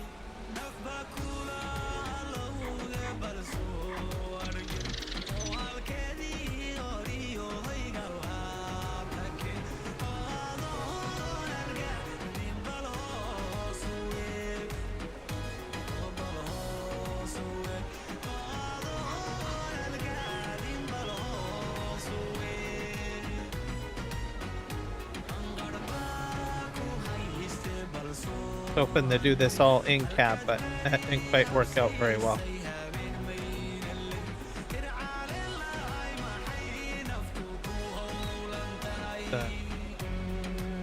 In.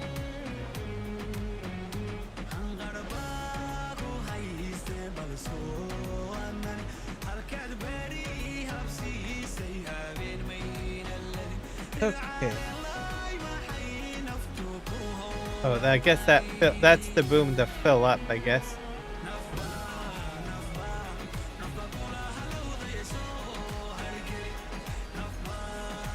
Have to hit G. Yep.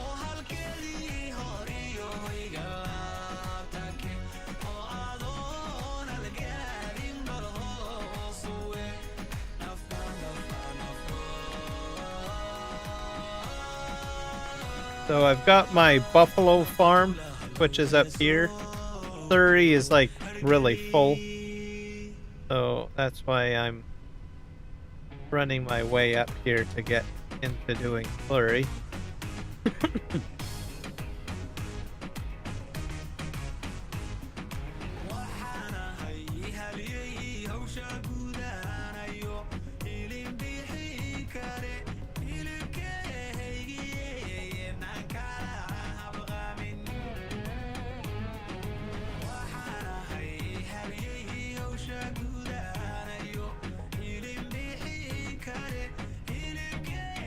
I also got manure as well, but I don't think I need manure at this time. I got enough room on manure.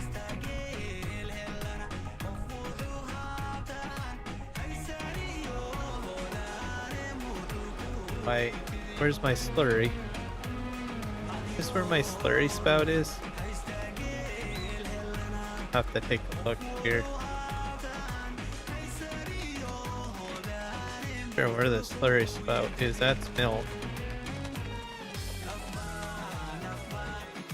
Oh my god, I gotta go way back there. Oh, I made my life a living hell.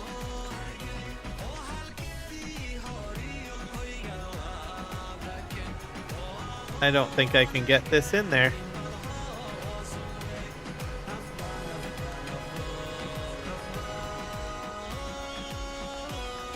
See.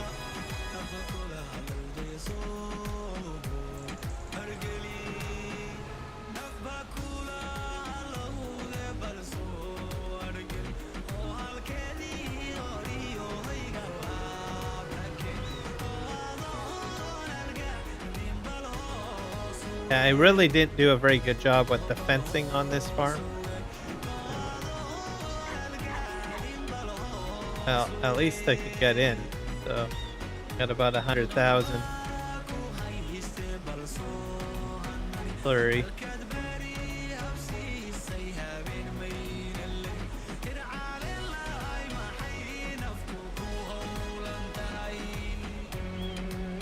Nope.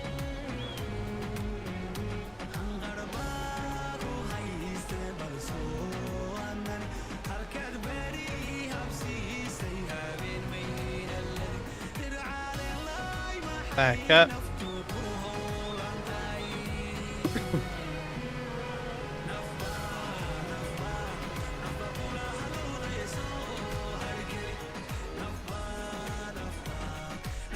Alright, off we go. Go back to the farm. Hook up the next component.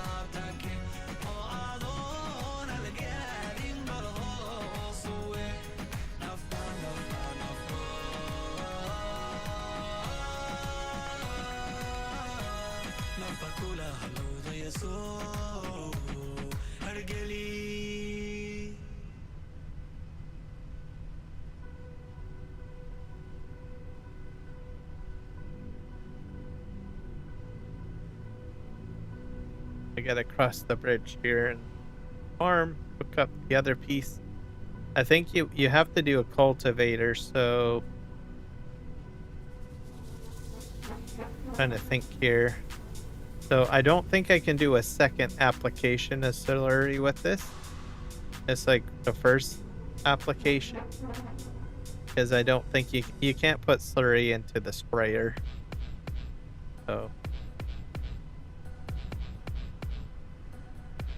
So I think probably when you do your planting, you'll have salt, like a solid fertilizer problem.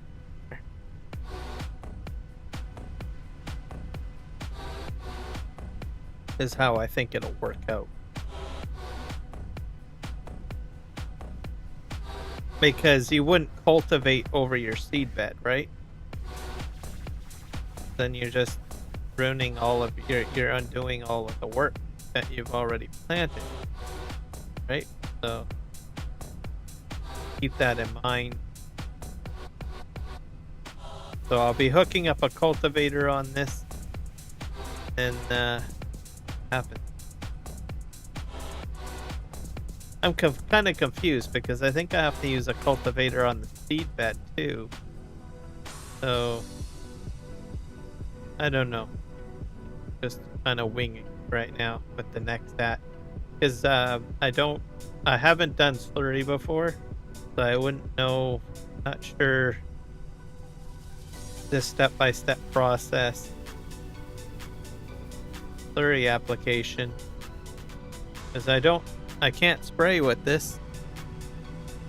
I'll have to look at the next at pack and see what we've got for equipment, because I don't think I have a sprayer or an injector or something. It's like I don't know, confused. It looks like I have like a sprayer injector. I don't have like hoses that I can put out. That's what I'm trying to say. Let me take a look.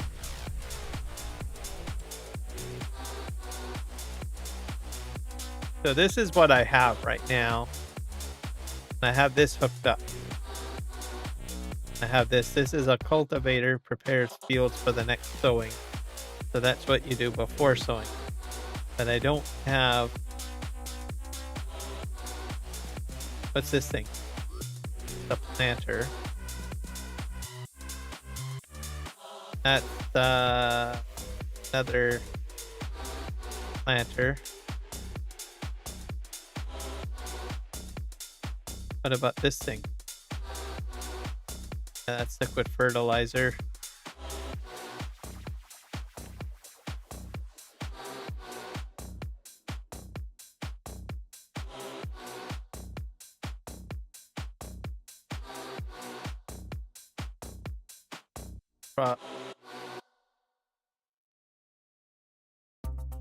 Requires a module in. Correct.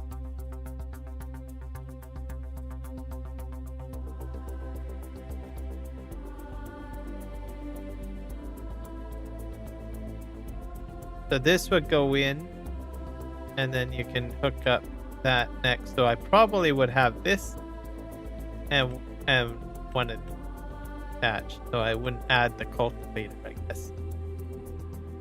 That's a disc harrow, so I wouldn't be disc harrowing. I think. I'm not seeding at the moment, so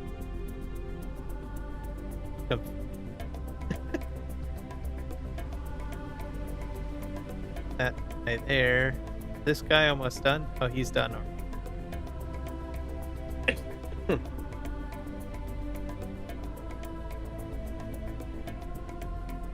He did a fantastic job. I got 2 more fields to do.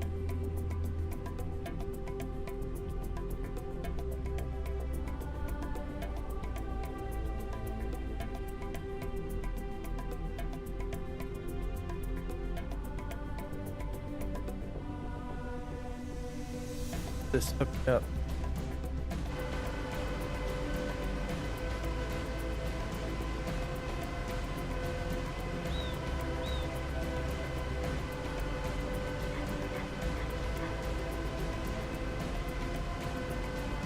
I'm not sure which side I need to be on for this part. I'll just I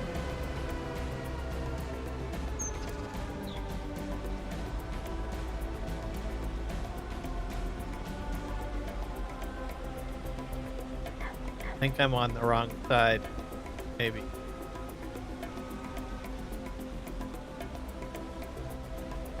This.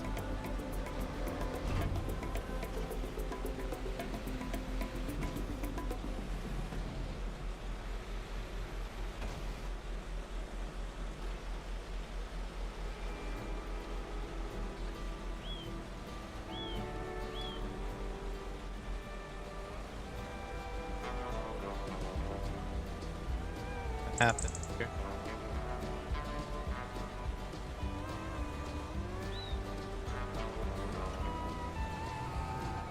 Ah.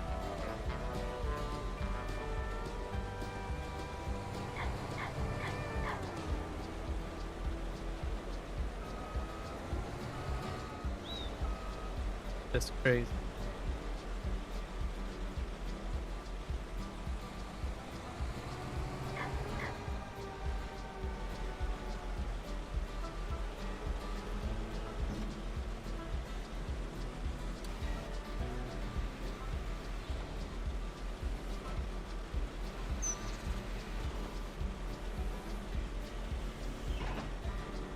So this is a cultivator and a injector that I'm attaching next.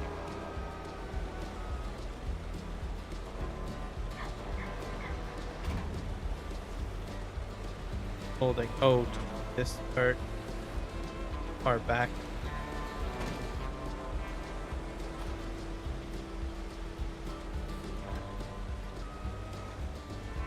And just grab walk forward.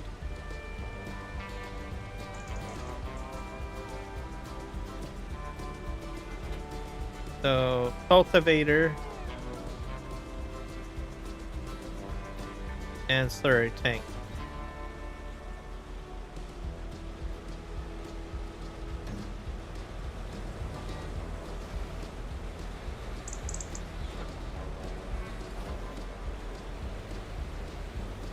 Have to try this out, I guess.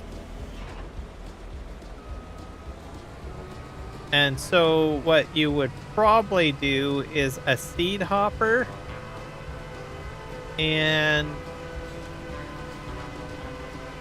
a seeder is my guess.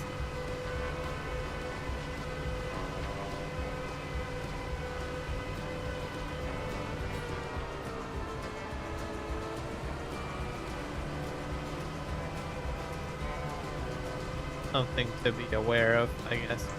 Do just do something here.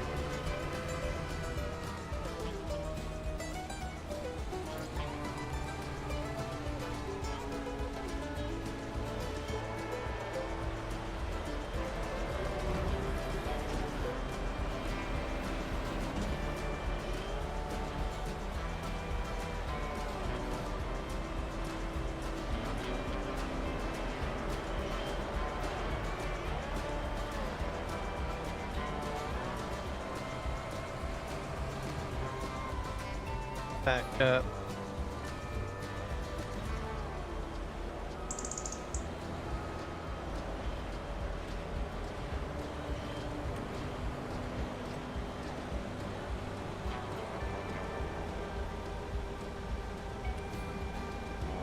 this guy on. I'm just gonna. I put him on helper, so just let the helper run.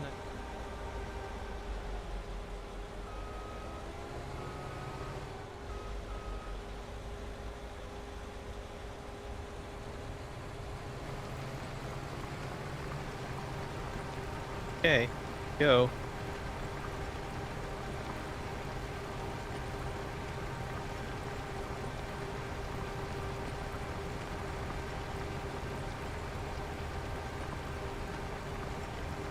Think it's injecting 30?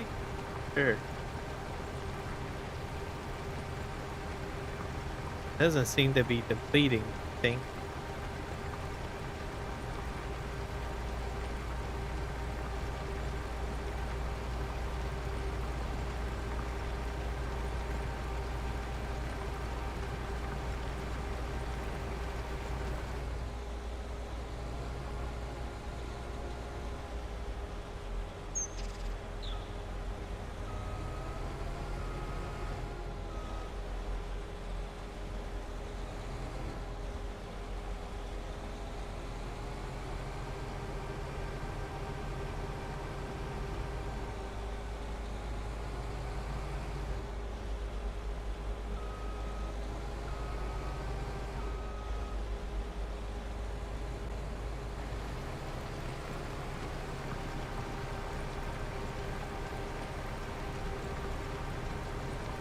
Not sure how much. Maybe it's got like too much slurry?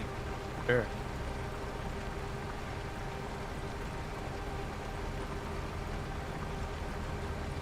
Yeah, I don't see anything inject.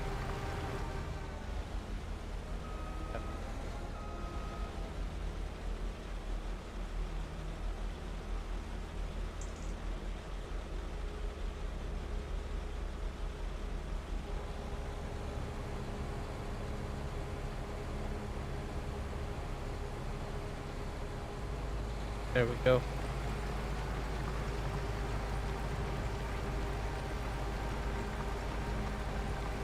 Detecting now.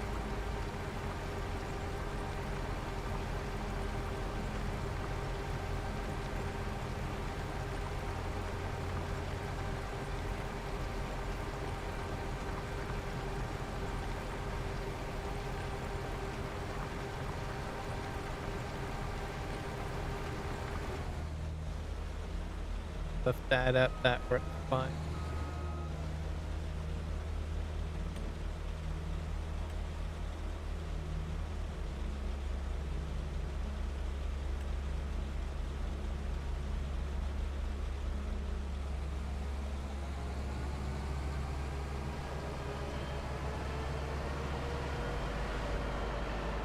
Go down here.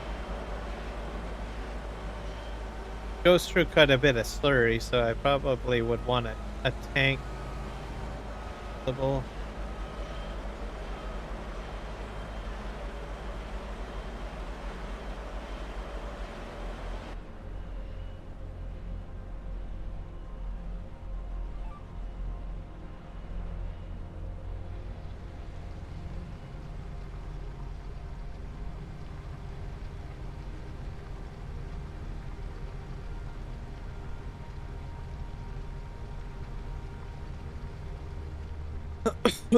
So I don't know why it wasn't putting it down before.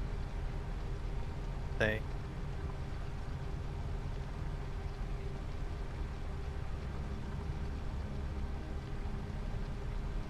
But I've got it injecting into the soil now, so I'm happy.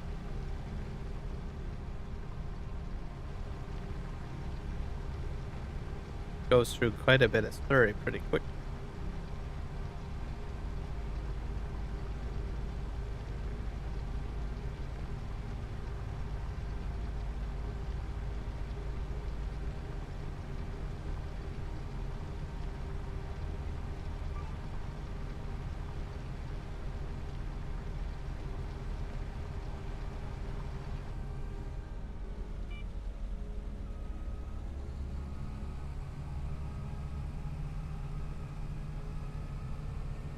Way.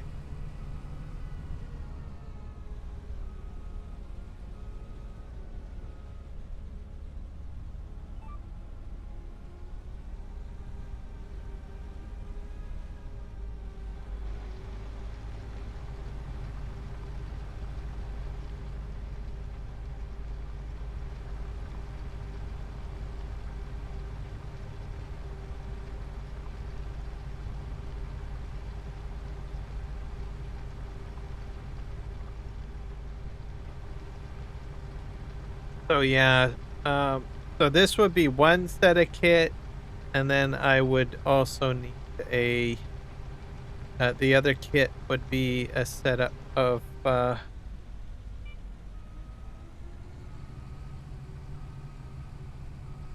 wait.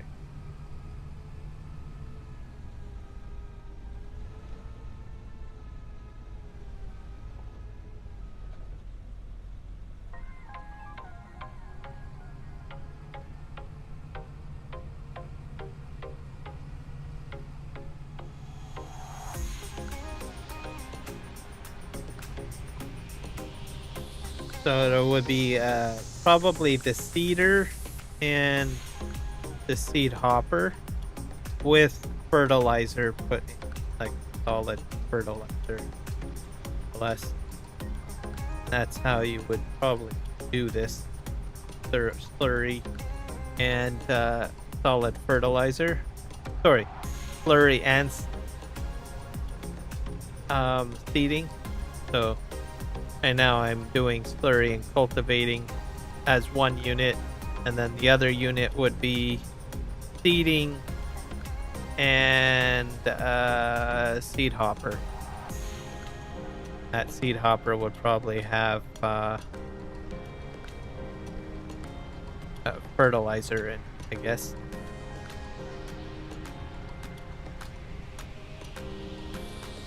I think that's how it would work, because the Nexat hopper can handle or hold both seed.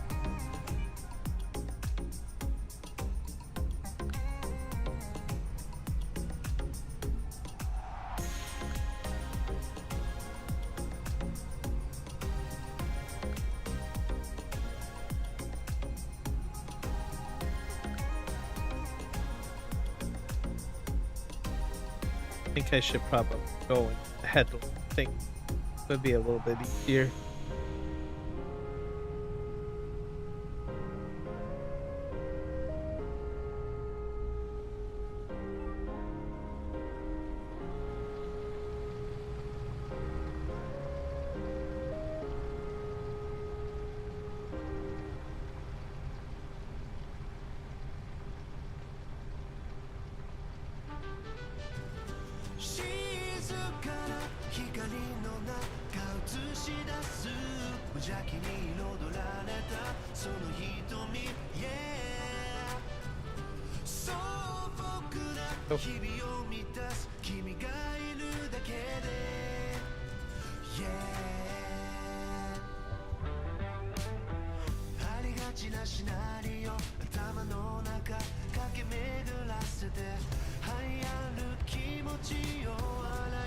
Oh, 28%.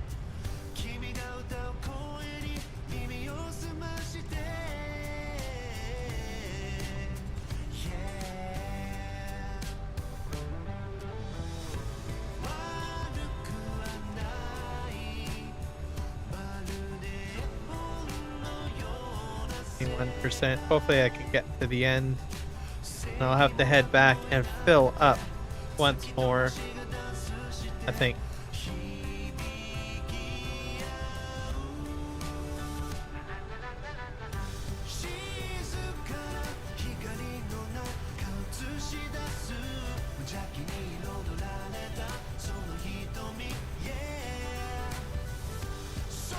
%.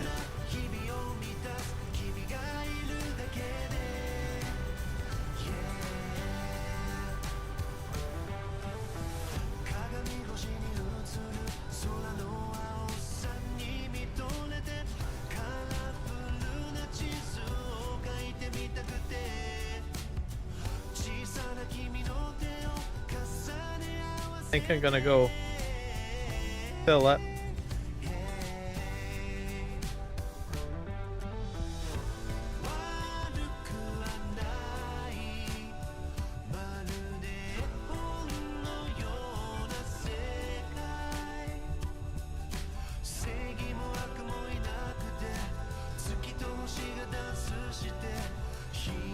All right, let's go get some more slurry because I'm at 6%. So to low.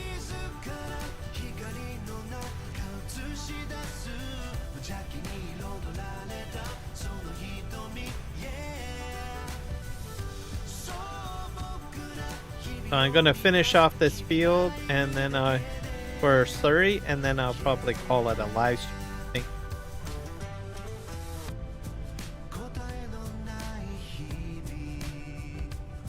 Went a little bit more over, but I want to get this field done to come in the middle of it, so that out of the way.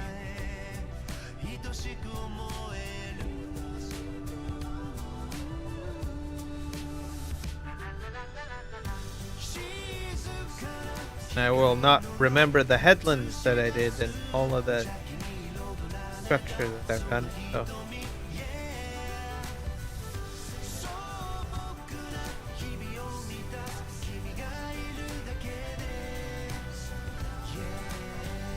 So this holds about 36,000 liters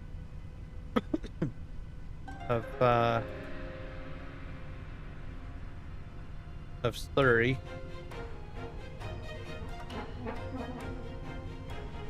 And I have about 100,000,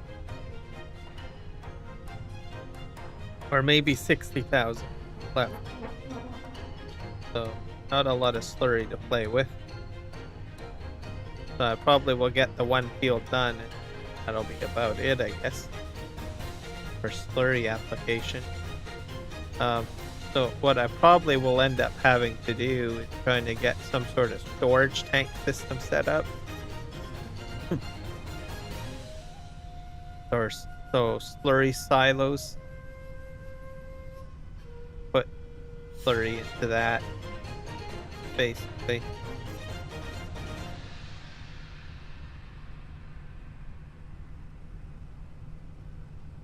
Turn here and reverse in we did before. Met him on a sunny day in late July, and everything turned upside down. I almost lost track of time as weeks went by. I couldn't get him off my mind. I told Can't him I really was see this that way, great so love, like standing in the middle do of it this the way. fire. Don't know how you got there, but you hold tight, knowing that you can't get through. Just tell me how we lost track of everything but each other. I honestly don't know. And tell me how we messed up, drifting away from each other. Didn't wanna let you go. 'Cause we wanted different things, and I have to deal with it, but it's not easy. So tell me how to let go, 'cause you really seem to know how to carry on your own. Ever since I got a good Buffaloes there. I just knew that he was special. 72,000. Said he wanna take it slow, but I couldn't help that I wanted to take it to the next level, 'cause I wanted that great love, like standing in the middle. This doesn't have a solid fertilizer, or I mean, not a manure spreader option. Knowing that you can't get So Just tell me how we lost track of everything but each other. I honestly excuse me. Sorry, everybody. drifting away from each other. Didn't wanna let you go. 'Cause we wanted different things, and I have to deal with it, but it's not easy. So tell me how to let go, 'cause you really seem to know All right. how to carry on. Head back to the. I'll probably need to come back for another load to finish off the field.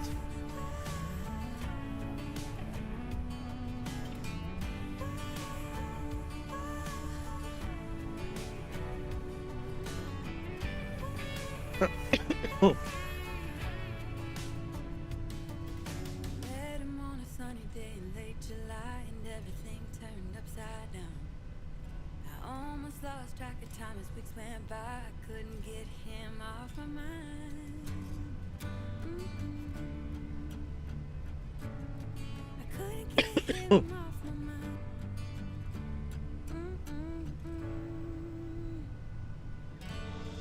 Lost track of Across the bridge everything but here. each other. I honestly don't know. Tell me how we messed up, drifting away from each other. Didn't wanna let you go. Fill up. 'Cause we wanted different things, and I have to deal with it, but it's not easy. So tell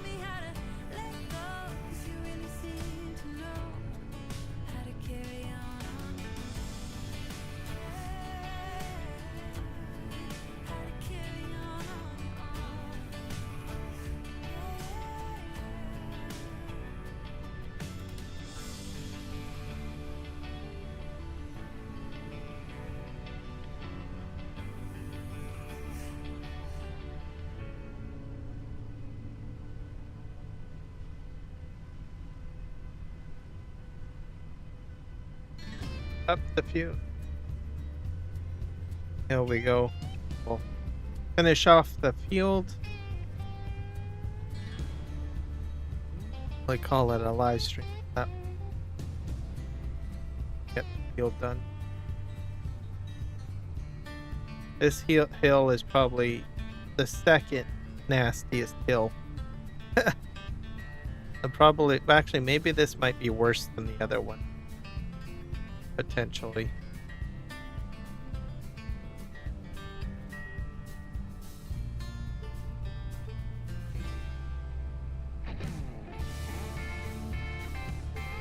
Go over here.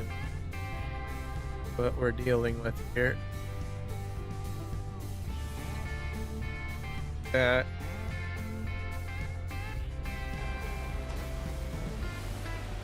Am I the wrong way? The right.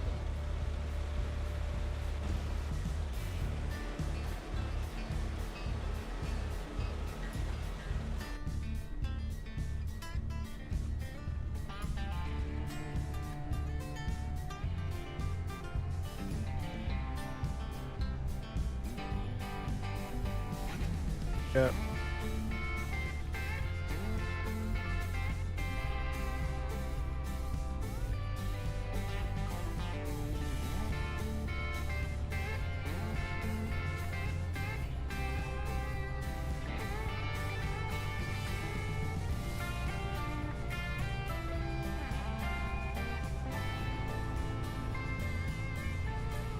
Yep.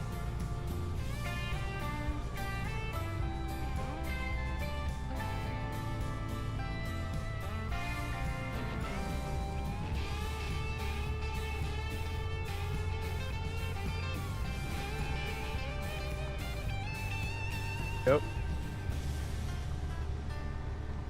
Flying it.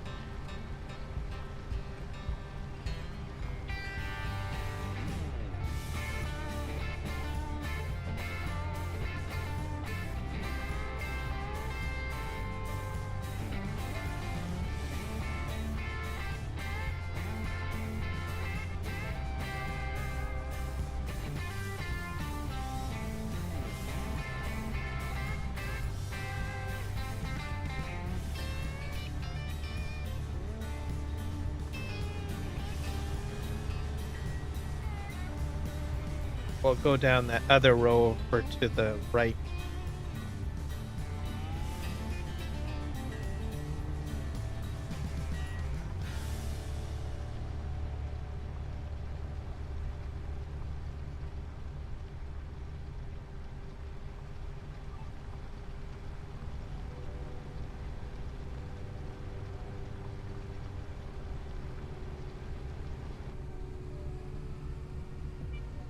고요하던 네 하루에 한 송이 작은 들꽃처럼 난 피어나 나도 몰래 조금씩 온통 내 머릿속을 네 향기로 채우고 쌀 같은 너의 Nope. Perfect. 점점 화려워 네 옆에 그 사람 참 예뻐 보여 참아 전하지 못했던 내 집 So that was about 10K right there. 날 고백할게 몇 번이고 되뇌이는 그날 I wish you were mine 이 감정도 언젠가는 Yeah, 색이 great. 지나간 사랑이 인사하게 비록 지금은 삼켜보는 그날 I wish you were mine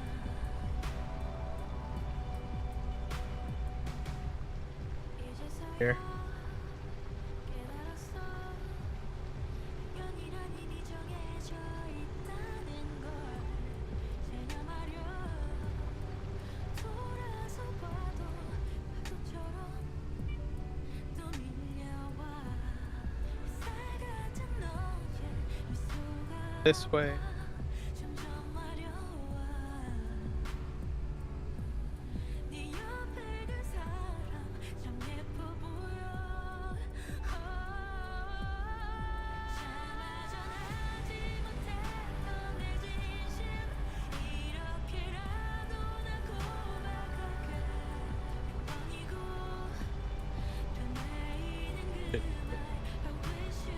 Oh, your message on Discord? No, I did not. The sim guy, sorry. I'm almost finished. I'm just gonna finish up this field. And then I'll be ending the live stream. I'm in the middle of this one field. I want to get it done.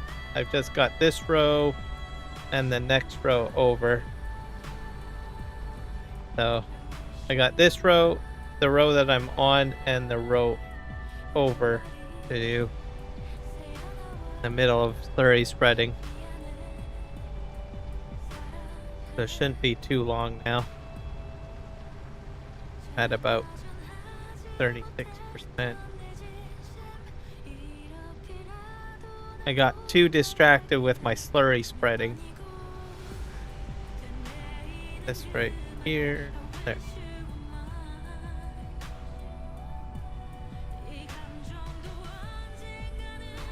Back up a bit.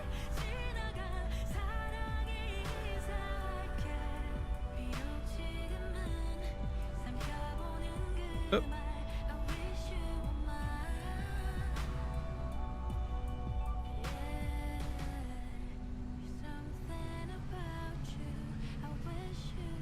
Whoop. I think I turned off the thing. Stumbling out of bed, and I still got you in my head. From all those pretty words you said, it's like I'm wasted. Every time I see Is that your working? face, I'm losing track of time and space. I don't know where I am. It's like I'm Drop that. wasted, and I won't waste it. And I promise that I will stand by you forever. Not doing it now. What the heck? I can't get you out of my mind. I will follow you wherever. And I won't waste this. Yeah, I think it's working now. And then I got this row heading off. Anyways, okay. Well, we'll have to talk. We'll get to talking at some point. So, have a good night.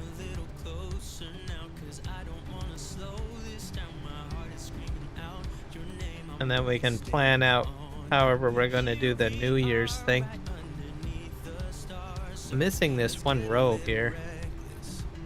You make me breathless, and I won't waste this. And I promise that Must be an overlap on.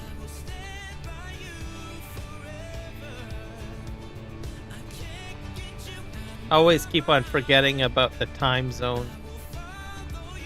It's probably like what, 10 o'clock, 10 p.m. your time, or 11 your time. Yeah, I will.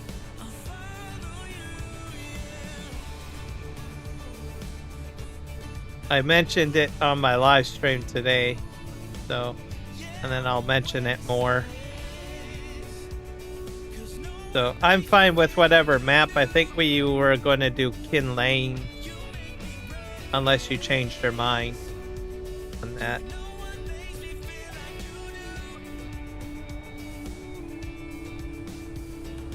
Which is the new Scottish map, I think.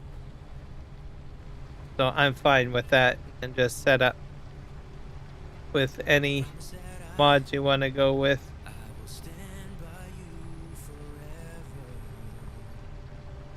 And I won't waste this.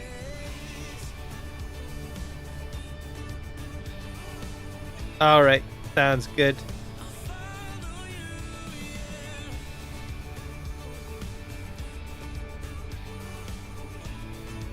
And then if you want to add other content creators in, you can do that too. Because I think last year we had a few different content creators join in. If you want to do that too, I'm fine with that. Yeah, no crashes.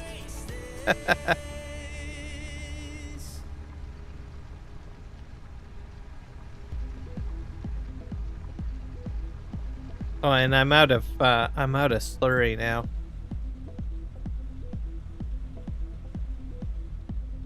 Hold it. While that's folding, I'm gonna check to see what. I have to do this row again, I think.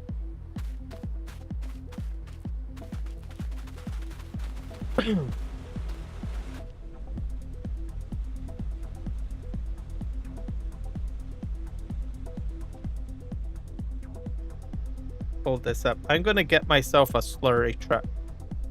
But I try to bring a tanker over here. Full of slurry. But should be good fun, I think. Put that off. It'll be good fun. I think I'll take this truck.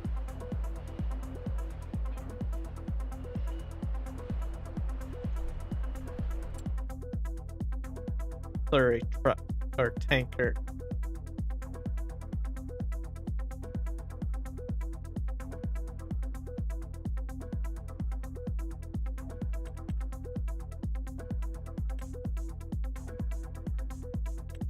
Two slurry. Oh, that's a slurry. Two truck.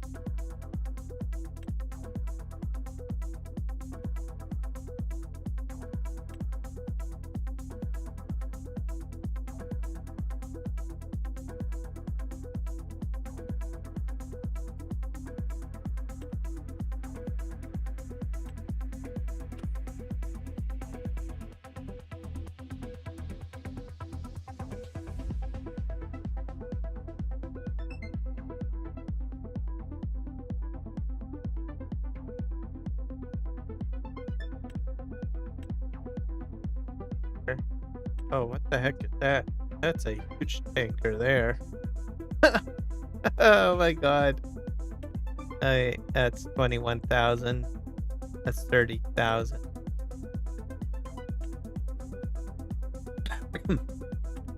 That's 39,000 there.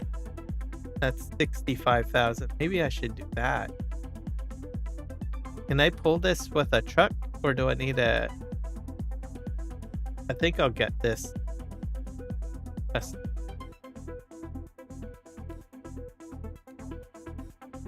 Buy that.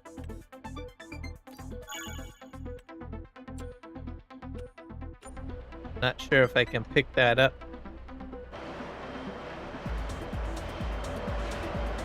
In my truck. Is it over here now? Where my slurry thing is. Hoping I can pick it up with this. If I can't, that means I have to. Here we go. I have to use a tractor.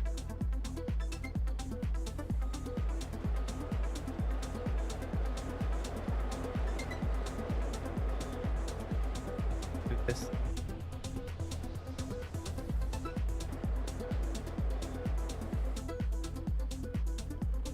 Yeah, I have to do this with a tractor.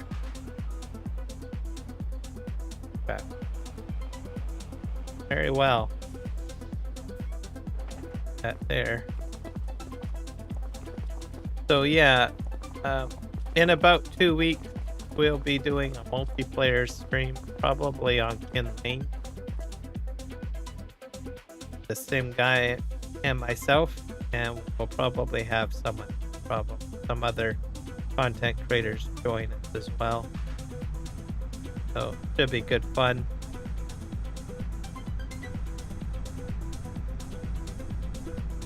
It probably will be PC only.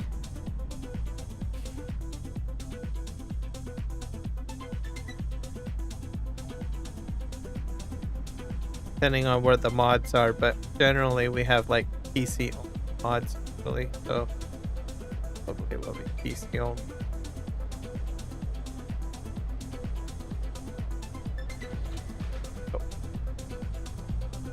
And it'll be on New Year's Eve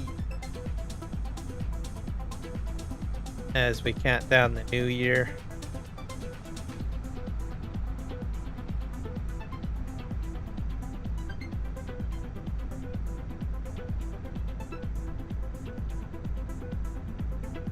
We did it last year. We did it a year before.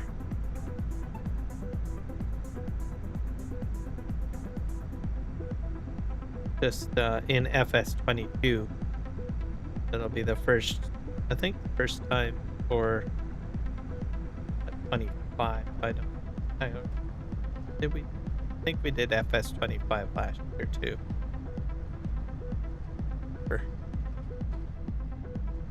Fill this up with slurry. But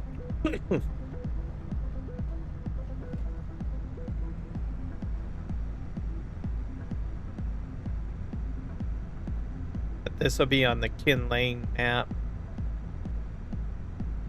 so it should be good fun.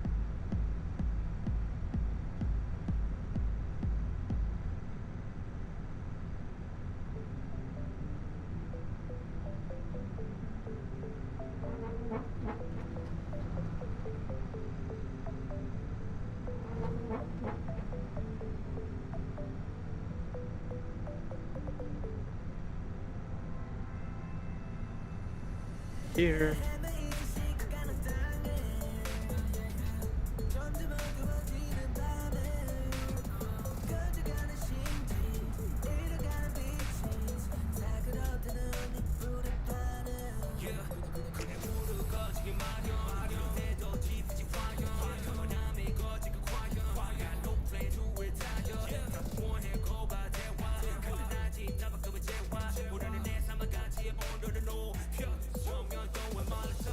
Get this filled up with slurry.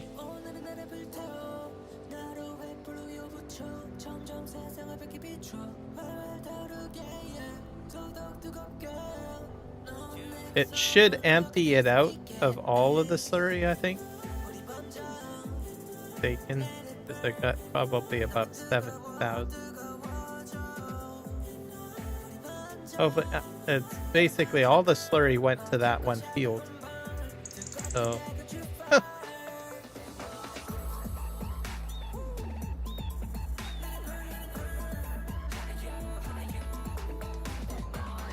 I'm not sure if my slurry production will increase or something as my cows get larger. About 46. So hopefully I will get a lot more slurry.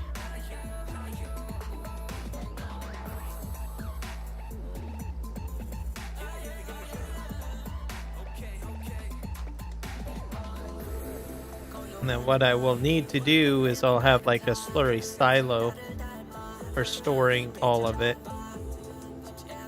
full.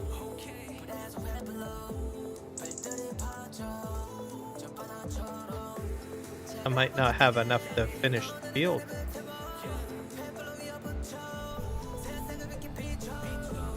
Go figure. Down the hill we go.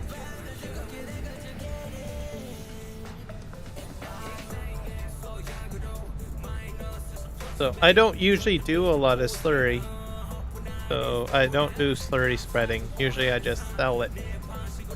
But I thought, oh, what the heck. I'll try the next pack and try it out. Slurry spreading. But slurry is like, I don't know, a bit delicate because it like puts so much onto the field.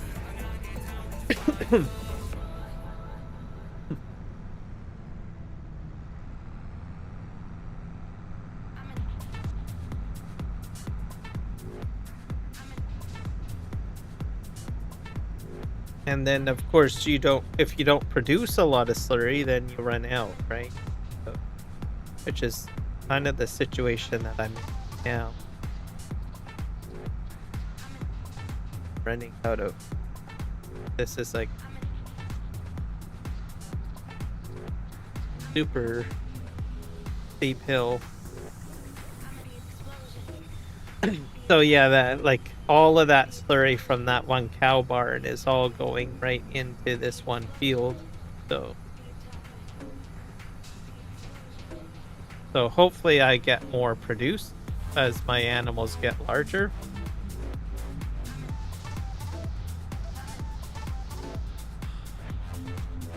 But I might just put it into liquid fertilizer, as I can put down a liquid fertilizer maker or whatever for Like I can take the slurry, put it into a production for this map to make like liquid fertilizer or solid fertilizer or something. So I might do that.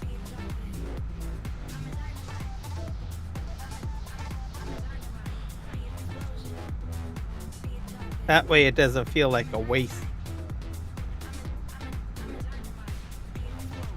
But then if I do that, then I'm not using the slurry spreader. So yeah,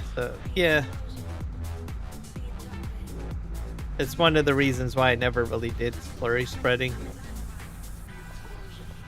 I never really did it in Farming Simulator 22, and I think the last time I ever did it was like in Farming Simulator 9.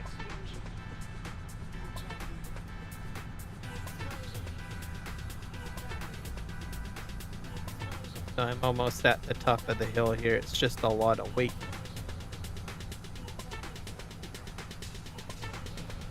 I don't think I have the horsepower really on this tractor to sort of pull this up here.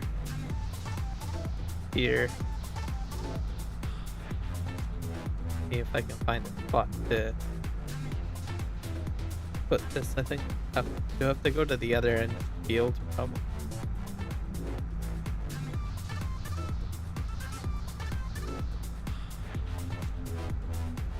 Way.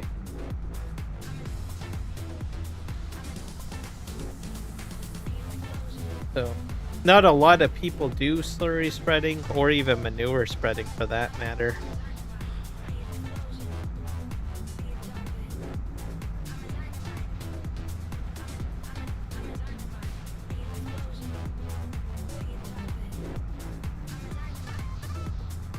I thought I'd do something different, try the pack out, see what happens. Alright. Probably park this right here, I guess. Obviously, I will not be using the Nexat on the next fields because I'm pretty much out. Blurry. That's a lot of weight.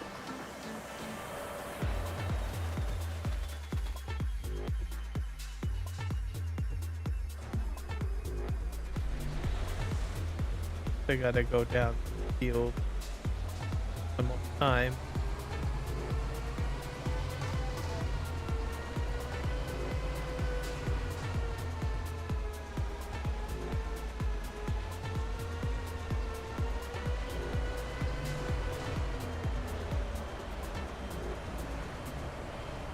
I might not even have enough to finish the field. Hey.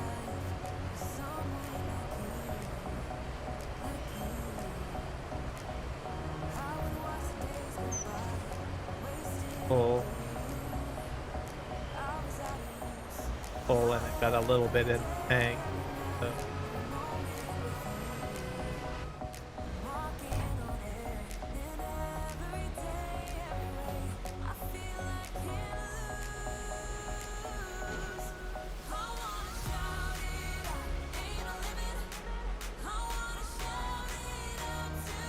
Turn around here.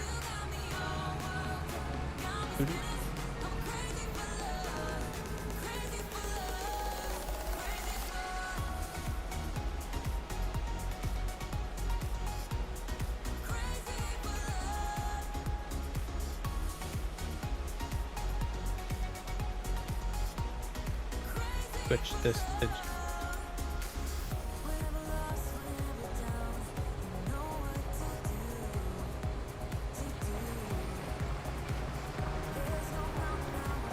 oh. Didn't work out very well. Yeah, I think I wasted a little bit.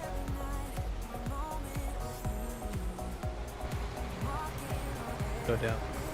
And there we go.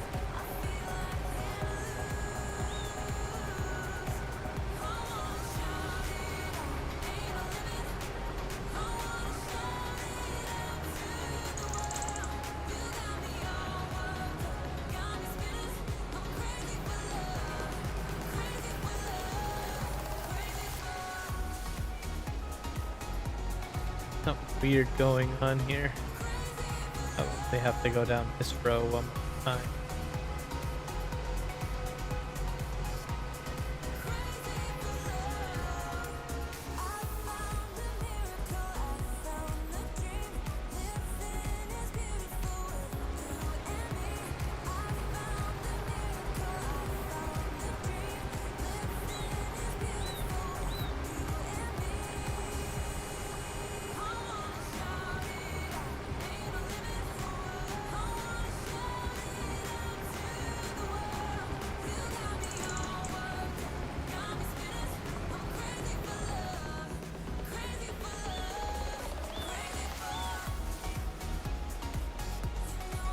Think of back up here.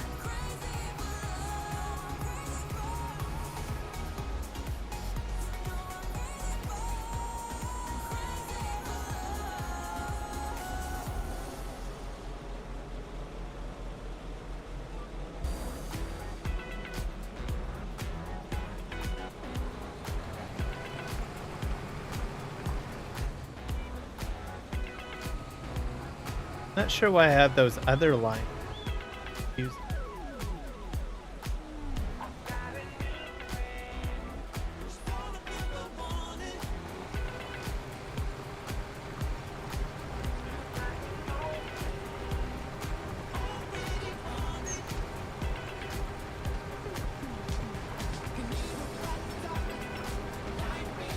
have to go back down this way again.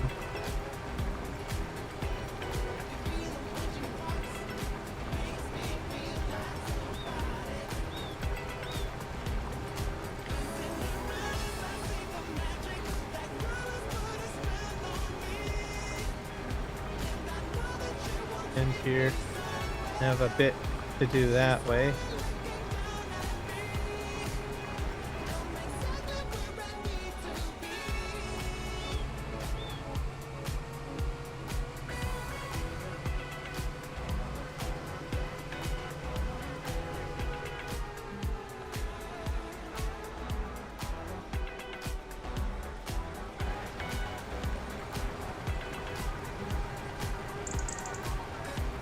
Okay.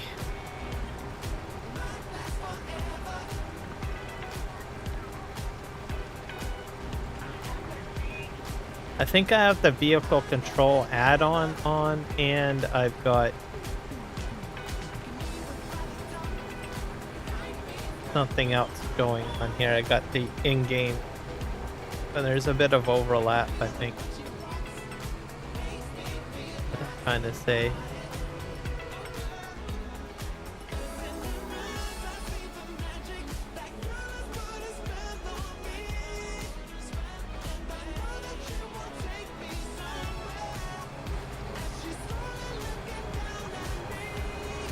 Here.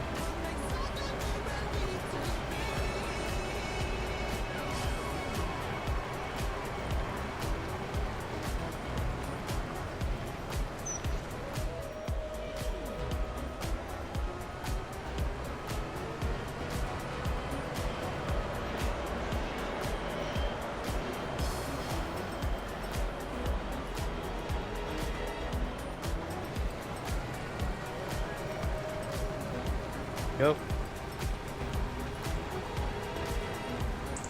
I think I can do this. To go all the way down this aisle on the other side again.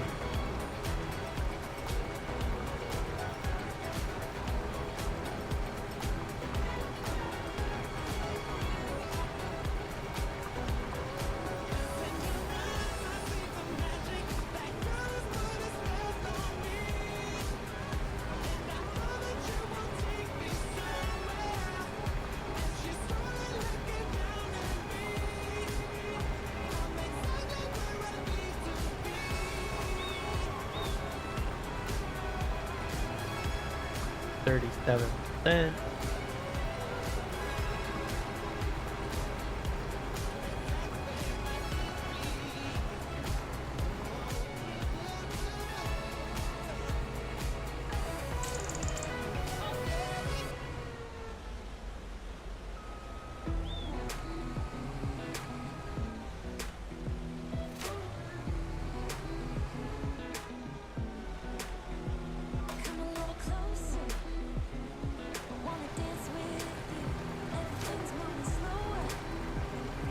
missing the ends here for some reason.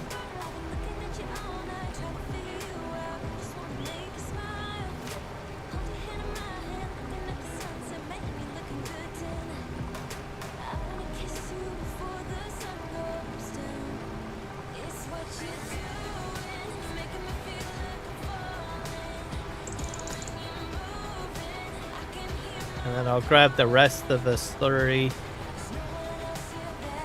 and fill this up one more time.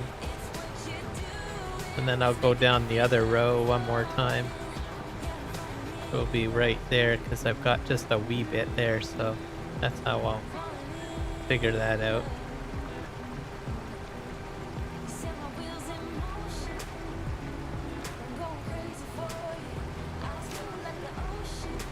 I got about 15% left.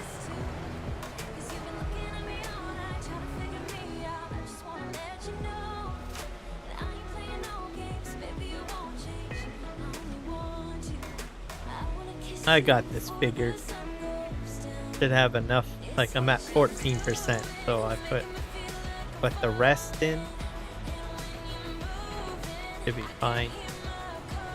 There's like a little bit left in the slurry tank over here, and then this field will be finished essentially.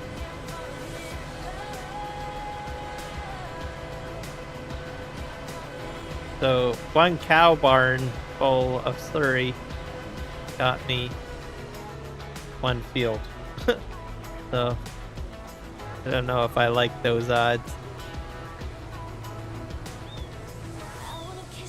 It's all going to be full. Should be enough to finish off the next field, I guess.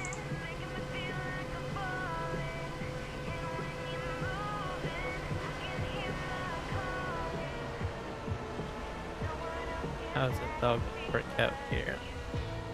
I think I have to go this way.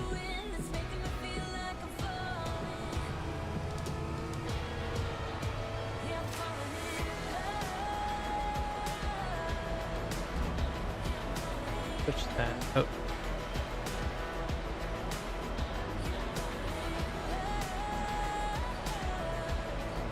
Face the right way.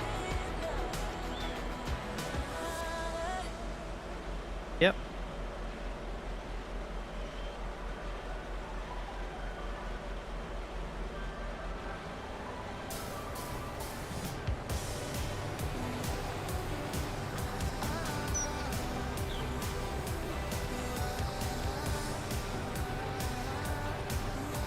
Have to come down this way on the other side, I guess.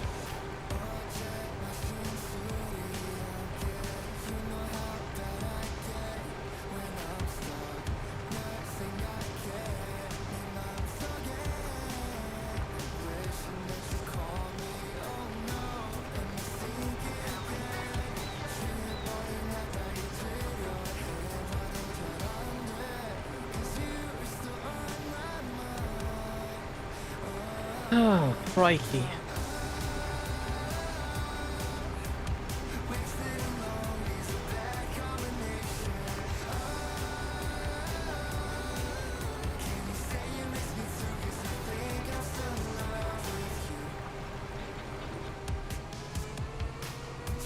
This way. Probably didn't do this the most efficient way, but it is. Be a little bit more precise whenever it comes to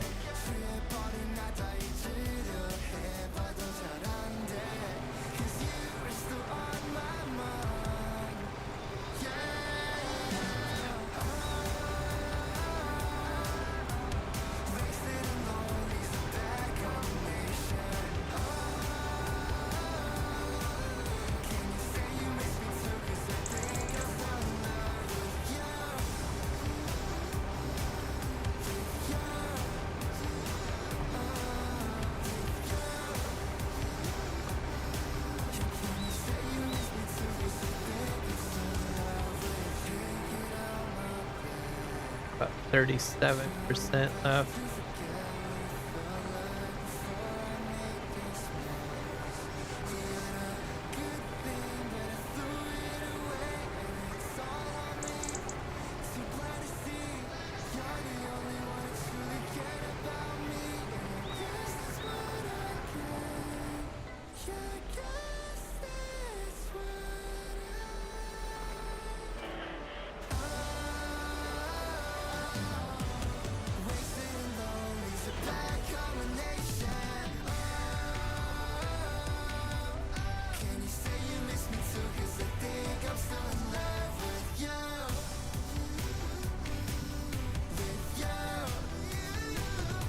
So probably would be using this kit very much. Or simply because of the fact that I don't have a lot of slurry to play around with. But I got one field done with slurry. You and I, we're trouble inside. Beating hearts don't Guy will have to be put on next goal. an empty page, a story to write. I'm in love, you're divine, and it's all in our signs. We're going away. Get your bag, check the tag. Decision is made. Lock your door, need no more. It's already paid. Cancel your mail for a while. It's a journey for life, and I'm Hit delete on this one. we'll be long gone. Hang on, I cannot go wrong. God, I'm praying I'm not alone in this air of hope. 'Cause We're I'm on in this love, one. you're a star, Field work. burning bright in my heart. We're going away. Hit generate because it'll be about the same. Guys. Decision is made. Lock your door, need no more. It's already paid. Cancel your mail for Go. a while. It's a journey for life, and I'm your right. Hang on, Have to do the rest of the spreading over here. hang on. I cannot go wrong.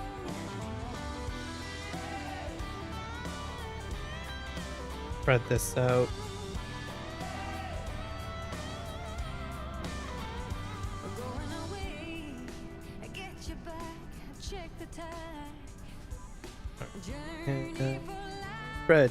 and it's already paid. Oh, Cancel your mail for that's a fail. It's a journey for life, and I'm alright. Hang on, we'll be long gone. Hang on, I cannot To go fix something here. Set. we'll be long gone. Hang on, I cannot go wrong. God, I'm praying I'm not alone in this air of hope. A journey for life, alright.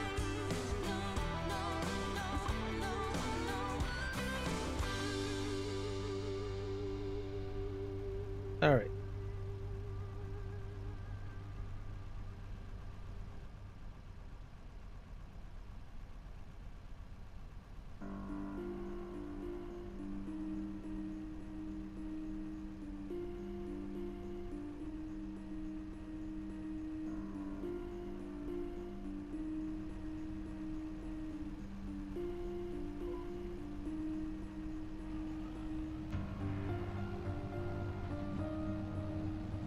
Go.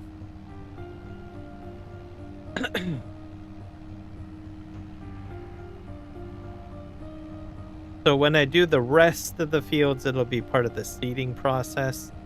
So I will probably have a cultivator and a seeder, most likely.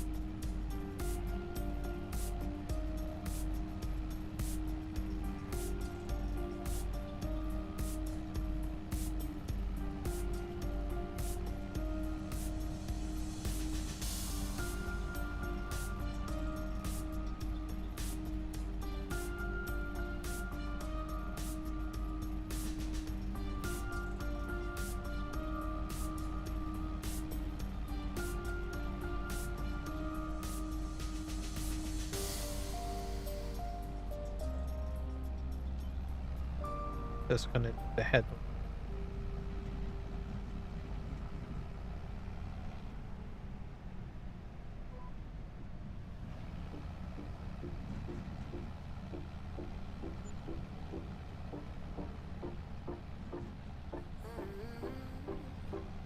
Coffee cups and cigarettes laying around the room. I don't mind a little mess, just wanna stay with you, and we'll do anything that we want today. Won't be scared of falling down no more. So take me away, some other place. Don't wanna wait. Oh, my Indian summer, take me away. I ain't afraid, calling your name. Oh, my Indian summer.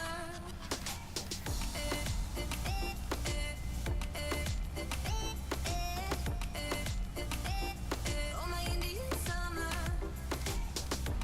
I'll probably have to fill this up again in due time. Oh, my Indian summer. We are green under the sun. We do our best to hide. Innocence fading away. Sure, As we this way. learn the truth, and we'll be anything that we wanna be. Gonna get what's coming anyway. So take me away, some other place. Don't wanna wait. Oh, my Indian summer, take me away. I ain't afraid, calling your name. Oh, my Indian summer.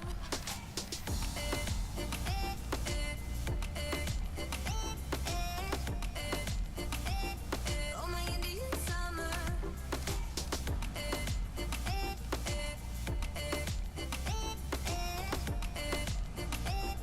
Oh, my Indian summer.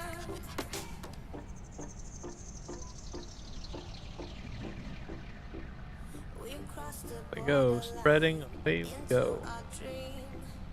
Nothing will ever be as real as this. The flames Nope, won't burn straw us doesn't in. work. We're thick as Thought it would. thieves, and we know what we do. We live on like an echo. Oh, so take me away. I just have to remember to keep my eyes looking at the camera. Yes. Oh, my Indian summer, take me away. I ain't afraid. To the headland, I guess. Oh, my Indian summer. Headland. Oh, my Indian summer.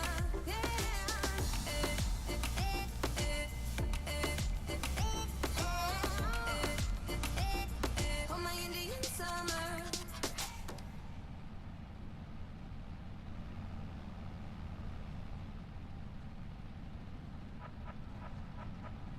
Perfect.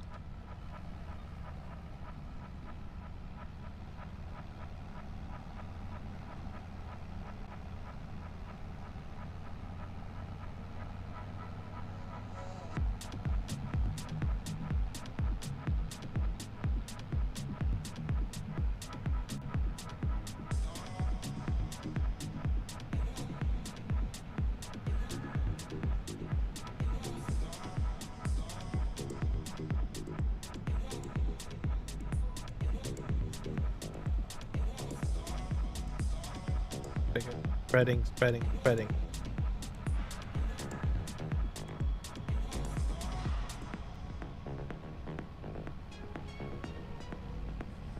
So we'll be planting canola. I think time around.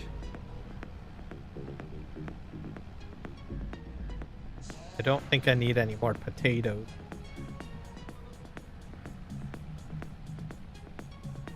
Probably maybe a field of sugarcane.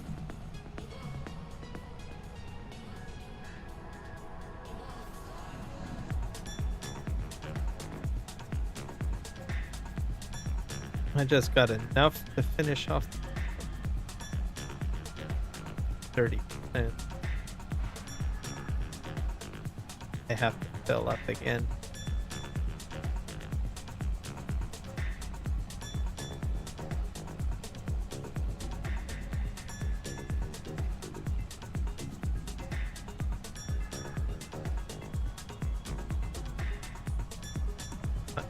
Might check to see how much manure I have.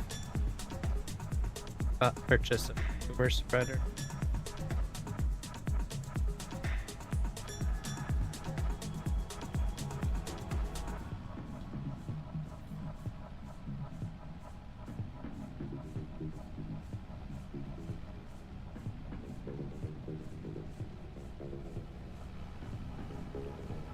I'll have a finish this one. Good.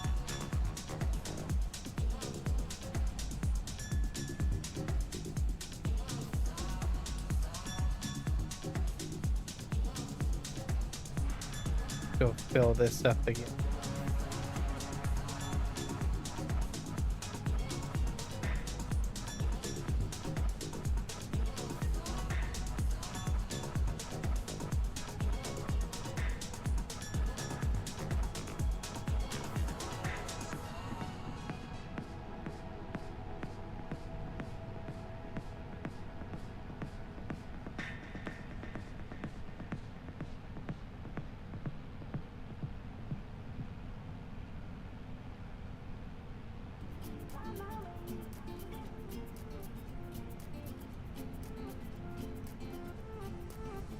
A new place, a new home.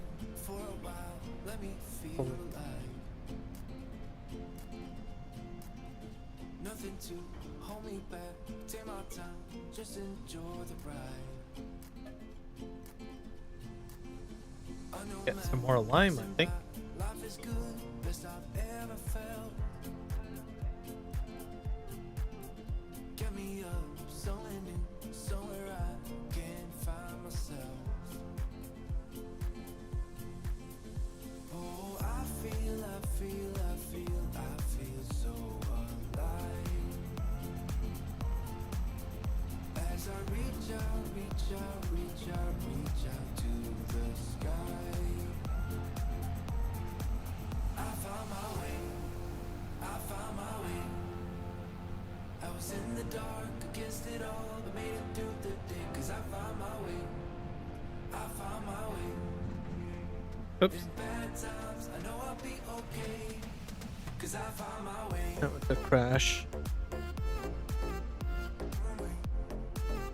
Problem there. 'Cause I found my way. Or- Sure. 'Cause I found my way.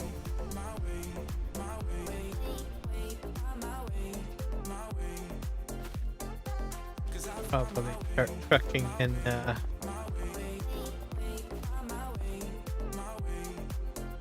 go get some lime. I was in the dark against it all, but made it through the day. 'Cause I found my way. In bad times, I know I'll be okay. 'Cause I found my way.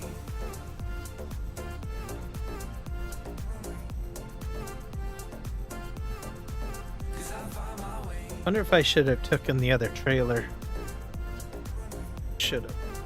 Not sure if I can pull a second trailer behind this. See.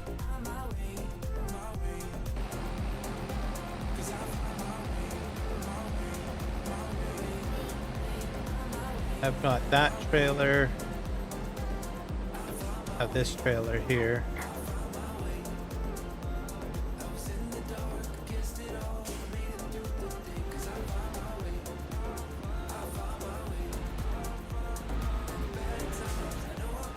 Pick this trailer up.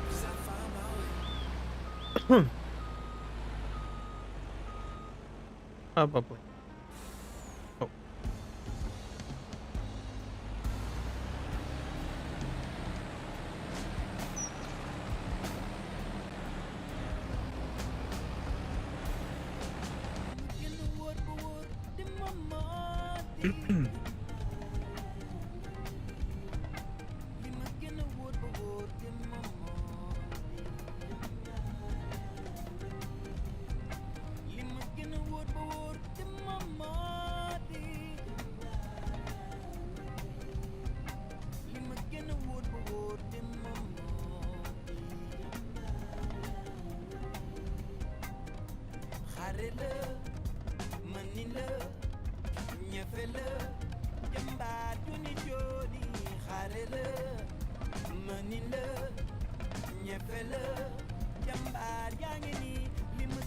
I think I can get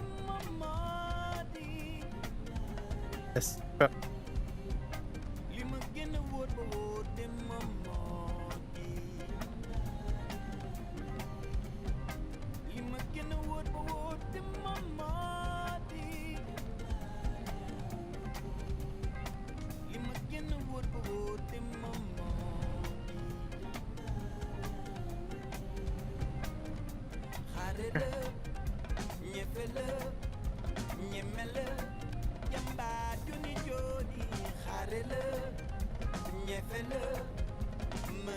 Okay, turn up here.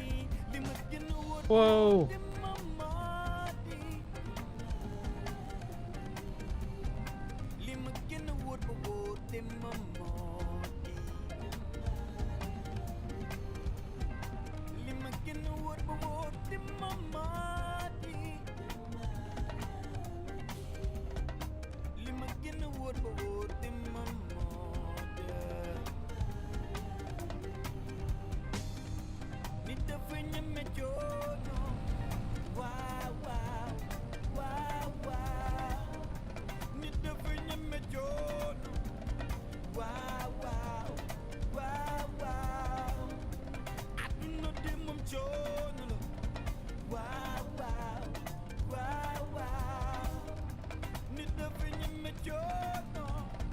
This way.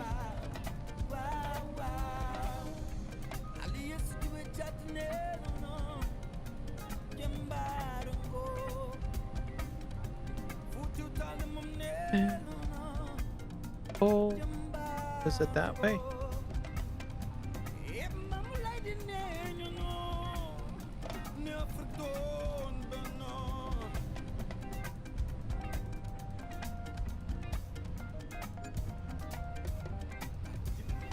Campbell's Soup Factory.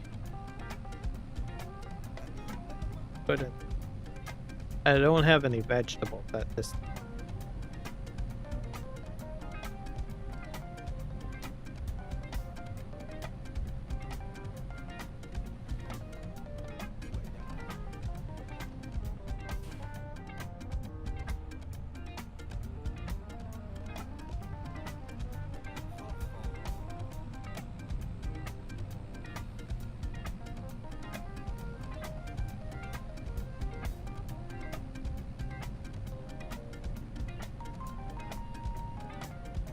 Are we?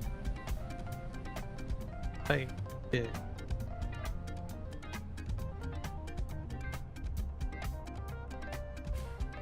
There.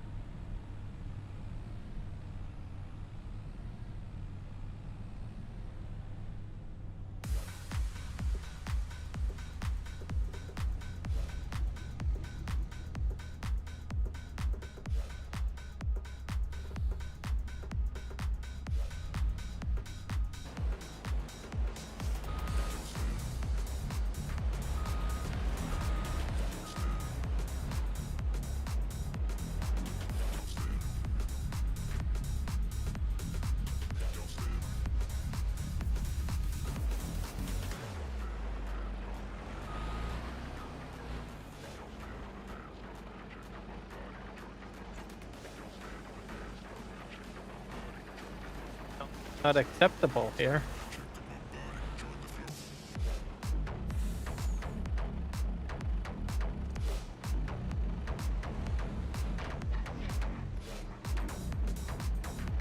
Hmm.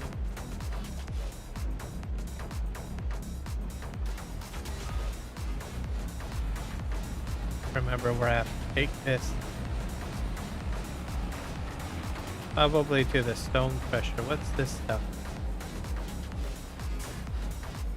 Probably stuff.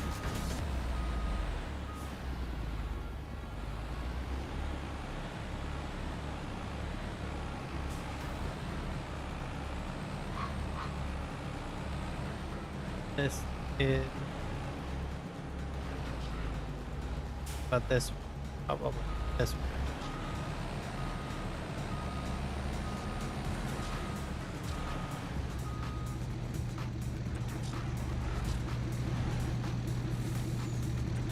Oh.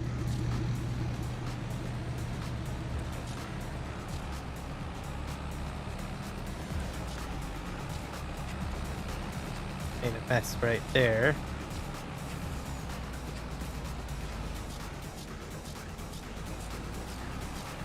No, what happened to my factory over here?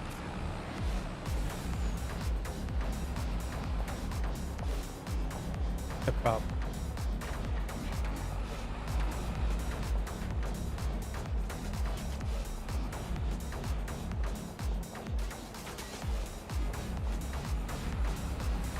Big problem.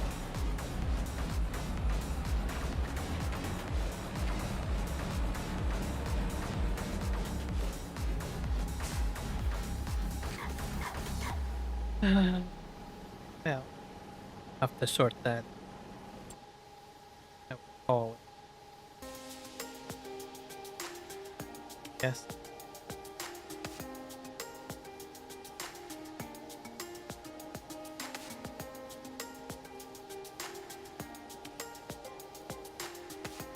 Sure. Finish this off first.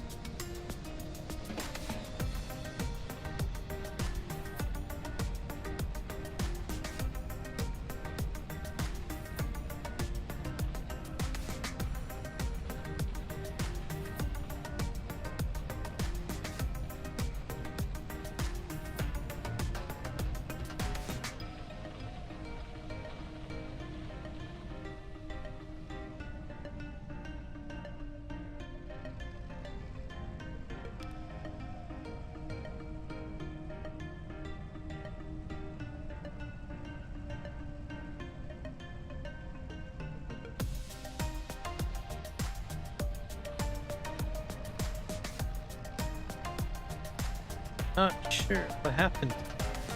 So there's supposed to be a cement factory there. What happened?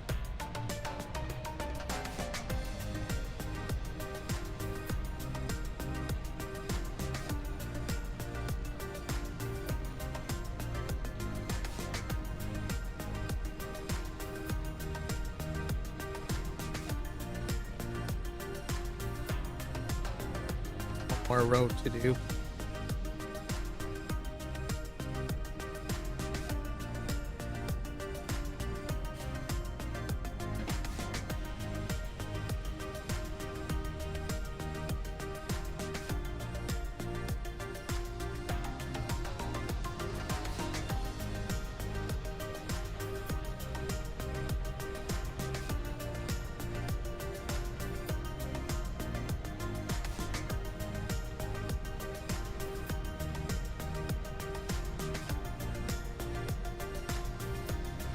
I know when I was trying to fiddle around with, what's it? The Straw Harvest DLC that was issued.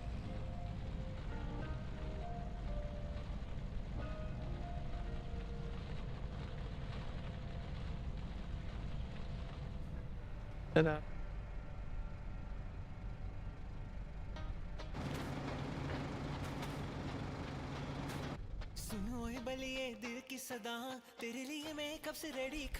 The phone. Others.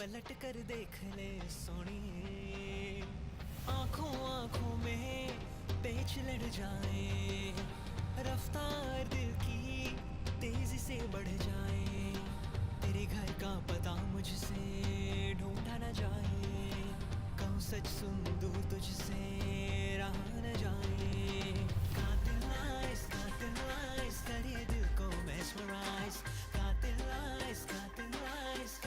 save.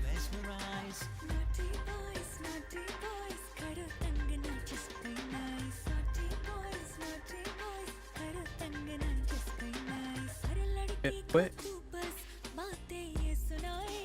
Call it a live. See if someone else is forward people. Must be someone live streaming. It's daytime. Like almost 3 p.m. Pacific, so and redirect to Rusty Money is live streaming.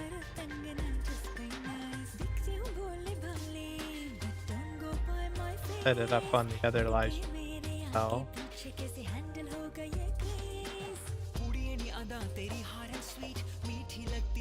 Correct. Guys, over to Rust. Both live stream.